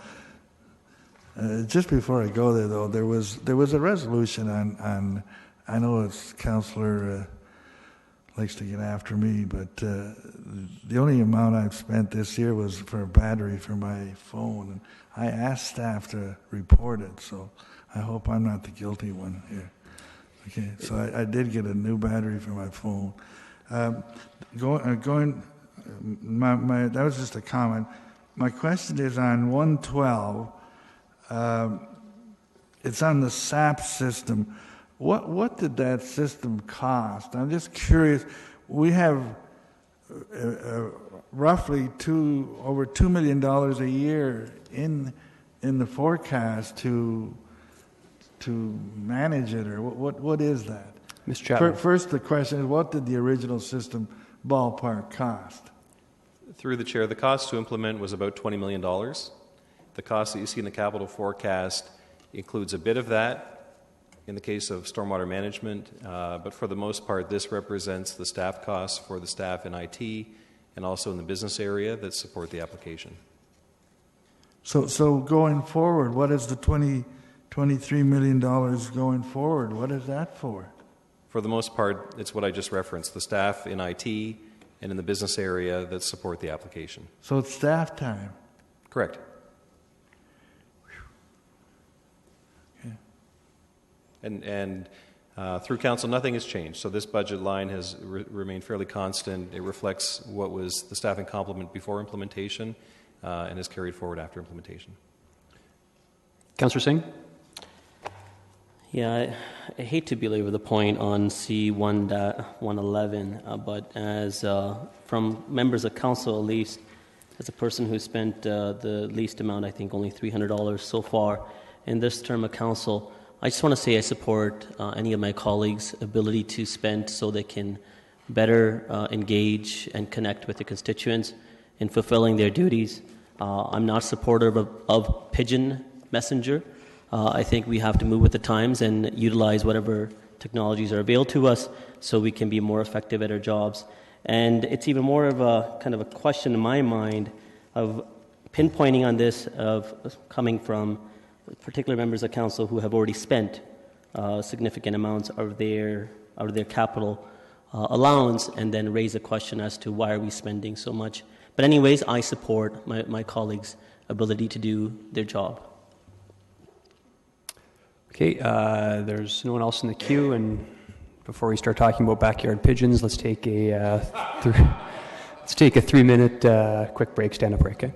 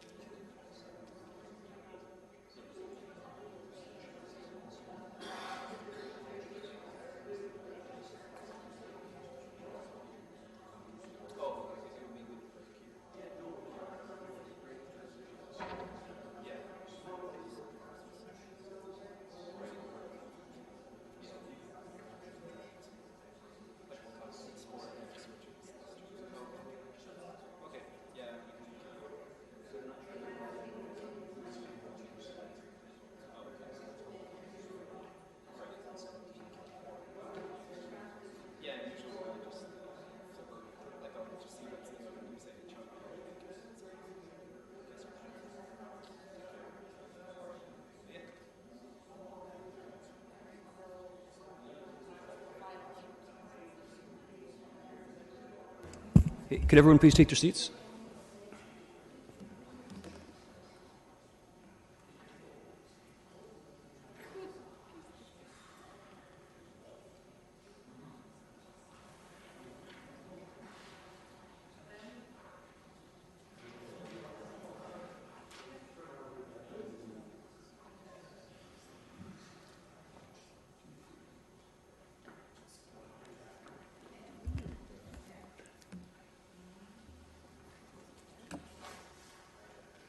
I paid the price for that. All right. We are on page 116, and we'll go through to 127. 116 to 127. So we're getting a bunch of community services out of the way. Councillor Galloway-Seelock. I just had a pink tab. I don't even know what question I'm going to ask yet. Oh, yes. So I'm on 118 with the arenas, and my question's probably not going to be a surprise to anybody. But I know when we were doing the capital forecast, I think it was at least 2 years ago, there was at least a small tad bit of funding in there for the South District Arena. Now each year we're going past and there still doesn't seem to be any funding hitting the 10-year capital forecast. Is anyone able to... Is it still over 10 years out? Is that what I'm reading? Mr. Haggie. Through the chair, yes, it's still more than 10 years out. It is the next thing to come in, but it was the lowest priority in the ranking of indoor facilities. Right. So I believe funding for that starts it's either 2027 or 2028. Like, it's close, but it's still outside 10 years. Okay. I hope to see it next year. I guess that's all I do remember it being on the tail end when we were doing the DC review, and so I knew it got bumped off, but right. I thought it was supposed to be coming in like at least 2025 or 2026, so I'm just concerned that it's not there. I do completely appreciate it is the lowest priority on indoor facilities, so I will keep my eye on that moving forward, so thanks for your response. Sorry, Mr. May, do you want to add? Yeah, through you, Mr. Chair. The other thing that I was going to add is just given the sheer size of the cost for that facility, it will certainly be a focal point of the next Leisure Facilities Master Plan, which will be in 2018, to inform the next update to the DC bylaw. So that will certainly have significant attention at that time. I appreciate that it is still on everyone's radar. Thank you. Councillor Ioannidis. Thank you, Councillor Davey. My one question is on page 116, dealing with plans, studies, and projects. What's that? Is that Mr. Mayor? Through you, Mr. Chair. This is an account that we use for a variety of different studies across the Community Services Department. And so to give you some examples, whenever we're doing a community center expansion, as an example, we pay for that, the Williamsburg expansion, the Leisure Facilities Master Plan, those types of studies. Okay, that's great. My next question is dealing with...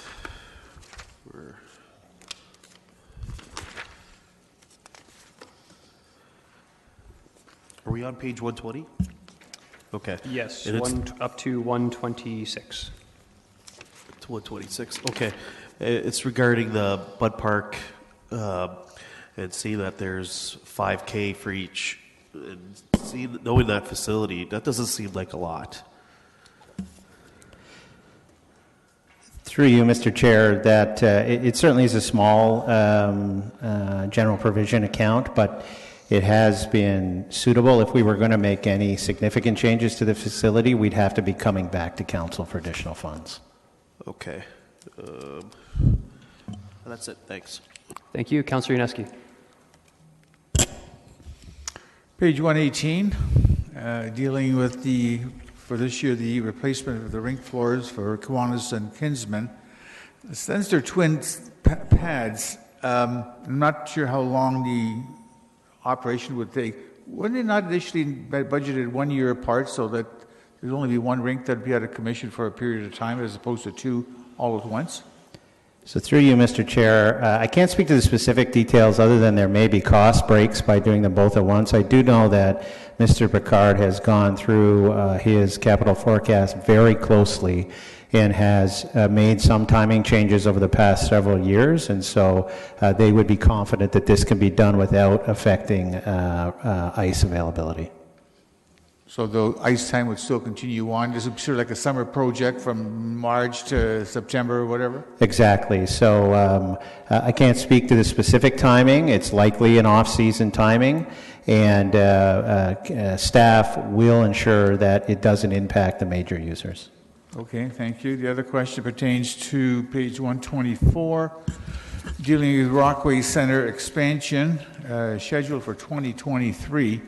I've ended up talking with a number of seniors from Rockaway have approached me wondering why it's taken so long and so put back so far since we had this issue a couple of years ago when we had that study that was done and there was major issues that were identified and concerns, et cetera, and there seemed to be some urgency that appeared to come out of that study, and yet it was like put so far and back. I mean, is it could it be advanced by a few years or not? What's the rationale?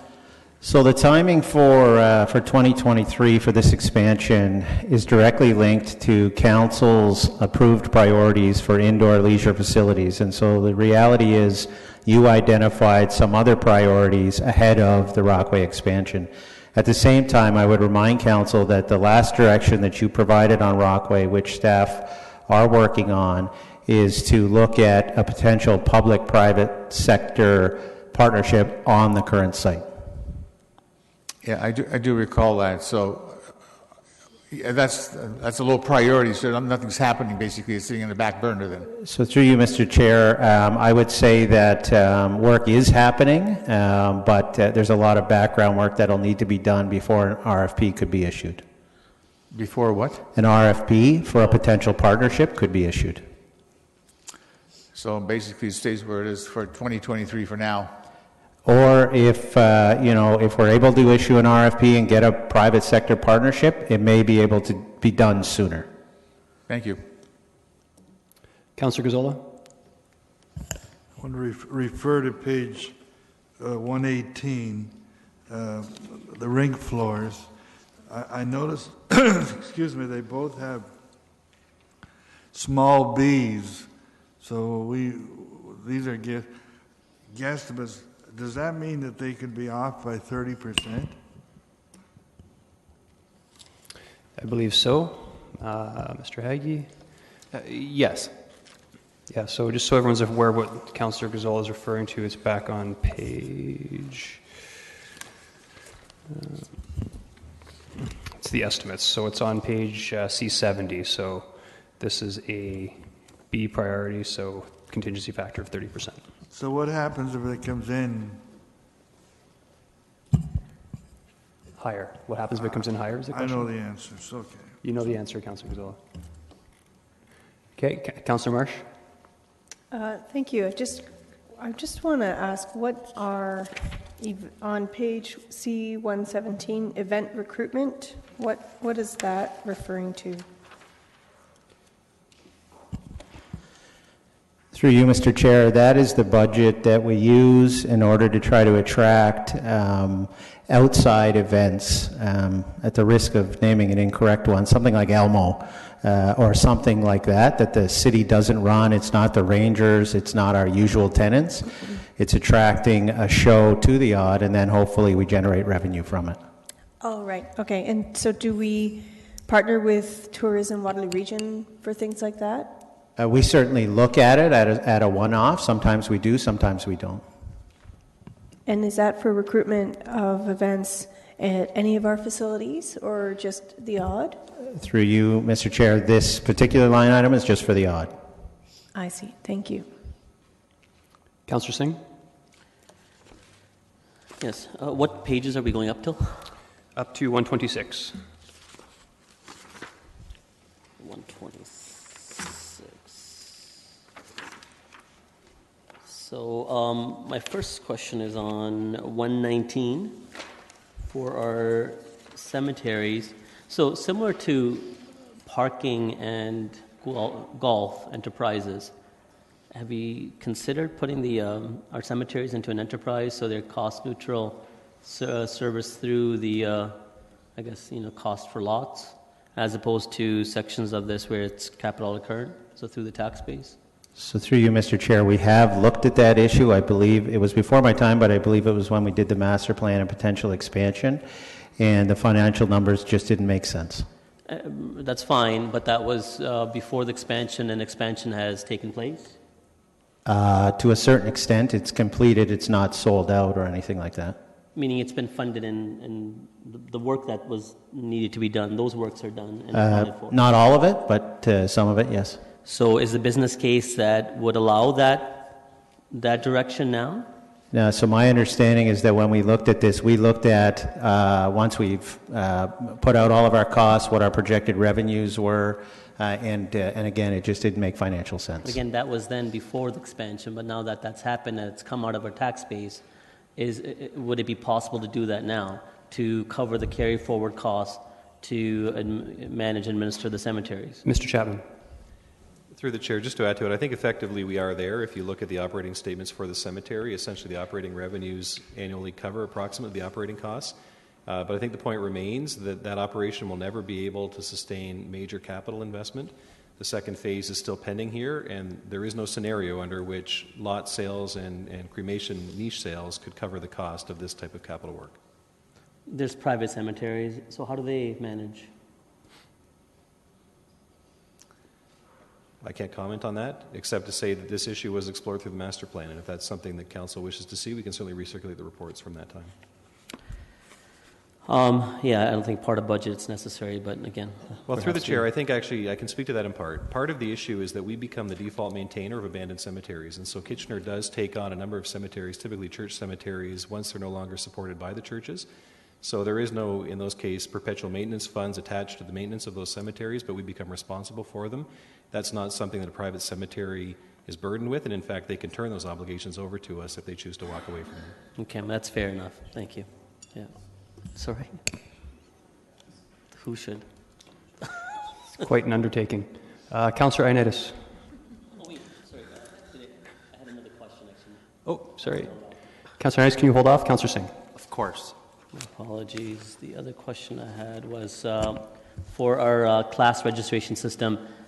Is that still being phased out, or it has been incorporated to all our community centers that do programming? Through you, Mr. Chair, it is now at all of the community centers who wanted, where the neighborhood associations wanted to use it. However, council may remember that you've made a decision to replace that system with a new system, which included a full financial projection and incorporated these funds going forward. Okay, good. My last thing is, in a short time, C-125. For Communities in Bloom, our neighborhood festival development, that's, in at least my term of council, I've seen that go from 10,000 to 20 now, at 40,000, where Communities in Bloom seems to be, I think, underfunded.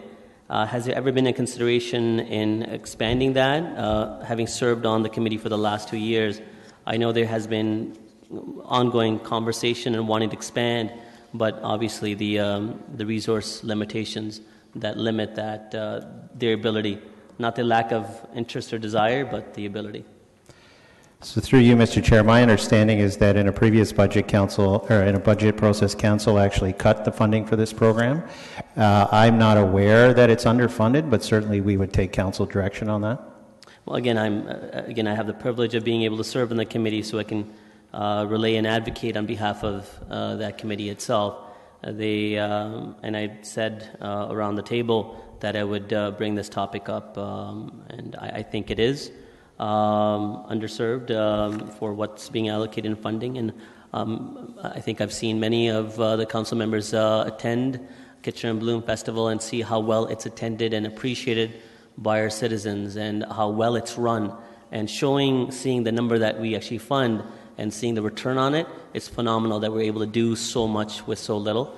I will be bringing forward a suggestion to have a slight increase, but I'll bring that forward as part of budget. Or would you prefer me making that recommendation now? I think it's pretty straightforward. I think bringing it forward in final budget day. I'm assuming the quantum is going to be quite small, so it's just 100,000. Oh, it's 100,000. Councillor Ioannidis. Thank you, Chair Davey. I forgot to ask this question. It's regarding with Rockway as well, and I can see that in 2023 it's earmarked of $12 million with a Class C estimate. So it's anywhere in a range of somewhere between 12. It could be 12 to $20 million project. So what I would like to know is where is that sitting today? Because last term of council, this was identified as a need, but I haven't heard of any updates, to me, to earmark $12 million on a project that I think is moving very snail pace in my mind. Where's the status? Mr. Mays, this is a question you can answer in... Yep. Okay. So through you, Mr. Chair, the funding was put in 2023 based on Council's direction from the Leisure Facilities Master Plan and also Council's direction on the DC bylaw update. Economic development staff are working at preparing an RFP for a potential public-private partnership. That work is not complete yet. Okay, so if that public-private partnership materializes, we won't need that $12 million? Through you, Mr. Chair, I can't speak to that point. I think it's always been contemplated the city would have to come to the table with some funding. Whether it's the full amount, we can't speak to that until we get the RFP process complete. Okay, thank you. And I have one last question. It's on page 125 regarding the neighborhood festival development, the 40,000. Is staff looking at, because what I've noticed in the last 5-6 years, the majority of the winners have come through the downtown wards, and that's very concerning to me because they may put in a lot of applications, and they may be more well organized compared to the other communities. So, are we doing anything to make this equitable? Because I want to see outside of downtown winning all the time. Yeah, Councillor Ennis, it's a fair question. I just don't really think it's a budget-related question. Like, unless you want to increase the budget for it, is that like? No, can I not put a? Okay, I think it's worthy more of an offline conversation than dealing with it at this point in time.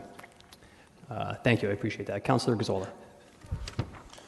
I just wanted to remind everyone about cemeteries. You can't get away from them because eventually the municipality has to look after them. And over the years, we've had to take over some that have been abandoned. My question is on 120.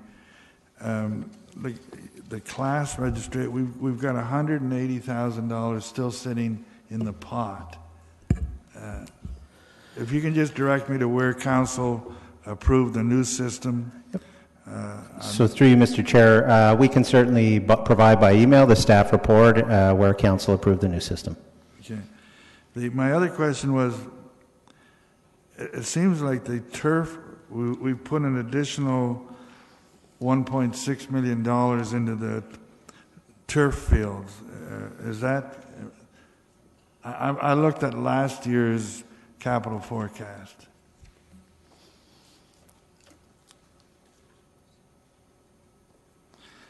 The whole... Mr. Haggie? Yeah. If you... the $1.6 million number would be the amount showing in 2026. So there was an amount in 23, 25, and 26 was not in the forecast last year. Yeah, well, I went through that because I went through, you added $1.6 million in 2026, but we took out quite a bit from 2016. So if I just look at the totals, there's a $1.4 million difference. And I couldn't figure out where it was.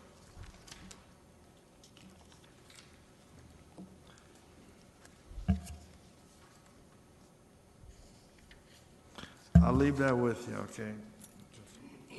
Further questions, Councillor Gazzola? Oh, Mr. Chapman, do you want to comment? Sorry. Well, that's it. So I'm just confused by the last comment. Looking at the capital forecast from last year, there was no allocation in 2016. It was always shown starting in 2023. No, I looked at the totals. Right.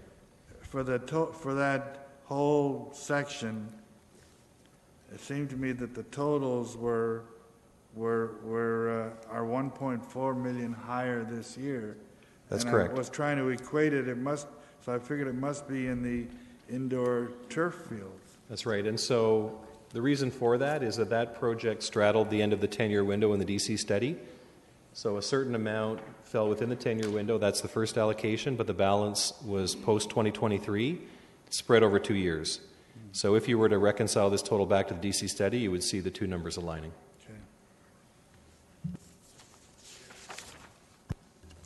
There are still two people in the queue. Councillor Etherington. Through you, Mr. Chair, page 124. Yet another two parochial questions. These ones are important because I'm asking them. The one is on, and I think I know the answer, Mr. May, on Mill Cortland, same question as was asked with Rockway. Can you tell me why that has been sort of delayed for a number of years, the addition at Mill Cortland? Mr. May? Through you, Mr. Chair, what I can tell you is that the timing of when it is placed within the 10-year capital forecast is in line with the approvals of the Leisure Facilities Master Plan and the DC bylaw. I would be happy to recirculate the motion that Council passed previously, listing the indoor and outdoor rec facility priorities. Would have been a couple of years ago now. To put less diplomatically, it's there because we put it there, I think, is the... Gotcha. Mr. Hayes? My second question, again, Rockway, which is also in my ward, I've had similar complaints as Councillor Yanetsky, I believe it was. I presume the ongoing problems with flooding that they have at that establishment, that's covered elsewhere in the budget. Am I correct? Through you, Mr. Chair, yes, it is. And the last direction the Council gave is that staff was to maintain the facility and operate as is. Yeah. And if we require any major new investments, we would come back to you at that time. Thank you. And Councillor Fernandez? Are we into the planning section yet? We're to 126. We're to 126. So we're not, but I'll queue up again for the next page, few pages then. Actually, you can, I guess, stay in because there's no further questions. I'm going to queue you in, Mr. Haggie. Okay, so we will do, we'll just do the next few pages, actually. We'll do 127 to 129, so we'll get fire planning and building out of the way next. Fire planning and building. Councillor Ioannidis. Yeah, thank you, Chair Davey. My question is dealing with the planning studies, and what does that include? Through you, Mr. Chair, that funding is put towards really most of the major projects that you see on the business plan. So the comprehensive zoning bylaw review, the official plan, those types of parts is funded out of there. Okay. Is cultural heritage landscapes part of that in there? Through you, Mr. Chair, that study is complete, but it would have been funded out of this account. Okay. As far as implementing some of these the plans, where is that in here? Like any of the programs that come out of some of the planning studies?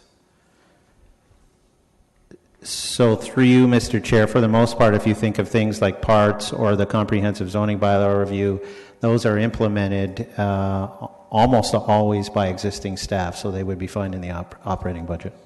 Okay. When I add up all of the heritage resources, I'm looking at somewhere between almost 80K. I don't know, to me that seems like a lot, considering when we do studies that's about like 1/3 of the cost. Can you explain to me why they're such a significant cost when it comes to heritage? Through you, Mr. Chair, these are all items that Council has previously approved, and so it's the cost to implement those approvals. Okay, thank you. Councillor Fernandez? Sort of a similar question for Mr. May. I know that we've broken out all the different studies, and there's still a lot yet to be completed. So that 334 existing balance, I would expect with the new plan that we're looking at and the review of the Kitchener Growth Plan, that should be pretty diminished, or because we're asking for an additional 540,000. Yeah, through you, Mr. Chair, what I can say is that planning staff put a great deal of rigor behind this program. In previous years, Council has been provided with an issue paper that details out the overall numbers. We could certainly provide that again, but as I said, there is a great deal of rigor put into these numbers. Yeah, and I was actually, okay, because I'm looking at the zoning bylaw, Crosby, I mean, we've got $25,000 left, and I know that there's a huge body of work left. Will we be drawing on this 545? Yes. Okay, perfect. Thank you. I do have a question related to 123. We're not going there yet, right? Sorry, which page? Sorry, 122. It's on the... 122 we already dealt with. Not 122, sorry, 222. It's still within the planning division. Sorry, I'm not sure what you're referring to. Why don't you just go ahead and ask it? Okay. It's related to the Ferry Road City Entry feature, $40,000. And because the word art jumped out at me, I'm wondering how that is, how and why that is broken out of our arts funding, or is it? So is it part and parcel of our arts funding, or is it a separate? Mr. Wilmer? Through the chair, my recollection on this is that over a period of a few years back, when the region was doing the preliminary design and design planning for the Fairway Road Bridge, there was ongoing discussions between the city and the region about the design of the bridge and incorporating public art, like upgraded landscaping and so on. And there was always a commitment on the city's part to partner with the region. And while we were pushing them to incorporate high-level design or high-quality design as much as possible, we were also bringing capital dollars to the table. So I think this represents our share, or part of our share, as to what we committed to upgrading the project. Okay, I thought that our work was already up and done. Am I correct? I thought I had seen something recently that was. Could I be wrong? So I can only go by the note here, which is that it's being installed in 2017. Okay. And maybe it's being invoiced in 2017. Maybe. All right. Thank you. Councillor Gazzola? Yeah, on page 128, is this new? I couldn't find it last year. Did we decide we're going to carry on with this program, or have we decided that? The termite control program? Yes. Mr. Sealing? Did we have a capital forecast for it last year? So through the chair, the termite control program was brought forward through a report CSD 16-010, and it received approval for the $40,000 for the remaining 3 years of the 5-year project. So in the spring of this year. Mr. Haggard? Sure. So through the chair, it was not included in last year's capital budget. It came to committee early in 2016. Funding for it was allocated in 2016, and then there was direction to include it in the capital budget for 17, 18, 19. Okay, what was that number again? It's on the slide here, 1610. So slide CSD 1610. Okay, thank you. My other question on the fire department. We're up to the fire department, right? We are. I want to ask about the CAD system. Chief is on his way down. It's on 203 and 204 also.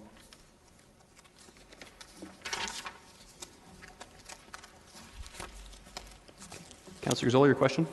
Now, I'm curious as to what are the benefits of going in this direction. Why is it being 2018? Why not 2028?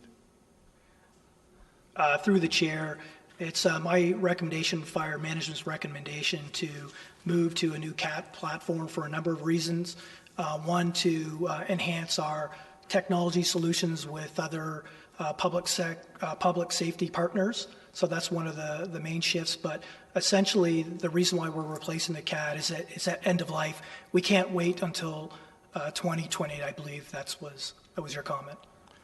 It has to be done now. Okay, you said this works better to talk with other groups. What does that mean? Through the chair, could you repeat that question? I can't hear. Pardon me, the question was the system will work better with other groups. Could you explain what that means? I still can't hear, sorry. Oh, pardon me. The question was that the new system will work better with other groups, presumably the regional police, that sort of thing. So just could you explain that a little bit? Sure. When we share the same CAD platform, we'll be able to be seamless and connected to Water Regional Police. Hence, we're able to share public safety information across the network, such as premise warnings, hazard identification warnings, these type of things. Okay, and that's good. So now on that side of it, will there be any benefits to our operations? Can we reduce them? We're not going to be reducing staffing, if that's the question, through the chair, but we're going to be able to hopefully have decrease response times because of the new capacity with the CAD system. Okay, I can appreciate that you might not be able to reduce staff time, but are there other areas that we will be able to reduce? Are the only benefits that will come from it is that people are going to have to see that things are better? You know, if they haven't had to call on them before, they're not going to know they're better. Right. Through the chair, this is a computer-aided dispatch system, so it's only linked to be able to receive 911 calls, and the system then enables us to dispatch to the stations and to the apparatus. That's the only function of a CAD system. Other efficiencies will be made through other technological solutions down the road with the advancement of other software and hardware systems. Okay. Why would you not want to go ahead with it in 2017 if it's through the chair, once again, to integrate a CAD system takes close to 14 to 15 months. So are you going to start? Why would you not start in 2017 to thereby get it in place by 2018? If you're going now, you're going to start 2018 and not have it in place till 2019. Through the chair, starting in the first quarter in 2017, we're going to be putting in an interface, which is a first stage of implementing a new CAD system. So we'll actually be linked through to Water Regional Police by the first quarter in 2017, through an interface, but not through a CAD system. Okay, I just have one last quick question. Is I don't understand how you've built up a reserve here, a pot, some funds based on favorable U.S. exchange rates. Those had to happen 2 or 3 years ago. Through the chair, that's correct. And those are going to disappear. Like somebody has said, for the next 5 years, and then they're going to disappear. I'm concerned because you've taken money out of another account to put in here. Concerns noted. I don't think there's a question in there. I have 2 more people in the queue. Does anyone have Councillor Singh, Councillor Yaneski, do you have any questions of the fire chief? Questions of fire? Councillor Singh, okay. Councillor Yaneski, you want to go ahead with your questions? Sure. In regard to page 129,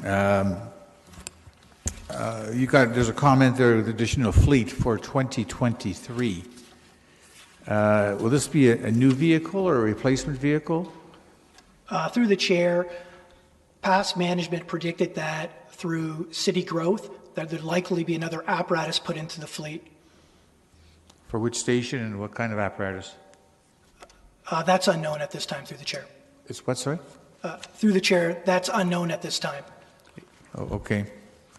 Then you go back to the top of that same page, major equipment fleet, and you have the additional fleet. So are we talking also of vehicles in there of any smaller type, or are we just talking equipment for fleet? I'm not sure what you mean by major equipment. Could you elaborate on that? Because I noticed in every year it's quite a bit.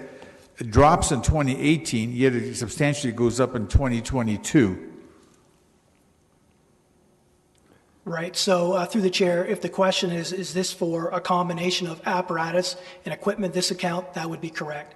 So we purchase our apparatus through this account as well as the equipment needed to be placed on the apparatus. Could you give me some examples, please? For sure. So for example, through the chair, heavy hydraulics, hose line, everything that you would see on a fire truck would be bought through this account. Mr. Wilmer, do you have something to add? Thank you. Through the chair, I guess in layman's terms, I think the way I would look at these two lines is that major equipment fleet is essentially the replacement of a fire truck about every year and all the equipment that goes on it, and that's paid by the taxpayer. Whereas additional fleet vehicle is growth related, and it's not paid by the taxpayer, it's paid out of DCs. So this is because we've got a growing community, the development charges pay for the growth of the fire fleet. Thank you. I see your point, and I missed the development charge. I just overlooked it. Appreciate that answer. So, and we're talking additional fleet, those major fleets. So would minor fleets be maybe some additional small cars that may be needed for, is that included, or that would be something different? Right. Through the chair, that's through fleet, corporate fleet. So we have 28 small vehicles that corporate fleet manages. Okay. That's all for you, Chief. And my next question deals with Mr. Sealing, with the termites. Okay. Thank you, Mr. Rehill. No further questions. Just to follow up to the questions earlier that you mentioned that there was a report that came back earlier in the spring to continue on this. Do we still have a termite problem?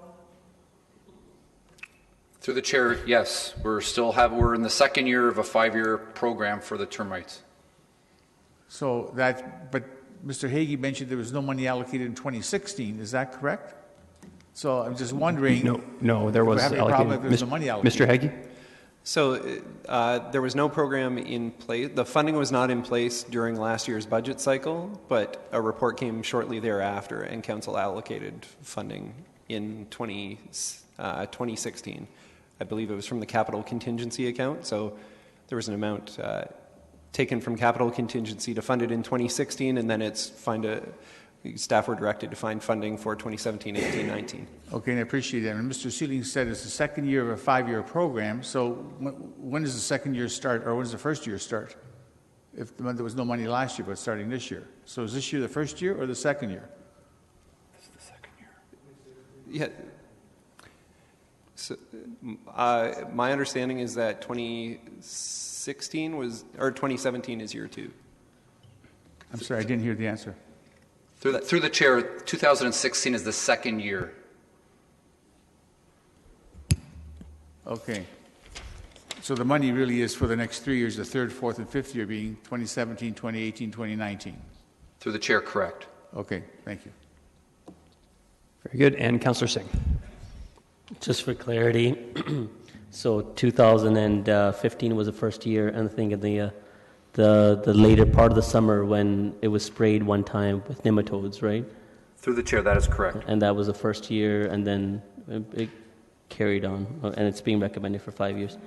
And it has been really well supported by the community, that program, and very much appreciated as well.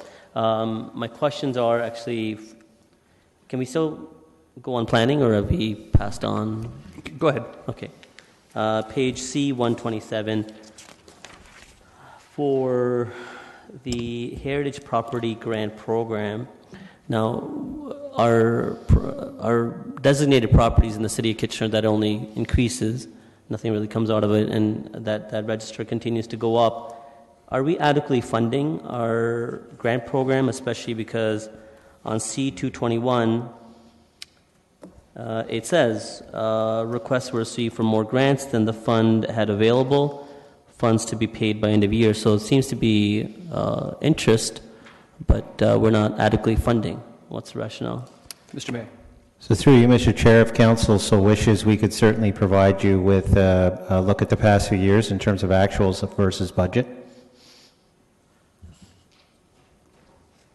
So is the explanation correct on 221 that there were more requests than funding was available? Through you, Mr. Chair, yes, that explanation is correct. That's not unlike many programs we have here at the city where demand outstrips the amount of funding. That's good. So when we have more properties that are coming forward for designation, shouldn't there be a caveat that explains that as we list? So it's just we're doing it responsibly, right? Because we have, when we list, and rightly so, to protect significantly important of heritage culture properties, but we hold a certain responsibility to the property owner too, through that grant program. So shouldn't there be a caveat that says, okay, you know what, we are designating and we should adequately fund to support that property owner as well? So through you, Mr. Chair, as I said earlier, if council would like, I can bring you back a history of what's been spent and what's been budgeted so that council can make that decision at that time. Sure, that would be helpful. More information is good. Thank you. Okay. No further questions there. So where are we now? We're at right fire. Okay, so we will again from. Let's just get these ones out of the way. We'll look at 130 to 133, asset management, and some facilities management. Councillor Fernandez. Yeah, I was looking at last year's funding anticipated for 2018. I know that it's not this year, but I'm seeing quite a huge jump. Originally for the roof general provision on page 131, originally we had $705,000. Yeah, there is an issue paper for that. I apologize. It's okay. I have to go back to find the page unless 205. I should have connected the two of them. Okay, so I'll leave my question on that one. But the HVAC replacement, do we have a issue paper on that too? Don't believe so. Didn't think so. We were sitting at 52,000 last year, and now we're up to 472,000. Oh, Can somebody help me understand that? There's some information there. There's some information? Right on the screen, sorry, it's the Lyle Hallman pool. Okay. So there was an issue. Okay, I see. All right, that's good. It's a moot point then. Okay, Councillor Gazzola. I had a question here someplace. It's on page 133. No, I guess it was in last year's too, but the market membrane replacement, what is that all about? Mr. Eben? Through the chair, that's the membrane that's on the level of the market that is the outdoor market in the summertime and then parking in the wintertime. So this was placed in the budget a couple of years ago because some market operations have deteriorated that membrane, and it was set for replacement for 2017. Okay, so that was brought forward a couple of years ago then. Now, okay, thank you. The next thing is the City Hall outdoor spaces. I thought in reading one of the schedules said that that's not been provided for anything. Through the chair, we've set aside some money for the financial strategy, as well as we've been sent back to look at some different design work for the fountain to save costs over time. And this is also preparing for us to allow for implementation in 2018. So doing some of the detailed design work after council approves the funding implementation strategy so that we can start work potentially in 2018. So we're going to spend another $500,000 for consultants to... Yeah, there was a brief sentence explaining that on page C84, just as a heads up, but yes, that's essentially it. C84. Yeah, it's on the slide in front of us, actually, on the screen. I didn't find that it was an adequate explanation. I don't know. C84. It's on the screen. Yeah. So it is more consulting. Jeez. We consulted that one to death. Okay. Further questions, Councillor Gazzola? Can we move that out of there, or what happens if we don't do that? What happens if we don't do that? That's okay. Well, I can try. That's okay. We'll worry about that. Okay, Councillor Fernandez. Yeah, my question was exactly the same. I don't recollect us saying that we were supporting spending $500,000 on this at this time. Is this a new request that's coming to us now? Through the chair, we have a conceptual design right now. So for us to be able to make, or for council to be able to make an informed decision moving forward, we need detailed design work on what that looks like. So the plan is to bring back an implementation strategy, which might spend a little bit of that money, but then after council approves that, then we would retain a consultant to do detailed design next year so that we can start advancing the work in 2018. So on final budget day, if we were to say we would like you to push this out one more year, is that a fair request? Can we do that? That's something we could discuss and decide, yes. Okay, because I think that this is making a huge impact on our capital forecast. The other one I had a question was on the COF maintenance on 132. This continues to puzzle me because I know it's important to maintain our facilities, but I also know that this is not that old of a facility. And so we're looking at the existing balance of $151,000, and we're requesting a total of $390,000. Can you help me understand? 230 of that is capital out of current. Through you, Mr. Chair. The Kitchener Operations Facility, as you can appreciate, is one of our larger facilities, and so it does require ongoing maintenance, even though it is a fairly new facility, as you pointed out.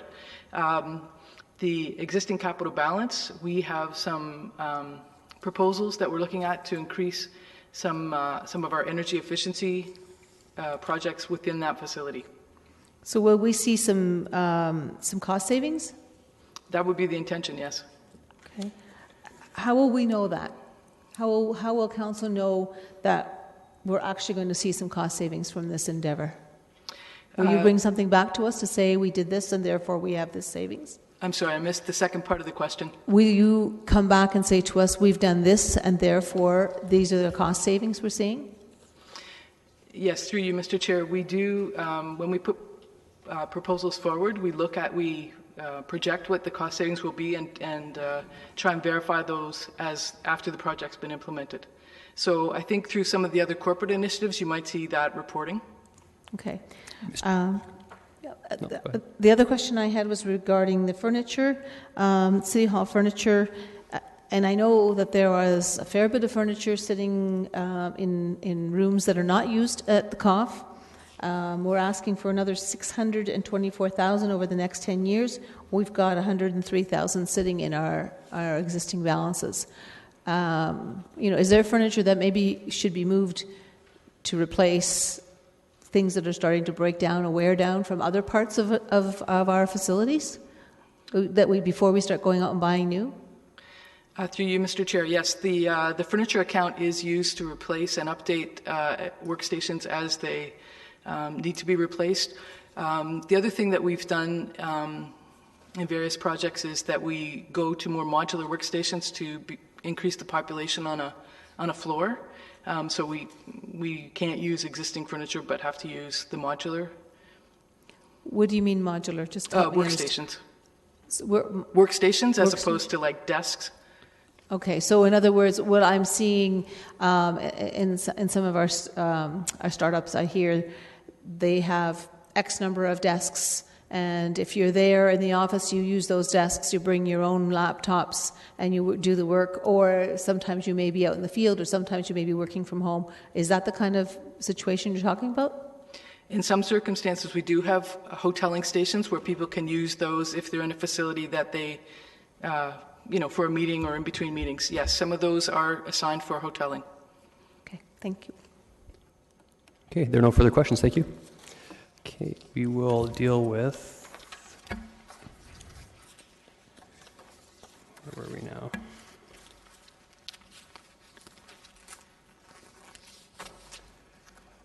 Okay, so pages 134, and we'll also deal with the water and gas.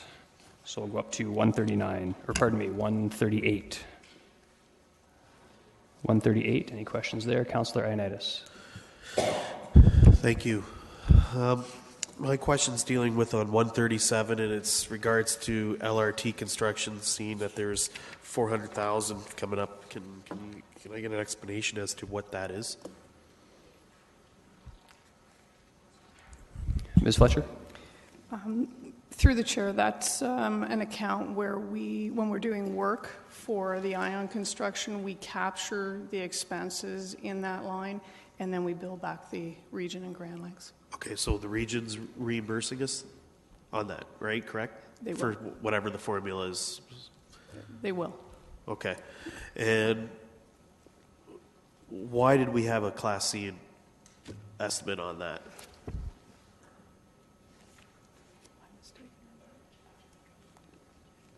Mr. Hagee? Mr. Hagee? Sure. So that's a carryover from the account's been there for a number of years and would have had a larger balance to it.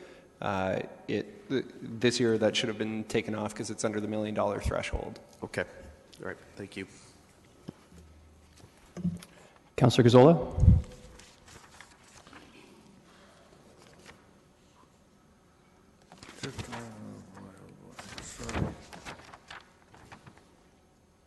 Oh, okay. First one is to do with the equipment reserve. Why are we adding $3 million to that equipment reserve?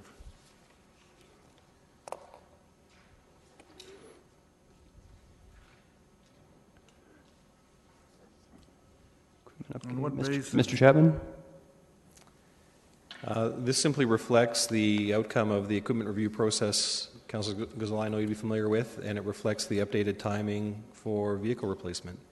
In most cases, we've deferred items past life cycle, but this does represent our best forecast of when items are coming due for replacement. Yeah, but if we're spending all of these extra monies, shouldn't we be seeing some reflection on reduced operating costs? That money comes out of the reserve, does it not, the operations for the vehicles? That's correct. You're talking about the replacement equipment line? Where's the top on page 134? It says added $3 million over the 10-year budget.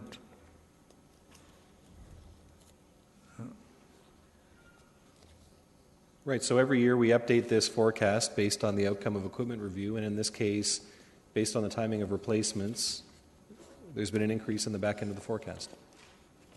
And what happens if we don't add that $3 million? And then we won't be able to replace items at the end of life. The point at which we know the cost to operate and maintain them is greater than the cost to replace them. So we'll pay more in maintenance than we will in amortization on new vehicles. We may. Not necessarily. Right.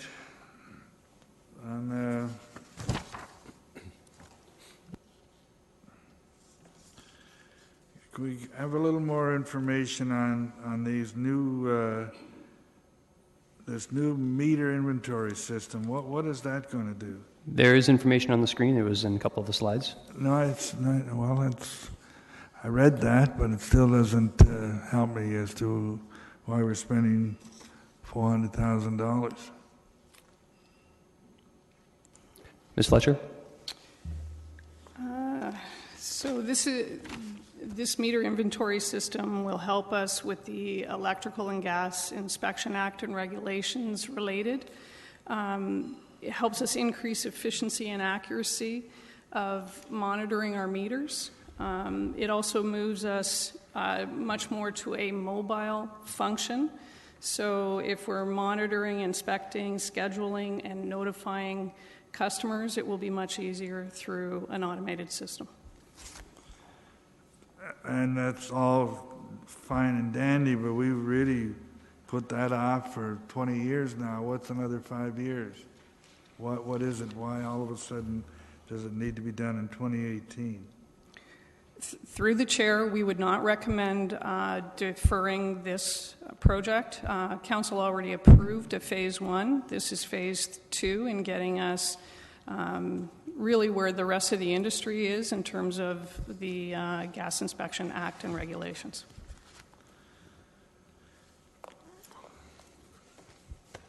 Councillor Gazzola, further questions? And we don't see any improvements in our operating profit.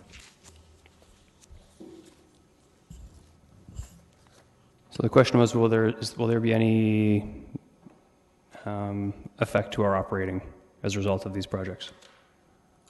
Ms. Fletcher. As I indicated, we would see increased efficiency and accuracy in terms of our inspection program and in terms of us monitoring the meters and being able to report on them. Thank you. Councillor Hernandez. Sorry for queuing in. I wanted to talk about with regards to the fleet and being that it's under general, what vehicles are we looking at? Is this all across the organization? Mr. Chapman. Yes, through the chair, this would be all city fleet with the exception of the major fire apparatus. Okay. Are we looking at electric vehicles at all? Yes, and in fact, depending on the direction that council sets with respect to carbon reduction, greater investment in electric vehicles may form part of that strategy. Okay, excellent. Thank you. Just no Teslas. Councillor Fernandez? Just a quick request. When we have these pages, like this large meter installation, and any of these project pages, would it be possible to, because I'm flipping back and forth and then I lose track, could maybe we just have the reference page, the C35, 135, or the C, put maybe just underneath there so we know where to reference back and forth? Mr. If Hagee? you're going back and forth through all of these, and some of them are in different locations. So through the chair, that would be ideal. It's difficult for us as the page numbering comes after. Finance prepares the information, sends the documents. It's collated by clerks, and all the page numbering is put on essentially after the fact. So I don't know when we're preparing the slide deck what the page number is going to be. Okay. All right. Then I'll just take the onus, do it myself. The other question I had was regarding this Graber District Regulator Station rebuild. Is that not where we stored some of our snow at one point in time? And what are we doing there now? Ms. Fletcher. The upgrade at Graber is related to a regulation station that's 43 years old. And these regulation stations ensure that we have safe and reliable flow of gas. And so in this particular area, there are issues in the wintertime with pressure of the gas flowing. So we really need to rebuild this station. Okay, so I see the ask is $230,000 in 2018, but I'm not seeing that. I'm seeing $116,000 on page 1, C35. Do we have any existing balance for this? Or is this all new money? Through the chair, any of the gas utility items that are before you are built into the rate. What we're doing is just allocating additional funding for these specific projects. Sorry, Ms. Fletcher, you said they're added into the rate? No, they're included in our gas program. What we're doing is just earmarking the $230,000 for the Graber District Regulation Station rebuild. Okay. Are we also talking about water meters here, Chair? We are going up to page 138. Okay, so page 135, we've got replacement water meters to the tune of $800,000. Where are we with that work?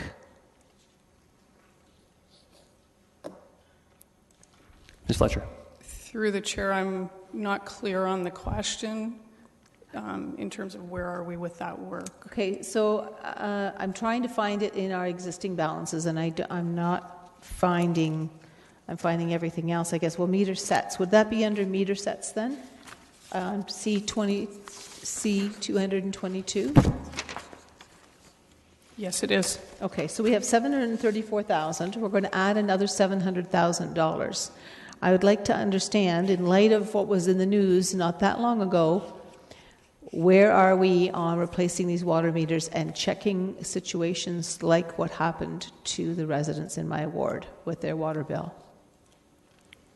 Through the chair, I might ask Mr. Edmondson to come down and comment on the overall program.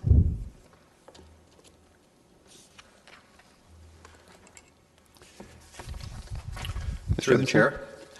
With regards to our meter replacement program, we target approximately 15 years on a replacement. So it equates to about 70% of our existing meters right now as we stand. Okay, so How many are we doing a year? Just looking for a note.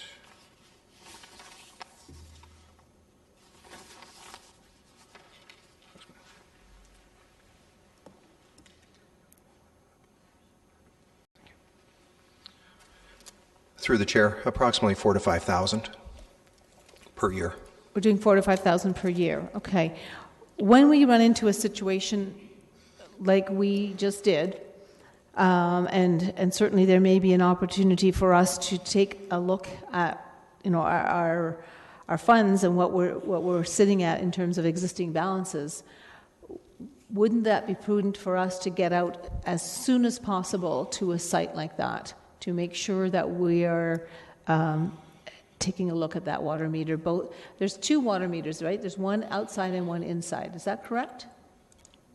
Through the chair, no, there's 1 meter inside the house. What is located on the outside of the house is a probe, a sensing probe, which goes back to the meter. Okay. But do they do both output numbers and readings? No, I think was it what through the chair. Basically, it's just a sensing probe that's remote to the outside of the house that goes back to the water meter itself. Okay, so when we're replacing water meters, do we replace both of them? I'm sorry, I couldn't hear when the we question. we replace the probe and the water meter is the question. Do we replace the probe outside and the water meter when we do a replacement, or just the water meter? Both the probe and the water meter. Okay.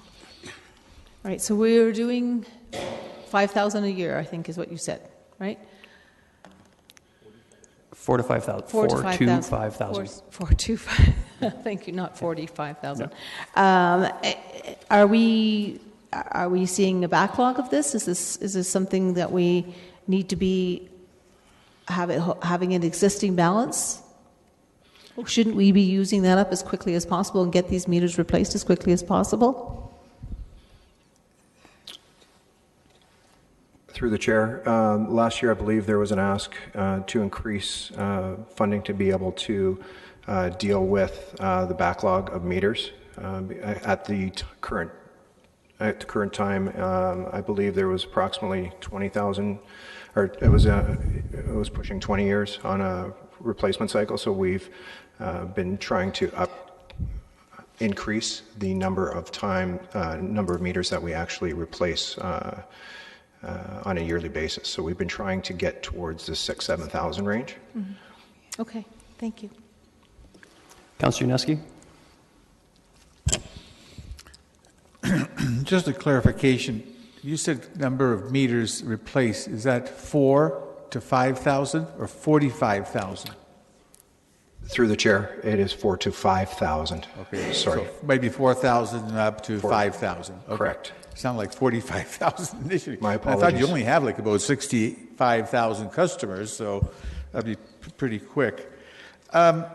This issue that has been identified of all of a sudden 1 month you get a high water bill, etc., and just reading from the papers that these meters are really efficient. They don't make mistakes, as I gathered, but they have to be replaced every 15 years. You're looking as a target. What happens after 15 years to the meter? What do you do to it? Okay, I'll allow the question, but we are getting outside of actual budget-related questions. This is more of an operational question with Mr. Evanson. Or Ms. Fletcher, do you want to answer? Yeah, I thought I might just jump in, and because I was going to suggest that these are operational questions that we could answer. So just for council's benefit, revenue staff and kitchen utility staff meet regularly to look at processes. One of the things that kitchen utility staff are looking at is a new technology where we can get more on-time assessment of consumption. And the point that staff members made to me that was kind of surprising was if one of our meters is getting to the end of life cycle, it actually slows down. Mm-hmm. And so if there is an issue with the meter, it tends to be to the benefit of the ratepayer as opposed to creating the issues that we've seen. I recall that being part of the business case to increase the number of, to shorten the lifespan for replacement, because there was, I remember a figure of around, sometimes the water meter can be as much as 10%, I guess, slower than the actual water consumption, so we were losing revenue. Are the meters that you replace become technologically advanced in terms of their operations as the years go by and you use them more modern or sophisticated? Okay, Councillor Yaneski, that's not a budget-related question. Do you have like a question related to the budget on the line item? I don't want to get into the merits of technology and this. I'm totally interested in it, but it's not a budget-related question. Well, let me think about it. Thank you. Mayor Vrbanovich. Thank you very much. My question has to do with the meters as well, to a certain degree, and I understand it's a complex issue that we're not going to get to the bottom of today. But I'm just wondering whether or not staff have looked at various systems that can be attached to the meter, for example, that can be a mechanism for alerting people. And is that something we can consider potentially as part of our capital program? Yeah, again, with respect, Mr. Mayor, I think we're getting a bit, we're getting way off topic, and I agree. Like, for example, I've thought about this as well, our LED narrowband network. This is something we should be looking at, but again, not budget-related, so in fairness, I don't... No, that's fine. I want you to be fair with me as you are with everyone else. Okay, I'm not seeing any further questions. Thank you, Mr. Edmondson. Or do you want to make a comment? Please. Just in light of the subject, through you, Mr. Chair, staff is looking at a local firm that has a technology that is being piloted by another municipality in the region, and we are taking a look at that firm in the early part of December to see what other technologies are out there. Very good, thank you. Councillor Fernandez, is it on this? It's on the environmental assessment. Sorry, it's within, by page 138, yes? Sorry. Okay, go ahead.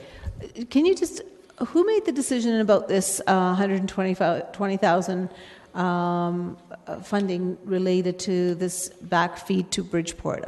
I don't really understand exactly what that all involves. I'm seeing that it's going to cross the Grand River, and it could enhance the security of the supply. Is there more information we can get related to this, and where this request came from? Ms. Fletcher, what's the reason for this? So, through you, Mr. Chair, the impetus for this is in the Bridgeport area of Kitchener, we only have a single feed into that area for both gas and water. It would be in our best interest to have a back feed into that area. And so the preferred option is to look at aligning with the new Highway 7 bridge over the Grand River. And so this money is really to look at that potential and look at options and look at the potential environmental impacts. So that's all that this money is earmarked for. So I understand completely. When the Highway 7 project starts to go across the Grand River, you're hoping to tie into that work and do an additional feed? You want to make sure that the environmental impacts of that work are sound. Through the chair, that is correct, and that will allow us to ensure gas pressure and quality of water to the area. So my additional question is this work that's going to be done by our staff, or are we going to be paying a consultant to do this work? Do we know the answer to that question yet? Through the chair, this would be a consultant that would be engaged to do the work. So here's my problem with this. We've already identified $120,000 to do this work. Anybody who's interested in doing this work already has an idea now that they could tender this project at $120,000. And I know I've been chastised before in the past when I've put out a number that may inflate a sale of land or a project. Aren't we doing exactly the same thing here? Was that really prudent? It would be tendered in any event, but... But aren't we just putting out already the possibility of $120,000 being used. So again, this not, I mean, that's staff's estimate, but what's the alternative then, that we don't budget for it, or we keep the budget amount secret? I'm not sure what your preference Well, is. maybe we should have broken it out in a different way, so that it was a little bit, I mean, certainly we have to budget for $120,000. We can't just leave it, willy-nilly, but we should also make sure that we have that broken out in possible considered tender costs, a range instead of this. I just know I've been chastised before, so that's why I'm putting it out there. It's a tough one, no question. Okay, no further questions. Thanks, Mr. Evanson. We'll move along then. Let's deal with the regional projects first for full construction and surface. So that is 139 to 141. Any questions on that? Councillor Gazzola? The next section, not seeing any questions on that. Okay, Councillor Singh on that. Go ahead. So either myself or my parents, they own some property along the some of the capital projects for 2017. Would you like me to just outline them afterwards, or go as we go along? I have them written out, so that's a good question. I think we're not making any decisions today, so I look to the clerk. Do you just need to identify it today? Yes, you do. Okay. So if you wanted to identify those properties, that would be ideal. As we go along in the section, or just give it to you in the end? What's your preference? It doesn't matter. Give it to you in the end. Leave it to the end? Okay. Yeah. We were covering, I think there wasn't really any questions, but we were covering the regional full and surface, so 139 to 141. Councillor Fernandez, you clicked out actually. Oh, sorry. Okay, go ahead. Yeah. So I have a question on page 139. Based on this is on, I know it's in 2018, but I see a significant difference for the Weber Street Borden to Queen work. Originally, we had budgeted a total of $1,027,000, and now we're budgeting $1,685,000. Can somebody help me understand why a difference of $600,000?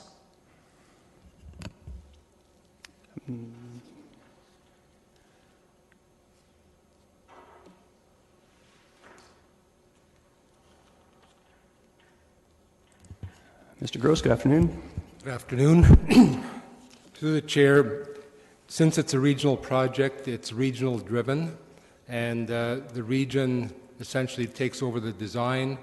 What they do is they inform us what the details are, and we budget accordingly for our infrastructure. Okay, so we're at their mercy. Is that essentially what you're saying? No, what I'm saying is that we review the work that they're designing. We also look at the cost estimates, and we come to terms with those. Okay. I have a number of questions coming up from 145 on. Okay, can you click back in? That would be great. Okay, Councillor Singh, do you have on this? For this section, so this is for on 139. Ottawa Street from Charles to the Expressway. Okay. Related to property owned by family members. Okay, no further questions on that, so we will do the, how did I break it out here? I think I went all the way to, so now all of the city full reconstruction, so now we're looking at all the way up to page 162. Councillor Gazzola. Is there any way I can figure out what projects are being financed out of the AIRP? Through the chair, the full reconstruction projects are being funded through the AIRP, and that's where you see the three categories of funding: sanitary, storm, and water. So all the projects are funded out of the AIRP? That you see under the full reconstruction, yeah, yes. Which is a lot of pages. Okay. And then on the bottom of page 145, what is that? Through the chair, I'll put that over to Mr. Chapman to review, and that's the line item titled Accelerated Infrastructure Replacement. Yes, at the bottom of 145. Mr. Chapman. Through the chair, this is essentially the balancing account. So as you're aware, Council has set a target each year for the program. The projects are allocated. Any difference is reserved here. Part of the reason it's not been fully allocated is by budgeting on this basis, this is what will provide Council with some flexibility to actually apply federal grant funding into the program. If you fully committed your program, then any additional works would not, or any works funded would not be incremental, and therefore you could not apply the grant funding. So how do we know in what order these are being done? We don't from this document, Mr. Gross. Pardon? We don't from this document, Mr. Gross. No, I'm hoping staff can give me some. Through the chair, we can certainly provide you with a list of all the projects that are intended for 2017. Now, please. I don't. No, excuse me. I don't mean that. I don't know what needs to be done, but you have in place some kind of a system, do you not, as to what becomes the top priority in there, and so forth, right? Yes. Okay, it would be nice perhaps sometime if you had the opportunity to just give us a short line as to how you come up with that, or is that a difficult task? I can respond to that through the chair. We did in 2013 circulate, or 2014 circulate to Council. It's not simple. It's about a 2 or 3 page document that outlines how the projects are prioritized. I'm willing to recirculate that if you wish. Okay, so just a clarification then. Councillor Gazzola, was your question how are roads prioritized throughout the forecast, or how are roads prioritized for 2017? No, it's throughout the forecast. Okay, just want to make sure. If we could just recirculate that so we know how they get in here. Certainly. Just one further question. All the funding in that whole section is coming out of the 13%. It's coming out of the enterprises, right? That's correct. But there's also a part coming out of for our roads, right? Through the chair, the enterprises pay for the roads that are part of the AIRP program. So the sanitary, storm, and water all participate in paying for the surface features. Something to add, Mr. Haggie? I just wanted to point out, so it's all the full reconstruction projects that we're talking about now in this section, as well as in the previous section, the regional full reconstruction. So as you can see on the slide, it's basically anything where if you look down the type column, if you see a T or a TS, that's funded by the AIRP program. Okay, so these are all out Sorry, of the Councillor Gazzola, do you have any more questions? No, that's it. You're good? Okay, thank you. Councillor Fernandez? Yeah, so as I was reviewing these pages, roughly from about C148 to C157, I noticed quite a number of projects that have been moved up. Not just ones that have been moved up into 2017, but some that have been moved up significantly from 2019 and 2021. Can you help me understand why we would be moving some of these significant projects up a couple of years?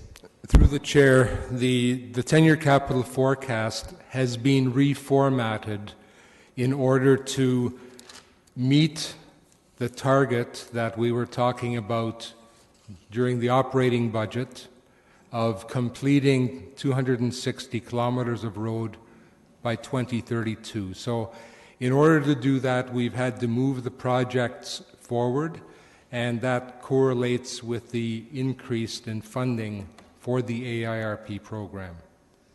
Okay, so if we hadn't supported the additional funding, all of those projects would have stayed in the years that they were already put into. Yes. Okay.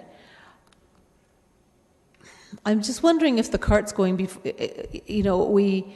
we said we would support the increases because we recognize we have some infrastructure deficit.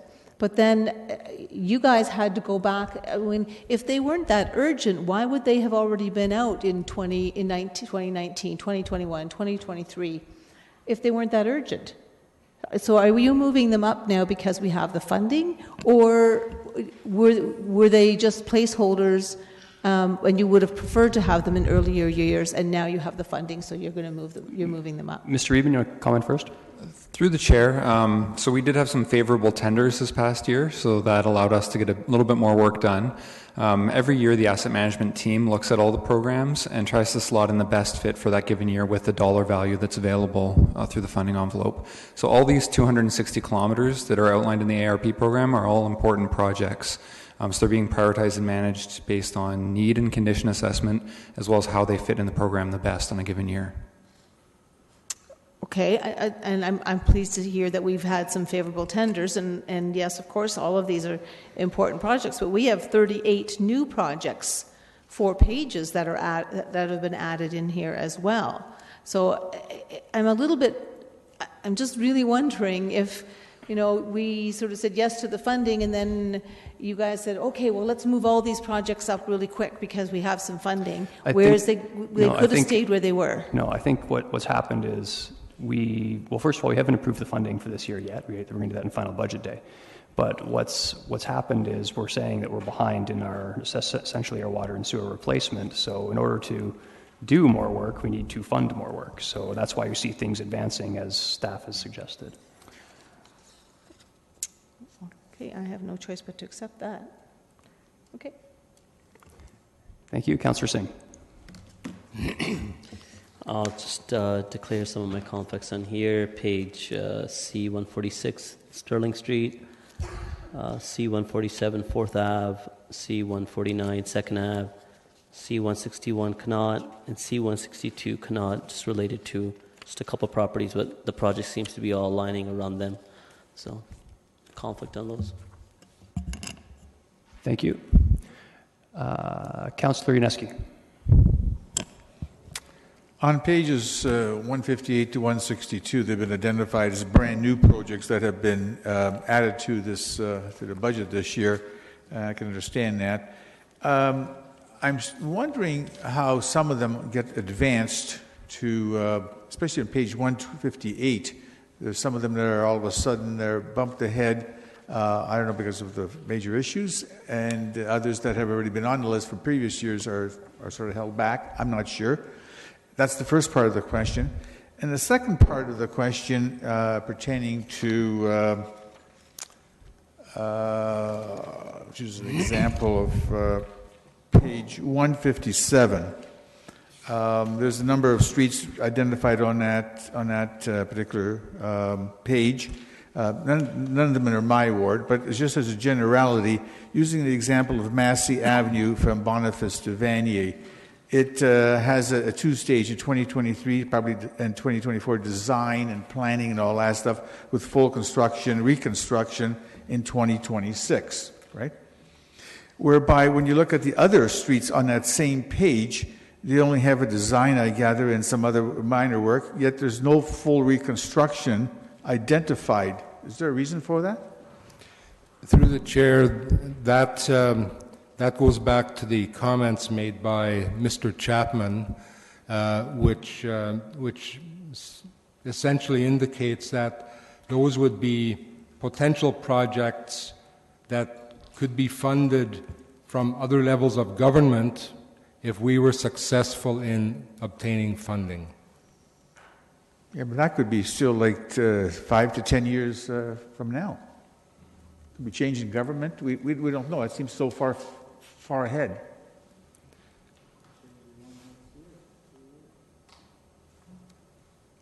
Mr. Chapman. Through the chair, we have clarity around the funding that will be available to us in 2017. We have every reason to believe that the funding will continue in 2018 and beyond. The details are just not yet available to us. But we fully expect that Council will have options in the 2018 budget to apply federal grant money to this program if you see fit. So subject to that funding, those particular projects that are not identified with major dollar costs on them, like on page 157, the majority of them, they could shift somewhere along the way, depending on financing? That would be the outcome, yes, that you would be able to bring forward additional projects and fund them with federal grant money, as opposed to the user rate. Okay, thank you. Thank you. Councillor Fernandez. I apologize. I did forget a couple of questions. On page 164, we have road bridge repairs. Last year, they were only coming out of federal gas tax. Now it's been broken out into capital out of current and residential fed.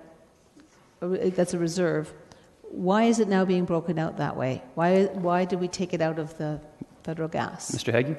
Through the chair, some of the costs related to those programs are ineligible under the reserve, under the Fed gas tax rules.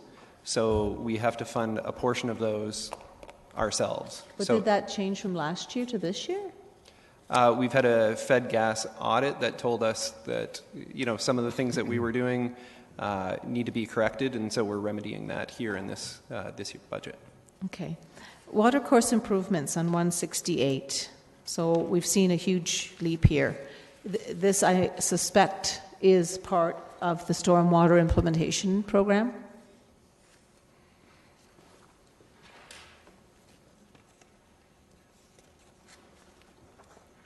Mr. Golan? Through the chair, that is correct. Okay, and we're seeing it essentially covered off in the first year by all of our enterprises, except for this reserve, this capital reserve. Is that right? Which is the bottom line of $1,468,000. Mr. Heggie, you have that? Through the chair, that it's correct, and that capital reserve is the stormwater capital reserve, so it's their own reserve. I'd like to point out just to Councillor Fernandez, you'll see the line right above that is other. That was one of the questions you were asking me about earlier this morning. So you can see the projects that are funded by other, and other in this case, which is the majority of other throughout the whole budget, relates to the SWIM cash and lieu program. So it's a fee that has to be paid, and then it's reinvested into stormwater. So that's the other that we were talking about this morning. Okay. And then the next line down, thank you for that, Mr. Heggie. And the next line, stormwater facility retrofits program. Again, last year we were at 265, and now we're at 906. That's also part of that stormwater implementation program? Through the chair, that's correct. Okay. If we were to change the user fee, so the stormwater utility credit, or the stormwater fee, how would that reflect in these two projects? Would it put it out substantially, or would it just put it out sort of incrementally year by year? Or would we be able to do some of it incrementally? Mr. Gross? Through the chair, the Stormwater Facility Retrofits Program is a legislated program, and what we're trying to do is we're trying to catch up with that. It would not be a good idea, in our opinion, to defer that. It's something that has to be done. Okay, when you say legislated, can you help everybody understand what acts is that falling under? I don't have the act number memorized, but what it incorporates is stormwater quality. The ponds get filled up, they don't work, they have to be cleaned out so that they do work. Okay, so does the legislation, and maybe you can send us an email with that act and what the legislation says in terms of a timeline? I'm sure that there must be some more clear guidelines and regulations around that. Could you send that to us? Yes. Okay, great. Thank you. Thank you. Councillor Gazzola? I want to go back to in these new sections, 168 and in the stormwater, how can I tell what is coming out of ARP? Or can I? Mr. Through the chair, on page 168, none of these programs are funded from the AIRP. Through the chair, if it doesn't have a T or a TS, it is not funded by AIRP. Okay, that's...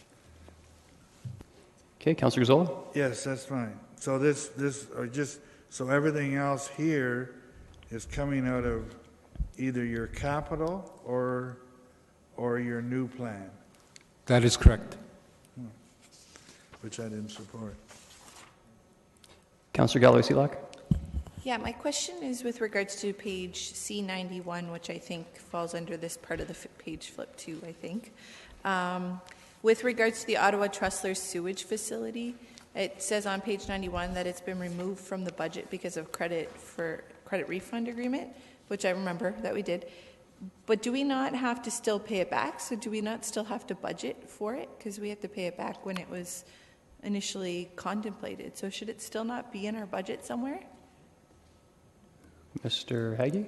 Through the chair, it's budgeted in the DC forecast. So we don't have a capital project for it now. The capital project would be to do the work. We don't need to do the work that way. We still need to account for paying that back, but it doesn't need to show up as a project.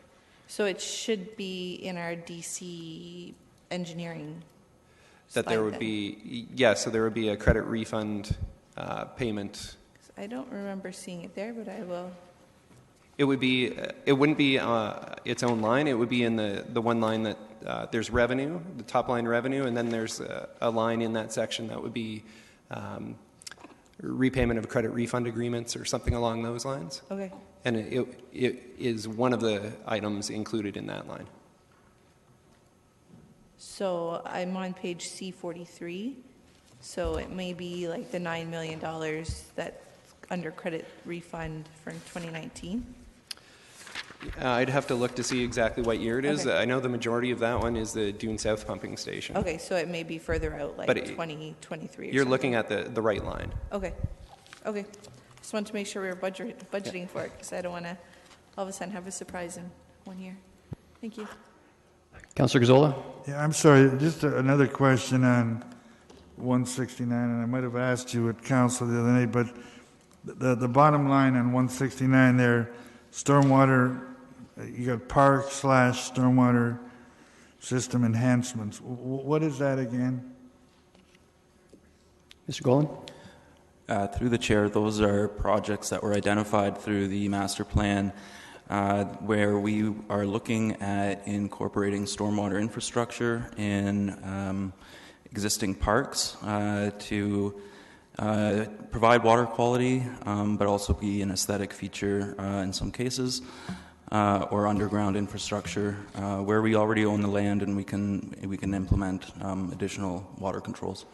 So these are new stormwater ponds? That's correct. And we know we have this many $10 million that are out there to do, that need to be done? Yes. Mr. Reedman, do you want to add? So if I can just add to that, so some of them are underground facilities as well, so they're more costly than a surface pond, so that allows the park to remain but still have the stormwater function on the site. Okay, no more questions on this. We will look at transportation, parking together, so brings us to page 172. Questions on this? Councillor Singh. Yeah, my first question would be for street lighting, new installs. I'm assuming this, but I just want to confirm. So any new installs are already LED and retrofitted for, like it has that hub so it can be further utilized on street network initiative that we're doing a trial project on right now for street lights. Who wants to take it? Mr. Reedman? Through the chair, so all of our streetlights are planned to be retrofit next year through the contract that we're working with the region on. A lot of these funds are being used to pay off the debt that we're going to be accruing with the replacement of the LED. Okay, all right. The other question I would have is the cycling master plan implementation and the transportation. demand management initiatives. They're both coming out of capital current. In the past, were they not out of the parking enterprise?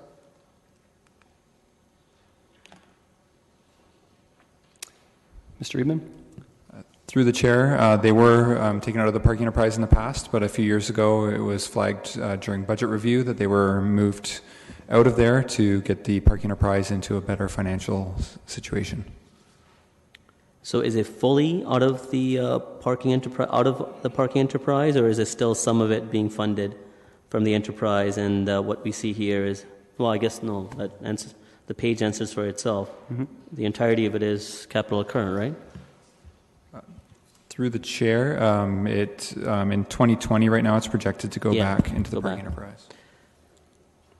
So can I request an issue paper seeing how the enterprise financials of them for the parking enterprise will look if half of it were funded out of, both actually, it continues to be funded out of parking enterprise, how would it look? And the second would be if half of it was out of our tax base and the other half continues out of the parking enterprise for both cycling master plan and the transportation demand management.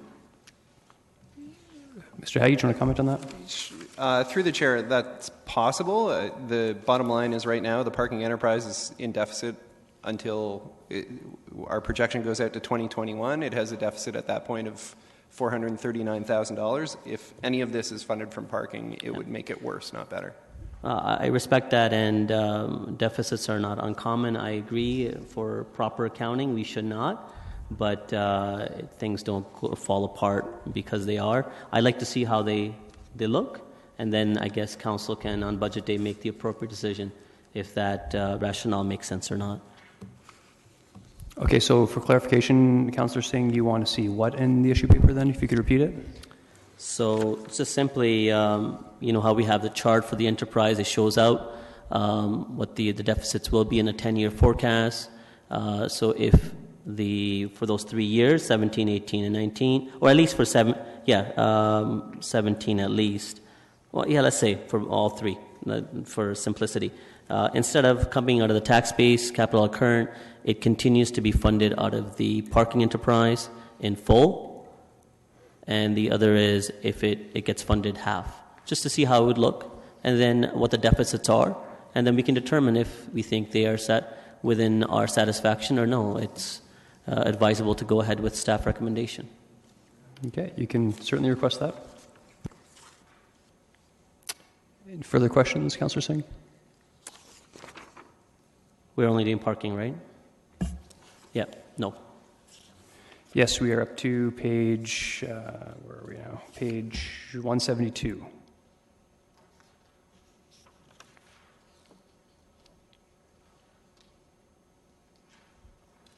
Sorry, no further questions? Oh, pardon me. Councillor Marsh. Thank you, Chair Davey. I just have a couple questions. First of all, about community-led traffic calming on C170. I know that in the past the budget has been at $10,000 per year for the whole city, and as we move forward to 2017 and see the much anticipated policy come forward, I'm just wondering, if staff has considered increasing that budget line item since it's so low for a whole citywide initiative. Mr. Reedman? Through the chair, yes, we are considering bringing forward that when we bring forward the policy. So that's coming in line with the neighborhood strategy. Mr. Carmichael, did you want to add? Through the chair, just I believe the same comment that we would be any funding requirements we would request through that report. Thank you. Thank you. And on the same page, roundabout pedestrian crossover implementation at $51,000 and then nothing after 2017. I just wonder if there's an explanation for that. On the screen? Oh, sorry. Here, right. There we go. So we will then look at but I don't see an explanation as to why it's not continuing on. I'm assuming that we will need to implement additional crossovers after next year. I believe that is coming. Mr. Reedman, did you have, or Mr. Carmichael? Yes, thank you. Through you. At this point in time, the majority of the implementations for the new pedestrian crossover are anticipated to be simply signs and markings, which we anticipate to be covered through our existing sign maintenance budget. Having said that, there will be some additional costs for some locations that will require additional infrastructure, for example, flashing beacons. And through that point in time, we intend to come back to council with a report next year, and there may be a funding request for that through there. But currently, we're anticipating the majority of them can be done through the existing budget. Okay, thank you. Thank you. Councillor Gazzola? Yeah, I'll start with that one. So is this another provincial legislation? That's correct. And is this just on our streets? Like, what happens on regional roads? Are we responsible for it there also? Through the chair, the region have already approved a report through the regional council and have received funding to do the similar plan that we're proposing. So it's separate. The region are taking care of regional roads, and we are taking care of city roads. Do we have that many roundabouts that are not regional? I'm sorry, can you ask that? Do we have very many roundabouts that aren't on regional roads? We currently have 9 roundabouts under city jurisdiction. Okay. When I first read that, I thought this was a crossover over the top, but we're not looking at that. It's just signs. My other question on 170, I'm not clear. What is it going to cost to change over to LEDs? What was the cost on that? Through the chair, Mr. Cronkite's going to provide some information to that question.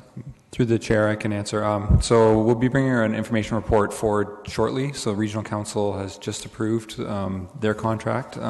So it came in around $7 million in total. Our share is $7 million.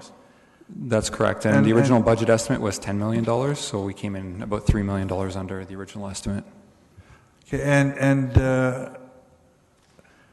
when is that going to be done?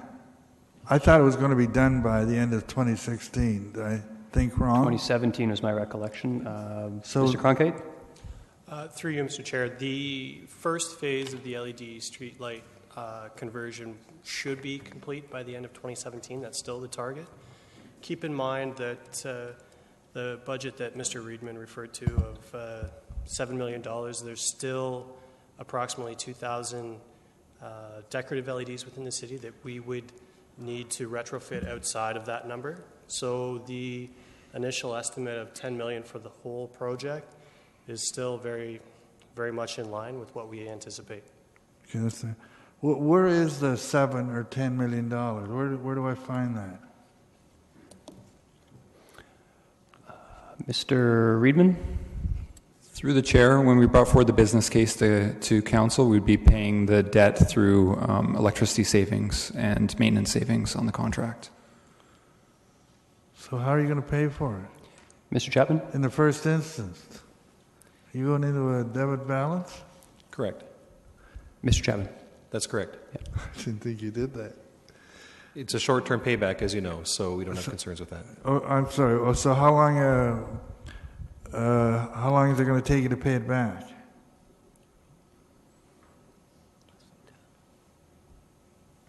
Okay, I need to take someone out of the queue here. Hang on, very good. Thank you.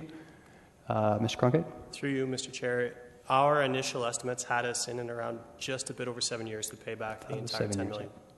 Okay, so thank you. The reason so that's what this 100,000 is. This $1 million. No.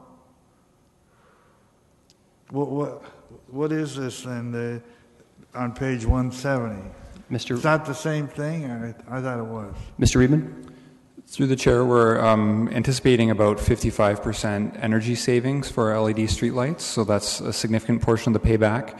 And then we're proposing to move some funds from some of our traditional relamping programs into that payback. Okay, Mr. Cronkite to add? The $100,000 a year number that you see on the screen now is strictly related to area relamping. It's a program that we needed to conduct with our existing infrastructure to keep it up to date. It's a program that through the new LED program will no longer need to continue forth. So it's something that we're applying directly to that $10 million number. Okay, so it is going towards $7 to $10 million in addition to the annual savings that you're going to make. Yeah, okay, so it does tie in together. Thank you. Thank you. Councillor Galloway-Seelock. Yeah, my questions are on parking, and I was just wondering if someone could refresh my mind on what the $2 million is for in 2020 for the Innovation District parking.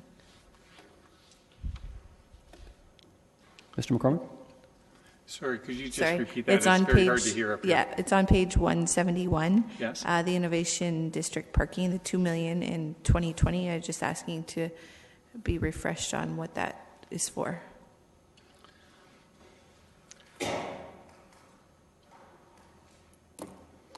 Mr. Reedman? Through the chair, that's money that was set aside in the Economic Development Reserve for a future parking garage. So we have a future parking garage that's costing $2 million, or is that the $7 million in 2026? Through the chair, parking structure would likely be more than both of those combined. So the intent would be to shift that out potentially in future years to align with the other component. Okay. I'll just throw out my thinking. I know it's not until 2026 that the money from the actual enterprise would potentially be expended, but I don't foresee us really needing that parking garage. In my opinion, I know it's a number of years until that actually happens, but the reason I'm bringing it up now is because our parking enterprise stays in debt for a number of years, and I'm just wondering if that would actually improve the situation in the parking enterprise in a shorter term, knowing that that's not potentially needed. Is that the case? Because we keep shying away from spending in other areas from the parking enterprise because we stay in debt for so long. If we remove that expenditure, hypothetically, would that better the parking enterprise's bottom line in the shorter term? Mr. Chapman, start off, please. Through Mr. Chair, no, this line item has no impact on the parking enterprise right now. The only item that has any impact in the budget is the $2 million, and that only sits in the Economic Development Reserve. Okay. Thank you. Okay. And lastly, Councillor Fernandez. Yeah, we have on page 235 in the existing balances, we have the Civic Center parking construction, $43,000, and the parking signage at $49,000. My thought was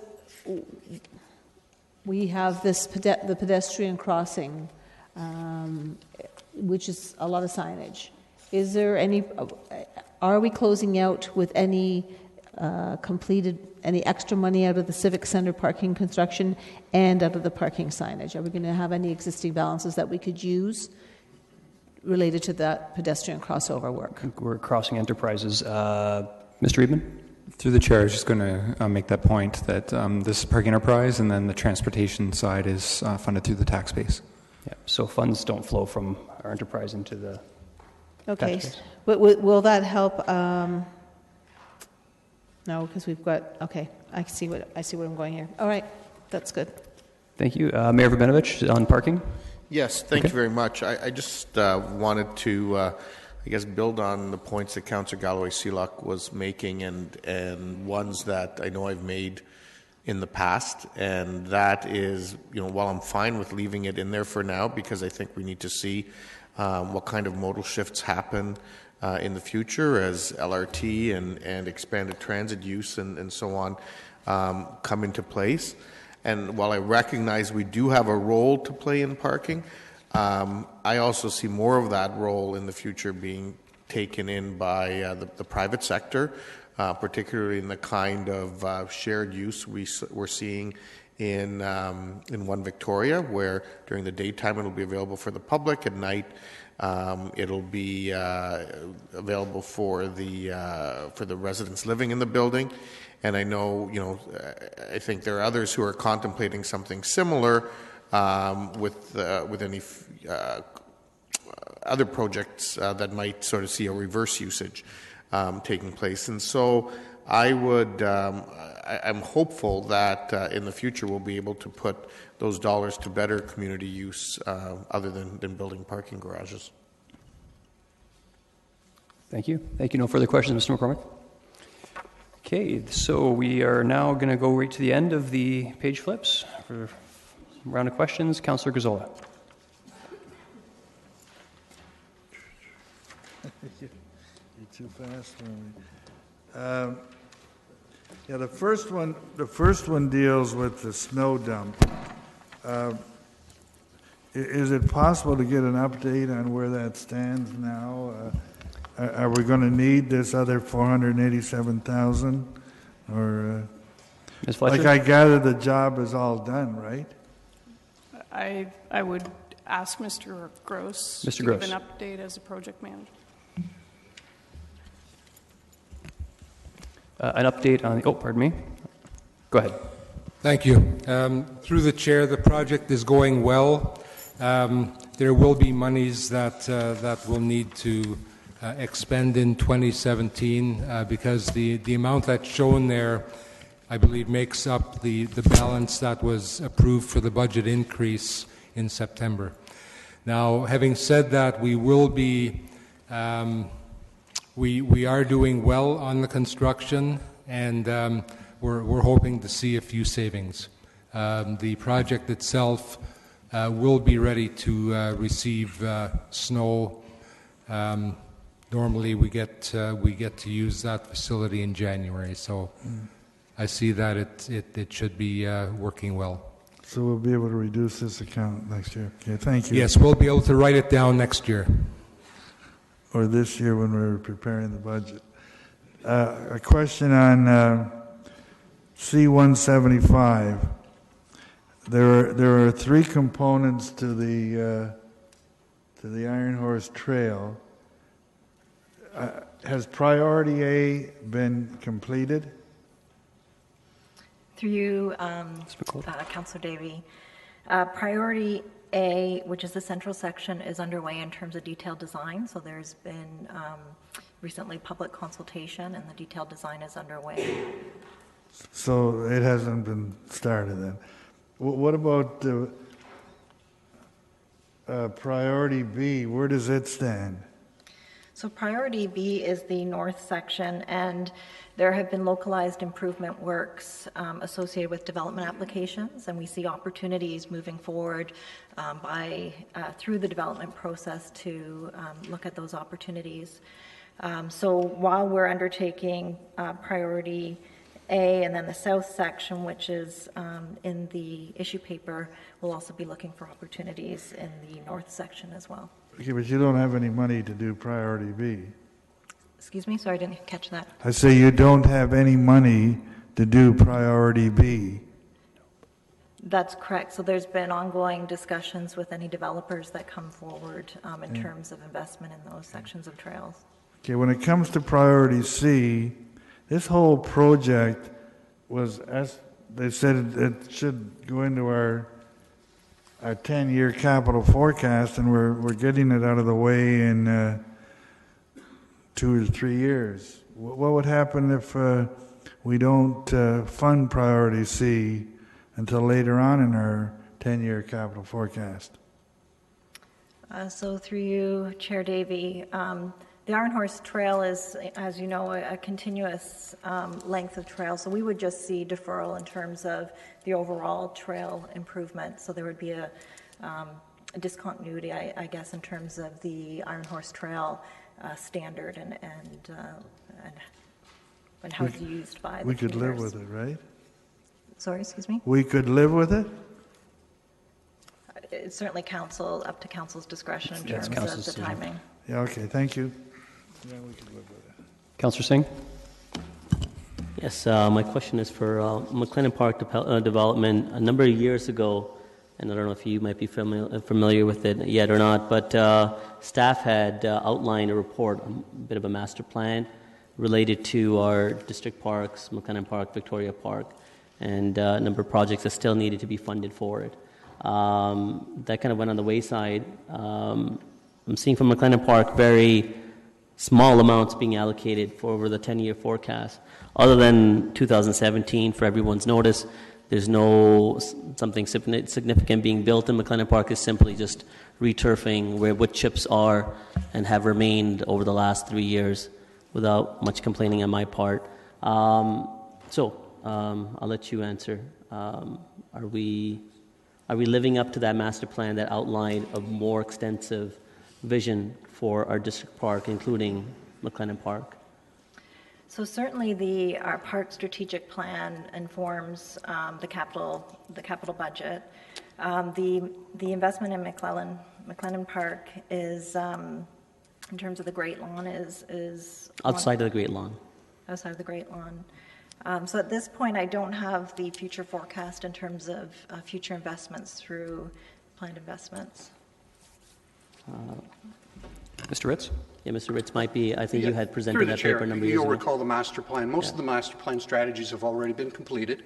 The general provision you see in there is for ongoing improvements of the infrastructure. It's a small, modest fund right now, apart from the Great Lawn, and then the other piece of the project was the resurfacing of the roadway. I think, again, there has been shifting of some staff a little bit, but ongoing discussion for that park as a deficit has been shading. I know that there was effort made to plant trees throughout the park, but again, it takes a long time for those trees to mature and provide any serious benefit for shade purpose. So there are a number of things that are still kind of lingering. Are we still focusing on those, or focusing on the bare minimum on that park now? So through the chair, through the Great Lawn work, we also are planning to do some tree planting as well. So we've heard very clearly that we need shade trees, particularly around the playground and splash pad area. So as we move forward with the development of the Great Lawn this year, we're going to look to incorporate tree planting with that project. Okay, and just for committee's purpose, I've requested staff to meet just to get an update as to how that work's going to lay out, and if I see fit, I'll try to bring forward some recommendation. My other question is for community trails and general provisions. I think this committee has spoken quite strongly over past years about the necessary attention to our trails network. Are we doing enough through what's being outlined, or again, are we just trying to maintain the bare minimum? Okay, so through you, Chair Davey, the monies identified in the community trails projects are all related to growing the network through the Trails Master Plan. There are needs related to rehabilitation, so certainly could we be doing more? Certainly we could be doing more. Well, we've talked about consideration of asphalting of some trails. Mm-hmm. Does this account for that, or no, that would be above and beyond if that were to broaden out across the city? So that's correct. The projects planned under these accounts include improvements such as asphalting, and those are outlined. Those candidate, priority A trails were identified through the Trails Master Plan and are being implemented through this line item. Okay, all right. I'll just touch base with you offline with more questions. Okay. Thank you. Okay, thank you. There are 5 people in the queue. Councillor Fernandez. Yeah, just some questions around your neighborhood park development and the district park development funds that are in here. I believe I asked something earlier today related to identifying which park development you're talking about for both of these numbers.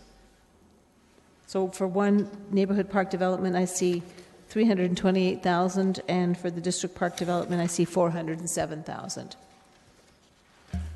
So through you, Chair Davey, the neighborhood park development is related specifically to new development areas that are in need of local amenities, park amenities. So we have, and of course, those are planned or predicted through the Kitchener Growth Management Plan, but they're also dependent on the local development activity within the subdivision. So we're dependent on the local developer to put in kind of that infrastructure, and then we go in and do the development. So there are a number of projects planned under the neighborhood park development for 2017. I'd be happy to provide that detail. I don't know if you want me to list them now or go into.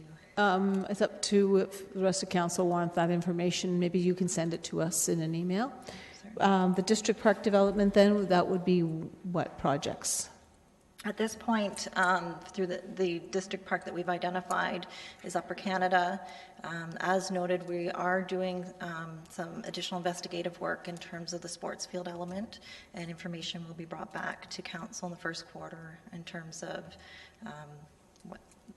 the park plans. The skateboard park that I see here for $550,000, which one is that? That's also for Upper Canada. Oh, okay. I don't. So, blow me over with a feather. I certainly didn't expect to see that in this budget. Are we going to hear about that in January then? How this is going to progress? Certainly, we can. The focus of our report back to council will be on the sports field element, but we can provide an update to council on that. We have put the skateboard, the other park amenity features, of course, tie into the overall park plan. So they'll all be, as we progress the plan, they'll all be considered and brought forward. Okay, great. Thank you. Thank you, Councillor Ioannidis. Thank you, Chair Davey. My question is regards to the Iron Horse Trail. And Denise, first I want to say I think you're doing a good job so far since it's a short time that you're here. Just wanted to say that in front of all the CLT.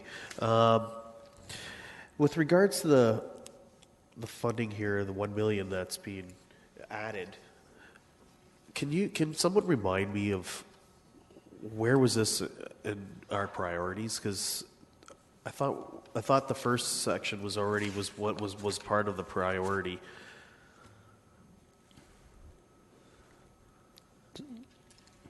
Ms. Fletcher? I'm not sure if you can answer it, Denise, or... Through the chair, if I'm understanding correctly, are you asking in the priority of all of the trails or in relation to the 3 sections for the Iron Horse Trail? How is this related to all the trails? Through the chair, this was the Iron Horse Trail was identified as our primary trail through the Trails Master Plan. And through the Trails Master Plan, we identified it then through a master plan which was done a couple of years back. That was probably one of the highest participation rates that we've had in any public consultation for trails. And very clearly it made it clear to us that there was a clear need to do some upgrades to the Iron Horse Trail. That master plan identified 3 priorities, being the central, the south, and the north. Previous capital budget, we've identified the central, which we're currently working on. This capital budget now identifies the south section as a request. Okay, so this has nothing to do with any of the federal funding with regards to additional dollars from the feds at all? No. No. Okay. Thank you. Thank you. Councillor Galloway-Selak. But on that point, was this the section that we asked for with regards to the federal grant funding that we just put through? Because was the Iron Horse Trail not one of the projects we put on that list? Mr. Haggies, recall? I don't recall applying for Iron Horse Trail funding for a federal grant. I thought it was one of the 4 or 5 that we put forward as an option. Oh, it could have been for Canada 150 or Ontario 150 potentially. Sure. Could have been one of the ones that we just put. Okay. Yes.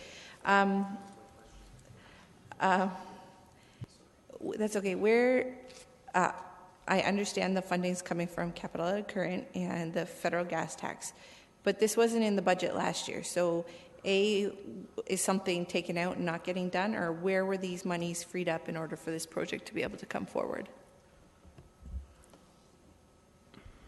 Mr. Haggie. Sure. The CC portion, so nothing has been removed to insert this. It's just a review of the capacity in the capital pool. So the CC funding is just coming from the capital pool, and the Fed gas portion is from what we understand our Fed gas funding level will be.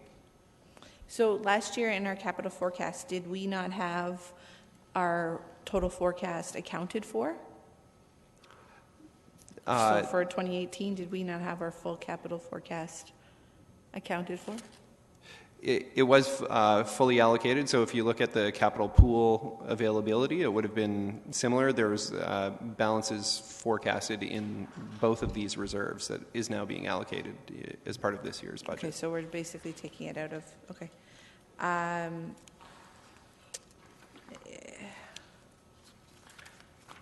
And I think my next is just a comment. Please. And it's from page 180, and it's just a little bit of a frustration that I have. Understanding the Grand River Corridor is also important within our city, but somehow it's able to accumulate funds to work towards its acquisition and its potential park. I would like to see a exact same paper or line for the Huron Natural Area to try and accumulate funds so that we can complete that master plan with regards to the nature center that has been in a master plan since 2001. So I just find it frustrating that we each year can put money into the Grand River corridor, which I too think is important, but that we should be doing something like this also for the Huron Natural Area so we can start accumulating funds to make a larger project be able to happen at some point in the near future. Even the 10-year capital forecast would be exciting. So I don't know if that's something staff can put their mind to or an issue paper to see that and see how that we can do that moving forward. So more of a comment, I guess, question if the issue paper is appropriate or not to you, Mr. Chair, I guess. As I see it, the issue paper is really speaking to council's setting of priorities, and I'm seeing some common threads throughout the budget. So I'm not, I guess the question would be, you would expect the issue paper to address like what exactly, other than raising the priority of the Huron Natural Area? How do we get an actual line item to work towards getting funds for the Huron Natural Area Nature Center? Because we're slowly picking off the master plan through the trails and the funds that we've been putting in every year, but we're never going to get to the millions of dollar mark if we don't start saving for that project. So okay, yeah, I think you can. I'm not seeing any staff queuing in here. I think you can request the issue paper. I do think there's a greater discussion we need to have in terms of prioritization, especially when new funding comes available. Ms. Fletcher? I can follow up related to the business plan. I believe there is an item in that we had committed to giving an update on what we've achieved in the Huron Natural Area master plan.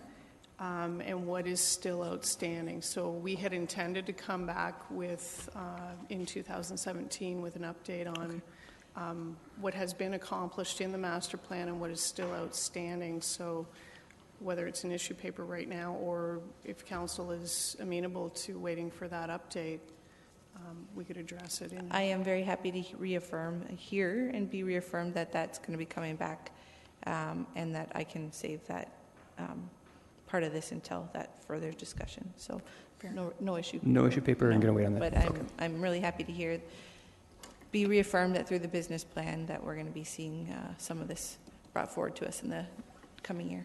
Okay. Thank you. Mr. Chapman-Dad? And just to add that I believe the line item does exist on page 178, so all that remains is through the process that Cynthia just referenced for council to give direction on whether or not to maintain or increase the funding. Thank you. I still have 5 people in the queue. It's crazy. Mayor Verbenovich. Thank you very much. I just wanted to briefly speak on the Iron Horse Trail, and I'm certainly pleased to see the dollars that have been suggested be put in there for 2018. I think both that trail and any outstanding pieces of the Walter Bean and the Trans-Canada Trail that can be completed sooner rather than later would be important for our community and the residents who I think throughout the city regularly talk about the importance of trails. But these are key linkages throughout the community, and so anything we can do, both from what's being suggested and ongoing reviews by staff to see how we can fast track these pieces is much appreciated. Thank you. Councillor Etherington. Through you, Mr. Chair, page 176. The item relating to community gardens, it's been my experience that community gardens are growing in popularity in my ward and across the city. There's a very small amount of money there budgeted. When you consider that, and I watched a few of these, when you consider that if a garden needs water and they need to be hooked up to mains, that can cost $10,000 for one single garden. So I just wondered whether staff could tell me, is this sufficient? I guess it's never sufficient money, but seems very low. Ms. Fletcher, do you want to tackle that one? So, through you, Chair Davey, in 2017, I think Council will see much greater collaboration between the Community Services Department and our Operations Division around community gardens. So we've allocated some money for community gardens, but there is an opportunity to access the neighborhood matching grant as well. Okay, thank you. Thank you. Councillor Marsh, you haven't spoken on this yet? Thank you. I just want to follow up on Councillor Galloway-Sealock's request for, looking at something that was already, considered in a master plan from, I think, 2001 was mentioned.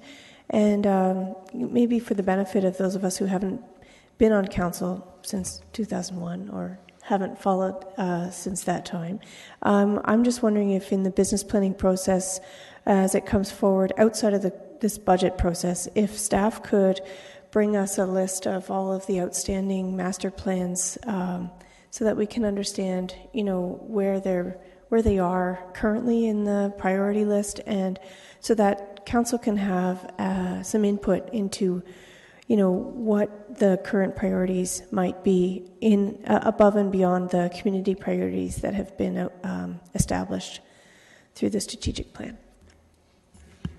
I'll look to staff to comment. That it's a good question, but I'm just afraid at the body of work that might entail, so I would look to staff to comment on that. Ms. Fletcher?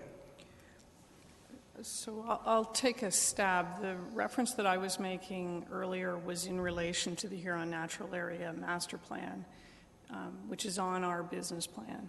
I think in addition, Council will see a number of master plans, cycling master plan and trails master plan, require a refresh. We will be doing that together. And then there are a number of other master plans. So I guess we would need some clarification. Are you talking in the operations area? Are you talking across the board for the city? Right, so the concern, Councillor Marsh, is each of these projects takes a lot of time and staff resources, so asking to put all of them together and have us look at them, I think is daunting. So is there a clarification in terms of, what exactly would you like to see? Oh, well, during the strategic planning process, when we come together and look at what are our priorities, one of the things that we do is bring forward what our priorities might be, but in the absence of knowing what all the previous master plans had been, that hours and hours of countless hours of staff time have been dedicated to, I'm just realizing, and maybe I'll just take I'll take this offline and bring it forward in a way after I talk to staff about it. But I just want to, as a comment, that we are paying for terrific bodies of work that are these master plans, and the term master plan is very grand. And I would love for us to pay homage to the need to follow through with implementing more of these master plans in proper sequence. Priorities change and shift, and that's fine if we let things drop off, and we have to do things within our existing budgets, and that's fine. But I think that what we're missing here today is just a broader overview of what could be in the budget that's not. Question of clarification, Councillor Galloway-Seelock. So are you just asking for a list of master plans that we have that are not completed? So just the names of them, and then if council wants to dive into more questions, they can go to staff and ask them. So I don't know if that's overly onerous from just labeling, we have 25 master plans. We do a master plan for that. I don't know. Mr. Wilmer? I'm trying to simplify it, that's all. Through the chair, one of the council strategy sessions that we're thinking about for 2017 has to do with master plans and strategies. And so it may be that once we've had that strategy session, maybe this whole conversation would be better informed. Yes, very good. Yes, and it's a great question, because I don't think that our whole master plan hierarchy is clear in any of our heads, because there's so many, and some of them are so old, and there's so many components within each. It's a fair question. Councillor Fernandez. Actually, that was a question I had wanted to ask on, I think, one of the previous pages that I never did ask. We have funding for future master plans, and I think we probably should just hold that in abeyance until we get clarification, and don't initiate any more master plans until we get that information. And so I don't know where you want to throw that tiddly bit of money, but maybe it might be something we just hold off and push into future years. That's not why I chimed in, but I'm looking at the Emerald Ash Borer. I'm looking at our existing balances. We're sitting at $925,000. I know that we're going to continue cutting and stumping, but we have not had a very good success rate on the injections, and I'm wondering about the fertility of continuing that. I mean, it may be just futile, and I can't believe I'm even suggesting that we should just continue cutting and not save as many as we can, but maybe the bigger question is, how much success have we seen? I know on Pioneer Drive we are going to end up removing, I think, every single tree that we injected. Are we seeing a higher success rate or a lower success rate than we had expected? Ms. McGoldrick? So through you, Chair Davey, we know the science around the Emerald Ash Borer treatment is evolving through all jurisdiction experience. So certainly the injection recommendations have shifted as well in terms of increasing the number of injections to twice annually. So you're right, the efficacy of injections is being evaluated. In terms of the success rate, I don't have that information to be able to say what our percent success rate is. Dan, do you know? Through the chair, we are looking at that annually. I think we've seen probably a slightly less than a 10% loss of some of those trees. If you think back to why we were doing this, there were two objectives. The first objective was to defer some costs. So in other words, if we could keep some trees for a time being, we wouldn't have to go through removal and replanting right away. Mm-hmm. The second objective was to try to keep some of the canopy longer. So I think we've been very successful doing those, hitting those two objectives. We do recognize that that is an ongoing cost over the capital budget over the 10-year to continue those injections. And some of the chemicals are getting better and better over the years, and we're monitoring that. How far along are we on tree removal on city properties right now? Through the chair, so we are getting towards our second last year of removals. We're doing quite a bit this year. And then, so that'll be over the course of this winter, end of December and in January. And then we'll have some removals that we'll need to do in the following year to kind of clean up the rest of the EAB. Now, granted, that is focused on our street trees. Once we're done that part of the program, then we're going to look back at what we need to do still for some of the park trees. Okay. All right. Thank you. I appreciate that. It continues to be disturbing for anybody who sees their street completely denuded of trees.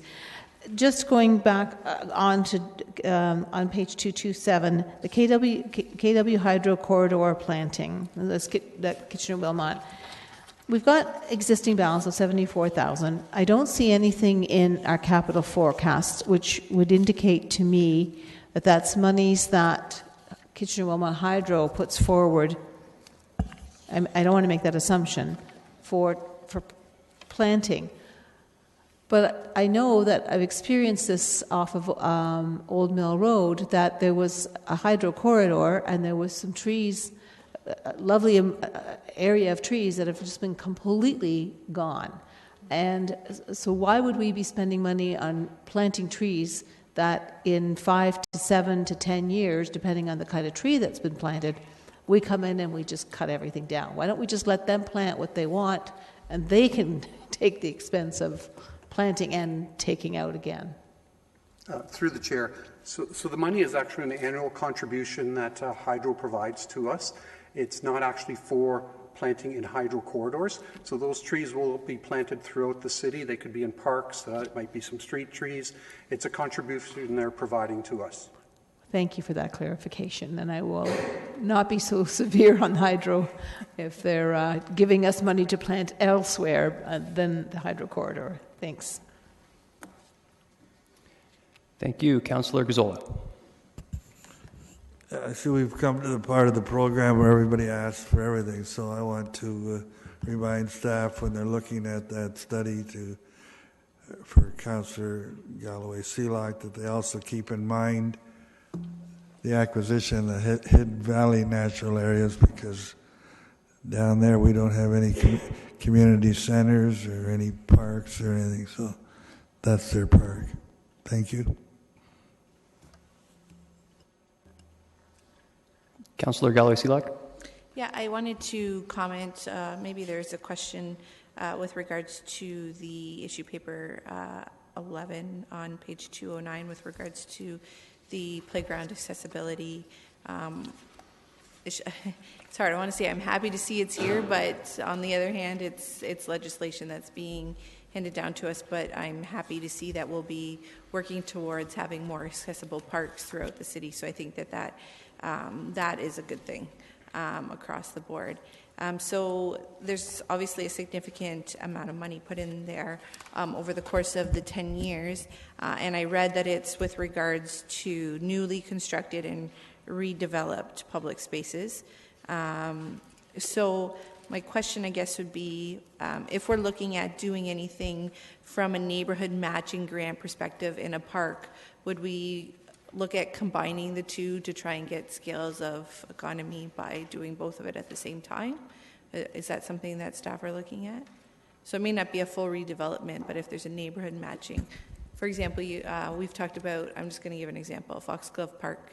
There's been some want to relook at that park from the community, and if we could look at the neighborhood matching grant, it's probably not overly good, it's not going to be redeveloped holistically, so it might not fit into this criteria.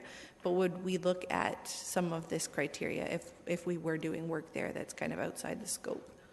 That's through Chair Davey. That's correct. Any new playground element, we would want to ensure that it's AODA compliant. So if there's any new structures or additions to existing structures, we would look at ensuring that they meet the new design criteria. Right. So if we were just putting in like a few nets for an informal soccer field or something like that, would we look at that park holistically to see if there was other improvements that could be made from a AODA perspective? And I'm only using Foxglove as an example. It could happen anywhere across the city. Through Chair Davey, I suppose that would depend on the scale and scope of the works being planned. I guess I'm just... Ms. Fletcher, do you want to comment? Yeah, I think I'll just jump in because this is another area for me similar to the area that I just talked about, where I think Council will see much stronger collaboration between the Operations Division and our Community Services department related to the neighborhood strategy. So if we are developing a new park or going in and redeveloping a park, I think you're going to see things that we heard through the neighborhood strategy being incorporated. And the intention here is just to make sure that we also can address that legislative requirement around AODA. Okay. And Mr. May, do you want to add to that? Yeah, through you, Mr. Chair. I'd concur with Ms. Fletcher, but I'd also make the comment around the neighborhood matching grant. The intention of that program is to be really small projects that can be done easily and quickly. I'd be reluctant to say that if we're going to add a park bench and some shade structure to a playground through the matching grant, that we would, then have to look at AODA for the entire park, and it becomes a year-long process that the community would not want to get involved in. So I think it's important that we look at it, but we take a bit of a common sense approach to the scale. I am right there with you. I just wanted to try and link the two from looking at it through the lens of to make sure that if there is efficiencies to be had if you're doing one and the other. That's what I'm just trying to. But other than the expenditure, I think it's going to be great for our city to have more parks that are going to be accessible to all people. So thank you. Thank you, Mayor Verbenovich. Thank you very much. Just on the AODA issue, two things. Last week during our FCM advocacy days, I did learn that the federal government is in the midst of doing a broad consultation on a national Disability Act for the first time. And one of the things that we did say to them is that if they do come out with a series of recommendations, we hope there will be some funding attached to that. So that groundwork has been laid with them already. They seem to be doing some really good work in this area. The second piece, and this is just since we're talking about it, a quick comment for staff to think about when we're looking at this. One of the things that has been raised with me is for when we're dealing with autistic kids, that sometimes they can tend to run off, and so the suggestion was that maybe in some of our playgrounds, maybe a couple throughout the city, we actually fence them in so that there's less risk of folks running off. I've had a couple parents talk to me about that, and so that's something we can pay attention to through this whole process. That would be great. Okay, thank you, Mr. McGoldrick. There's no one else in the queue, and that concludes our budget documents. So we'll be going back to the resolution. Mr. Haggie, when you're ready.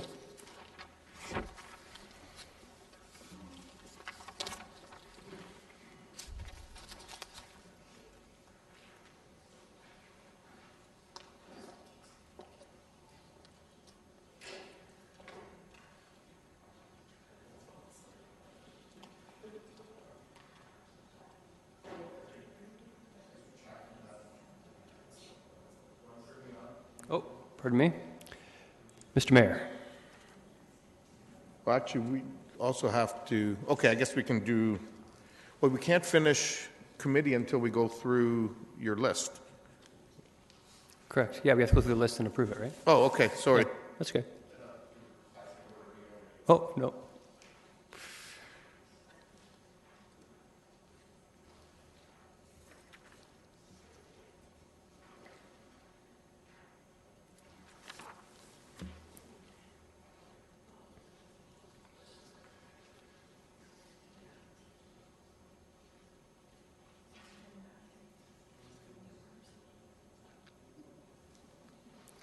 Indeed.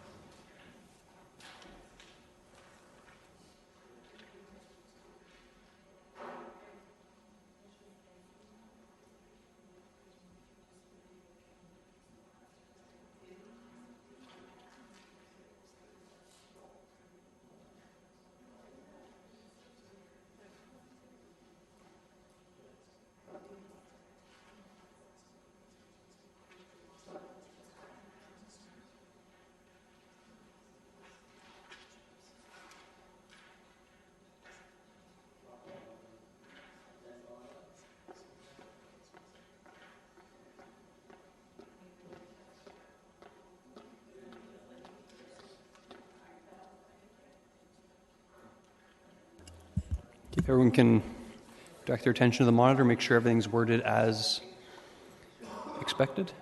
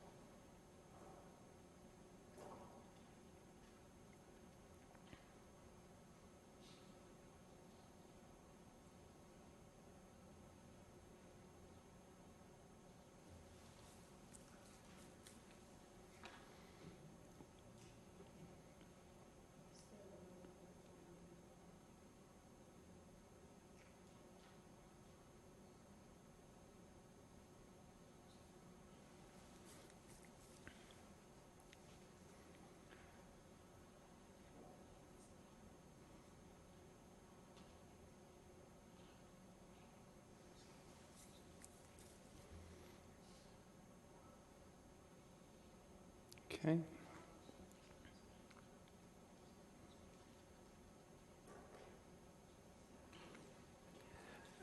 I think on the arts and culture piece about the public art, maybe recirculating the policy in general might be useful, because I don't recall, for example, whether when there's a new building made, if the art specifically has to go on that location, or if the 1% can go towards the maintenance of existing public art. I think that's useful as well. So just recirculating the policy.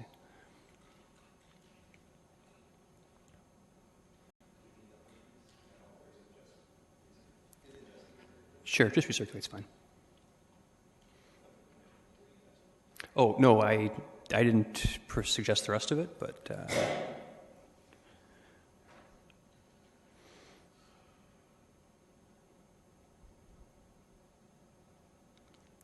Okay, and I think number 8 doesn't need to be an issue paper. That can just be emailed to staff, no? If it came to council? Sorry, Mr. Hagger, are we including things that are going to be an actual issue paper, or things that are circulated via email as well? This is everything. Okay, so then some of these things will come as an email, some will come as an issue paper. Okay, that's fine. Sorry.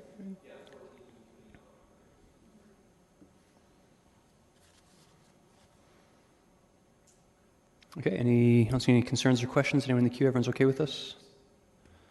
Okay, I need a motion to approve or to bring this forward, brought forward by Councillor Fernandez. Those in favor? Those in favor, let's see hands. Okay, that's unanimous. Very good. Yes, sorry. Excellent points. So we'll do that again.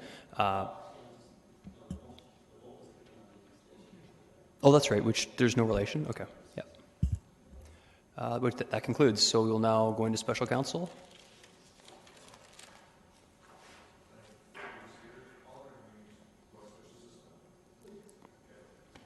Okay, Mayor Vominovich. Okay, ladies and gentlemen, we reconvene the special council meeting from earlier today. First of all, I'll go to Councillor Davey to bring forward the direction from capital budget. Yes, it's been moved by myself and seconded by Councillor Schneider now, right? Okay. That the issue paper and email request items be approved. Okay, so it has been moved and seconded. Any questions? All those in favor? Opposed? That's carried unanimously. An in-camera item. There's a report in front of you with respect to the Memorandum of Settlement for QP 68, Civic and Mechanics. Moved by Councillor Ioannidis. Seconder, Councillor Schneider. Any discussion? Nobody on there? No. Okay. Sorry, no discussion. Okay, thank you. All those in favor? Opposed? That's carried unanimously. And item number 5, Property Standards Committee. We need to, as we've been informed by an email, Councillor Ioannidis. Okay. Councillor Ioannidis has volunteered. Is there a seconder for that? Councillor Singh is seconded. Does anybody, any other nominations? If not, okay. All those in favor?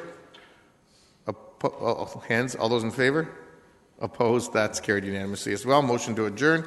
Councillor Yanetsky, Councillor Marsh. All those in. Oh, sorry. No. 3 readings, Councillor Yanetsky, Councillor Marsh. All those in favor? Opposed? That's carried. And motion to adjourn, Councillor Galloway-Seelock, Councillor Etherington. All those in favor? Opposed? That's carried. Thank you.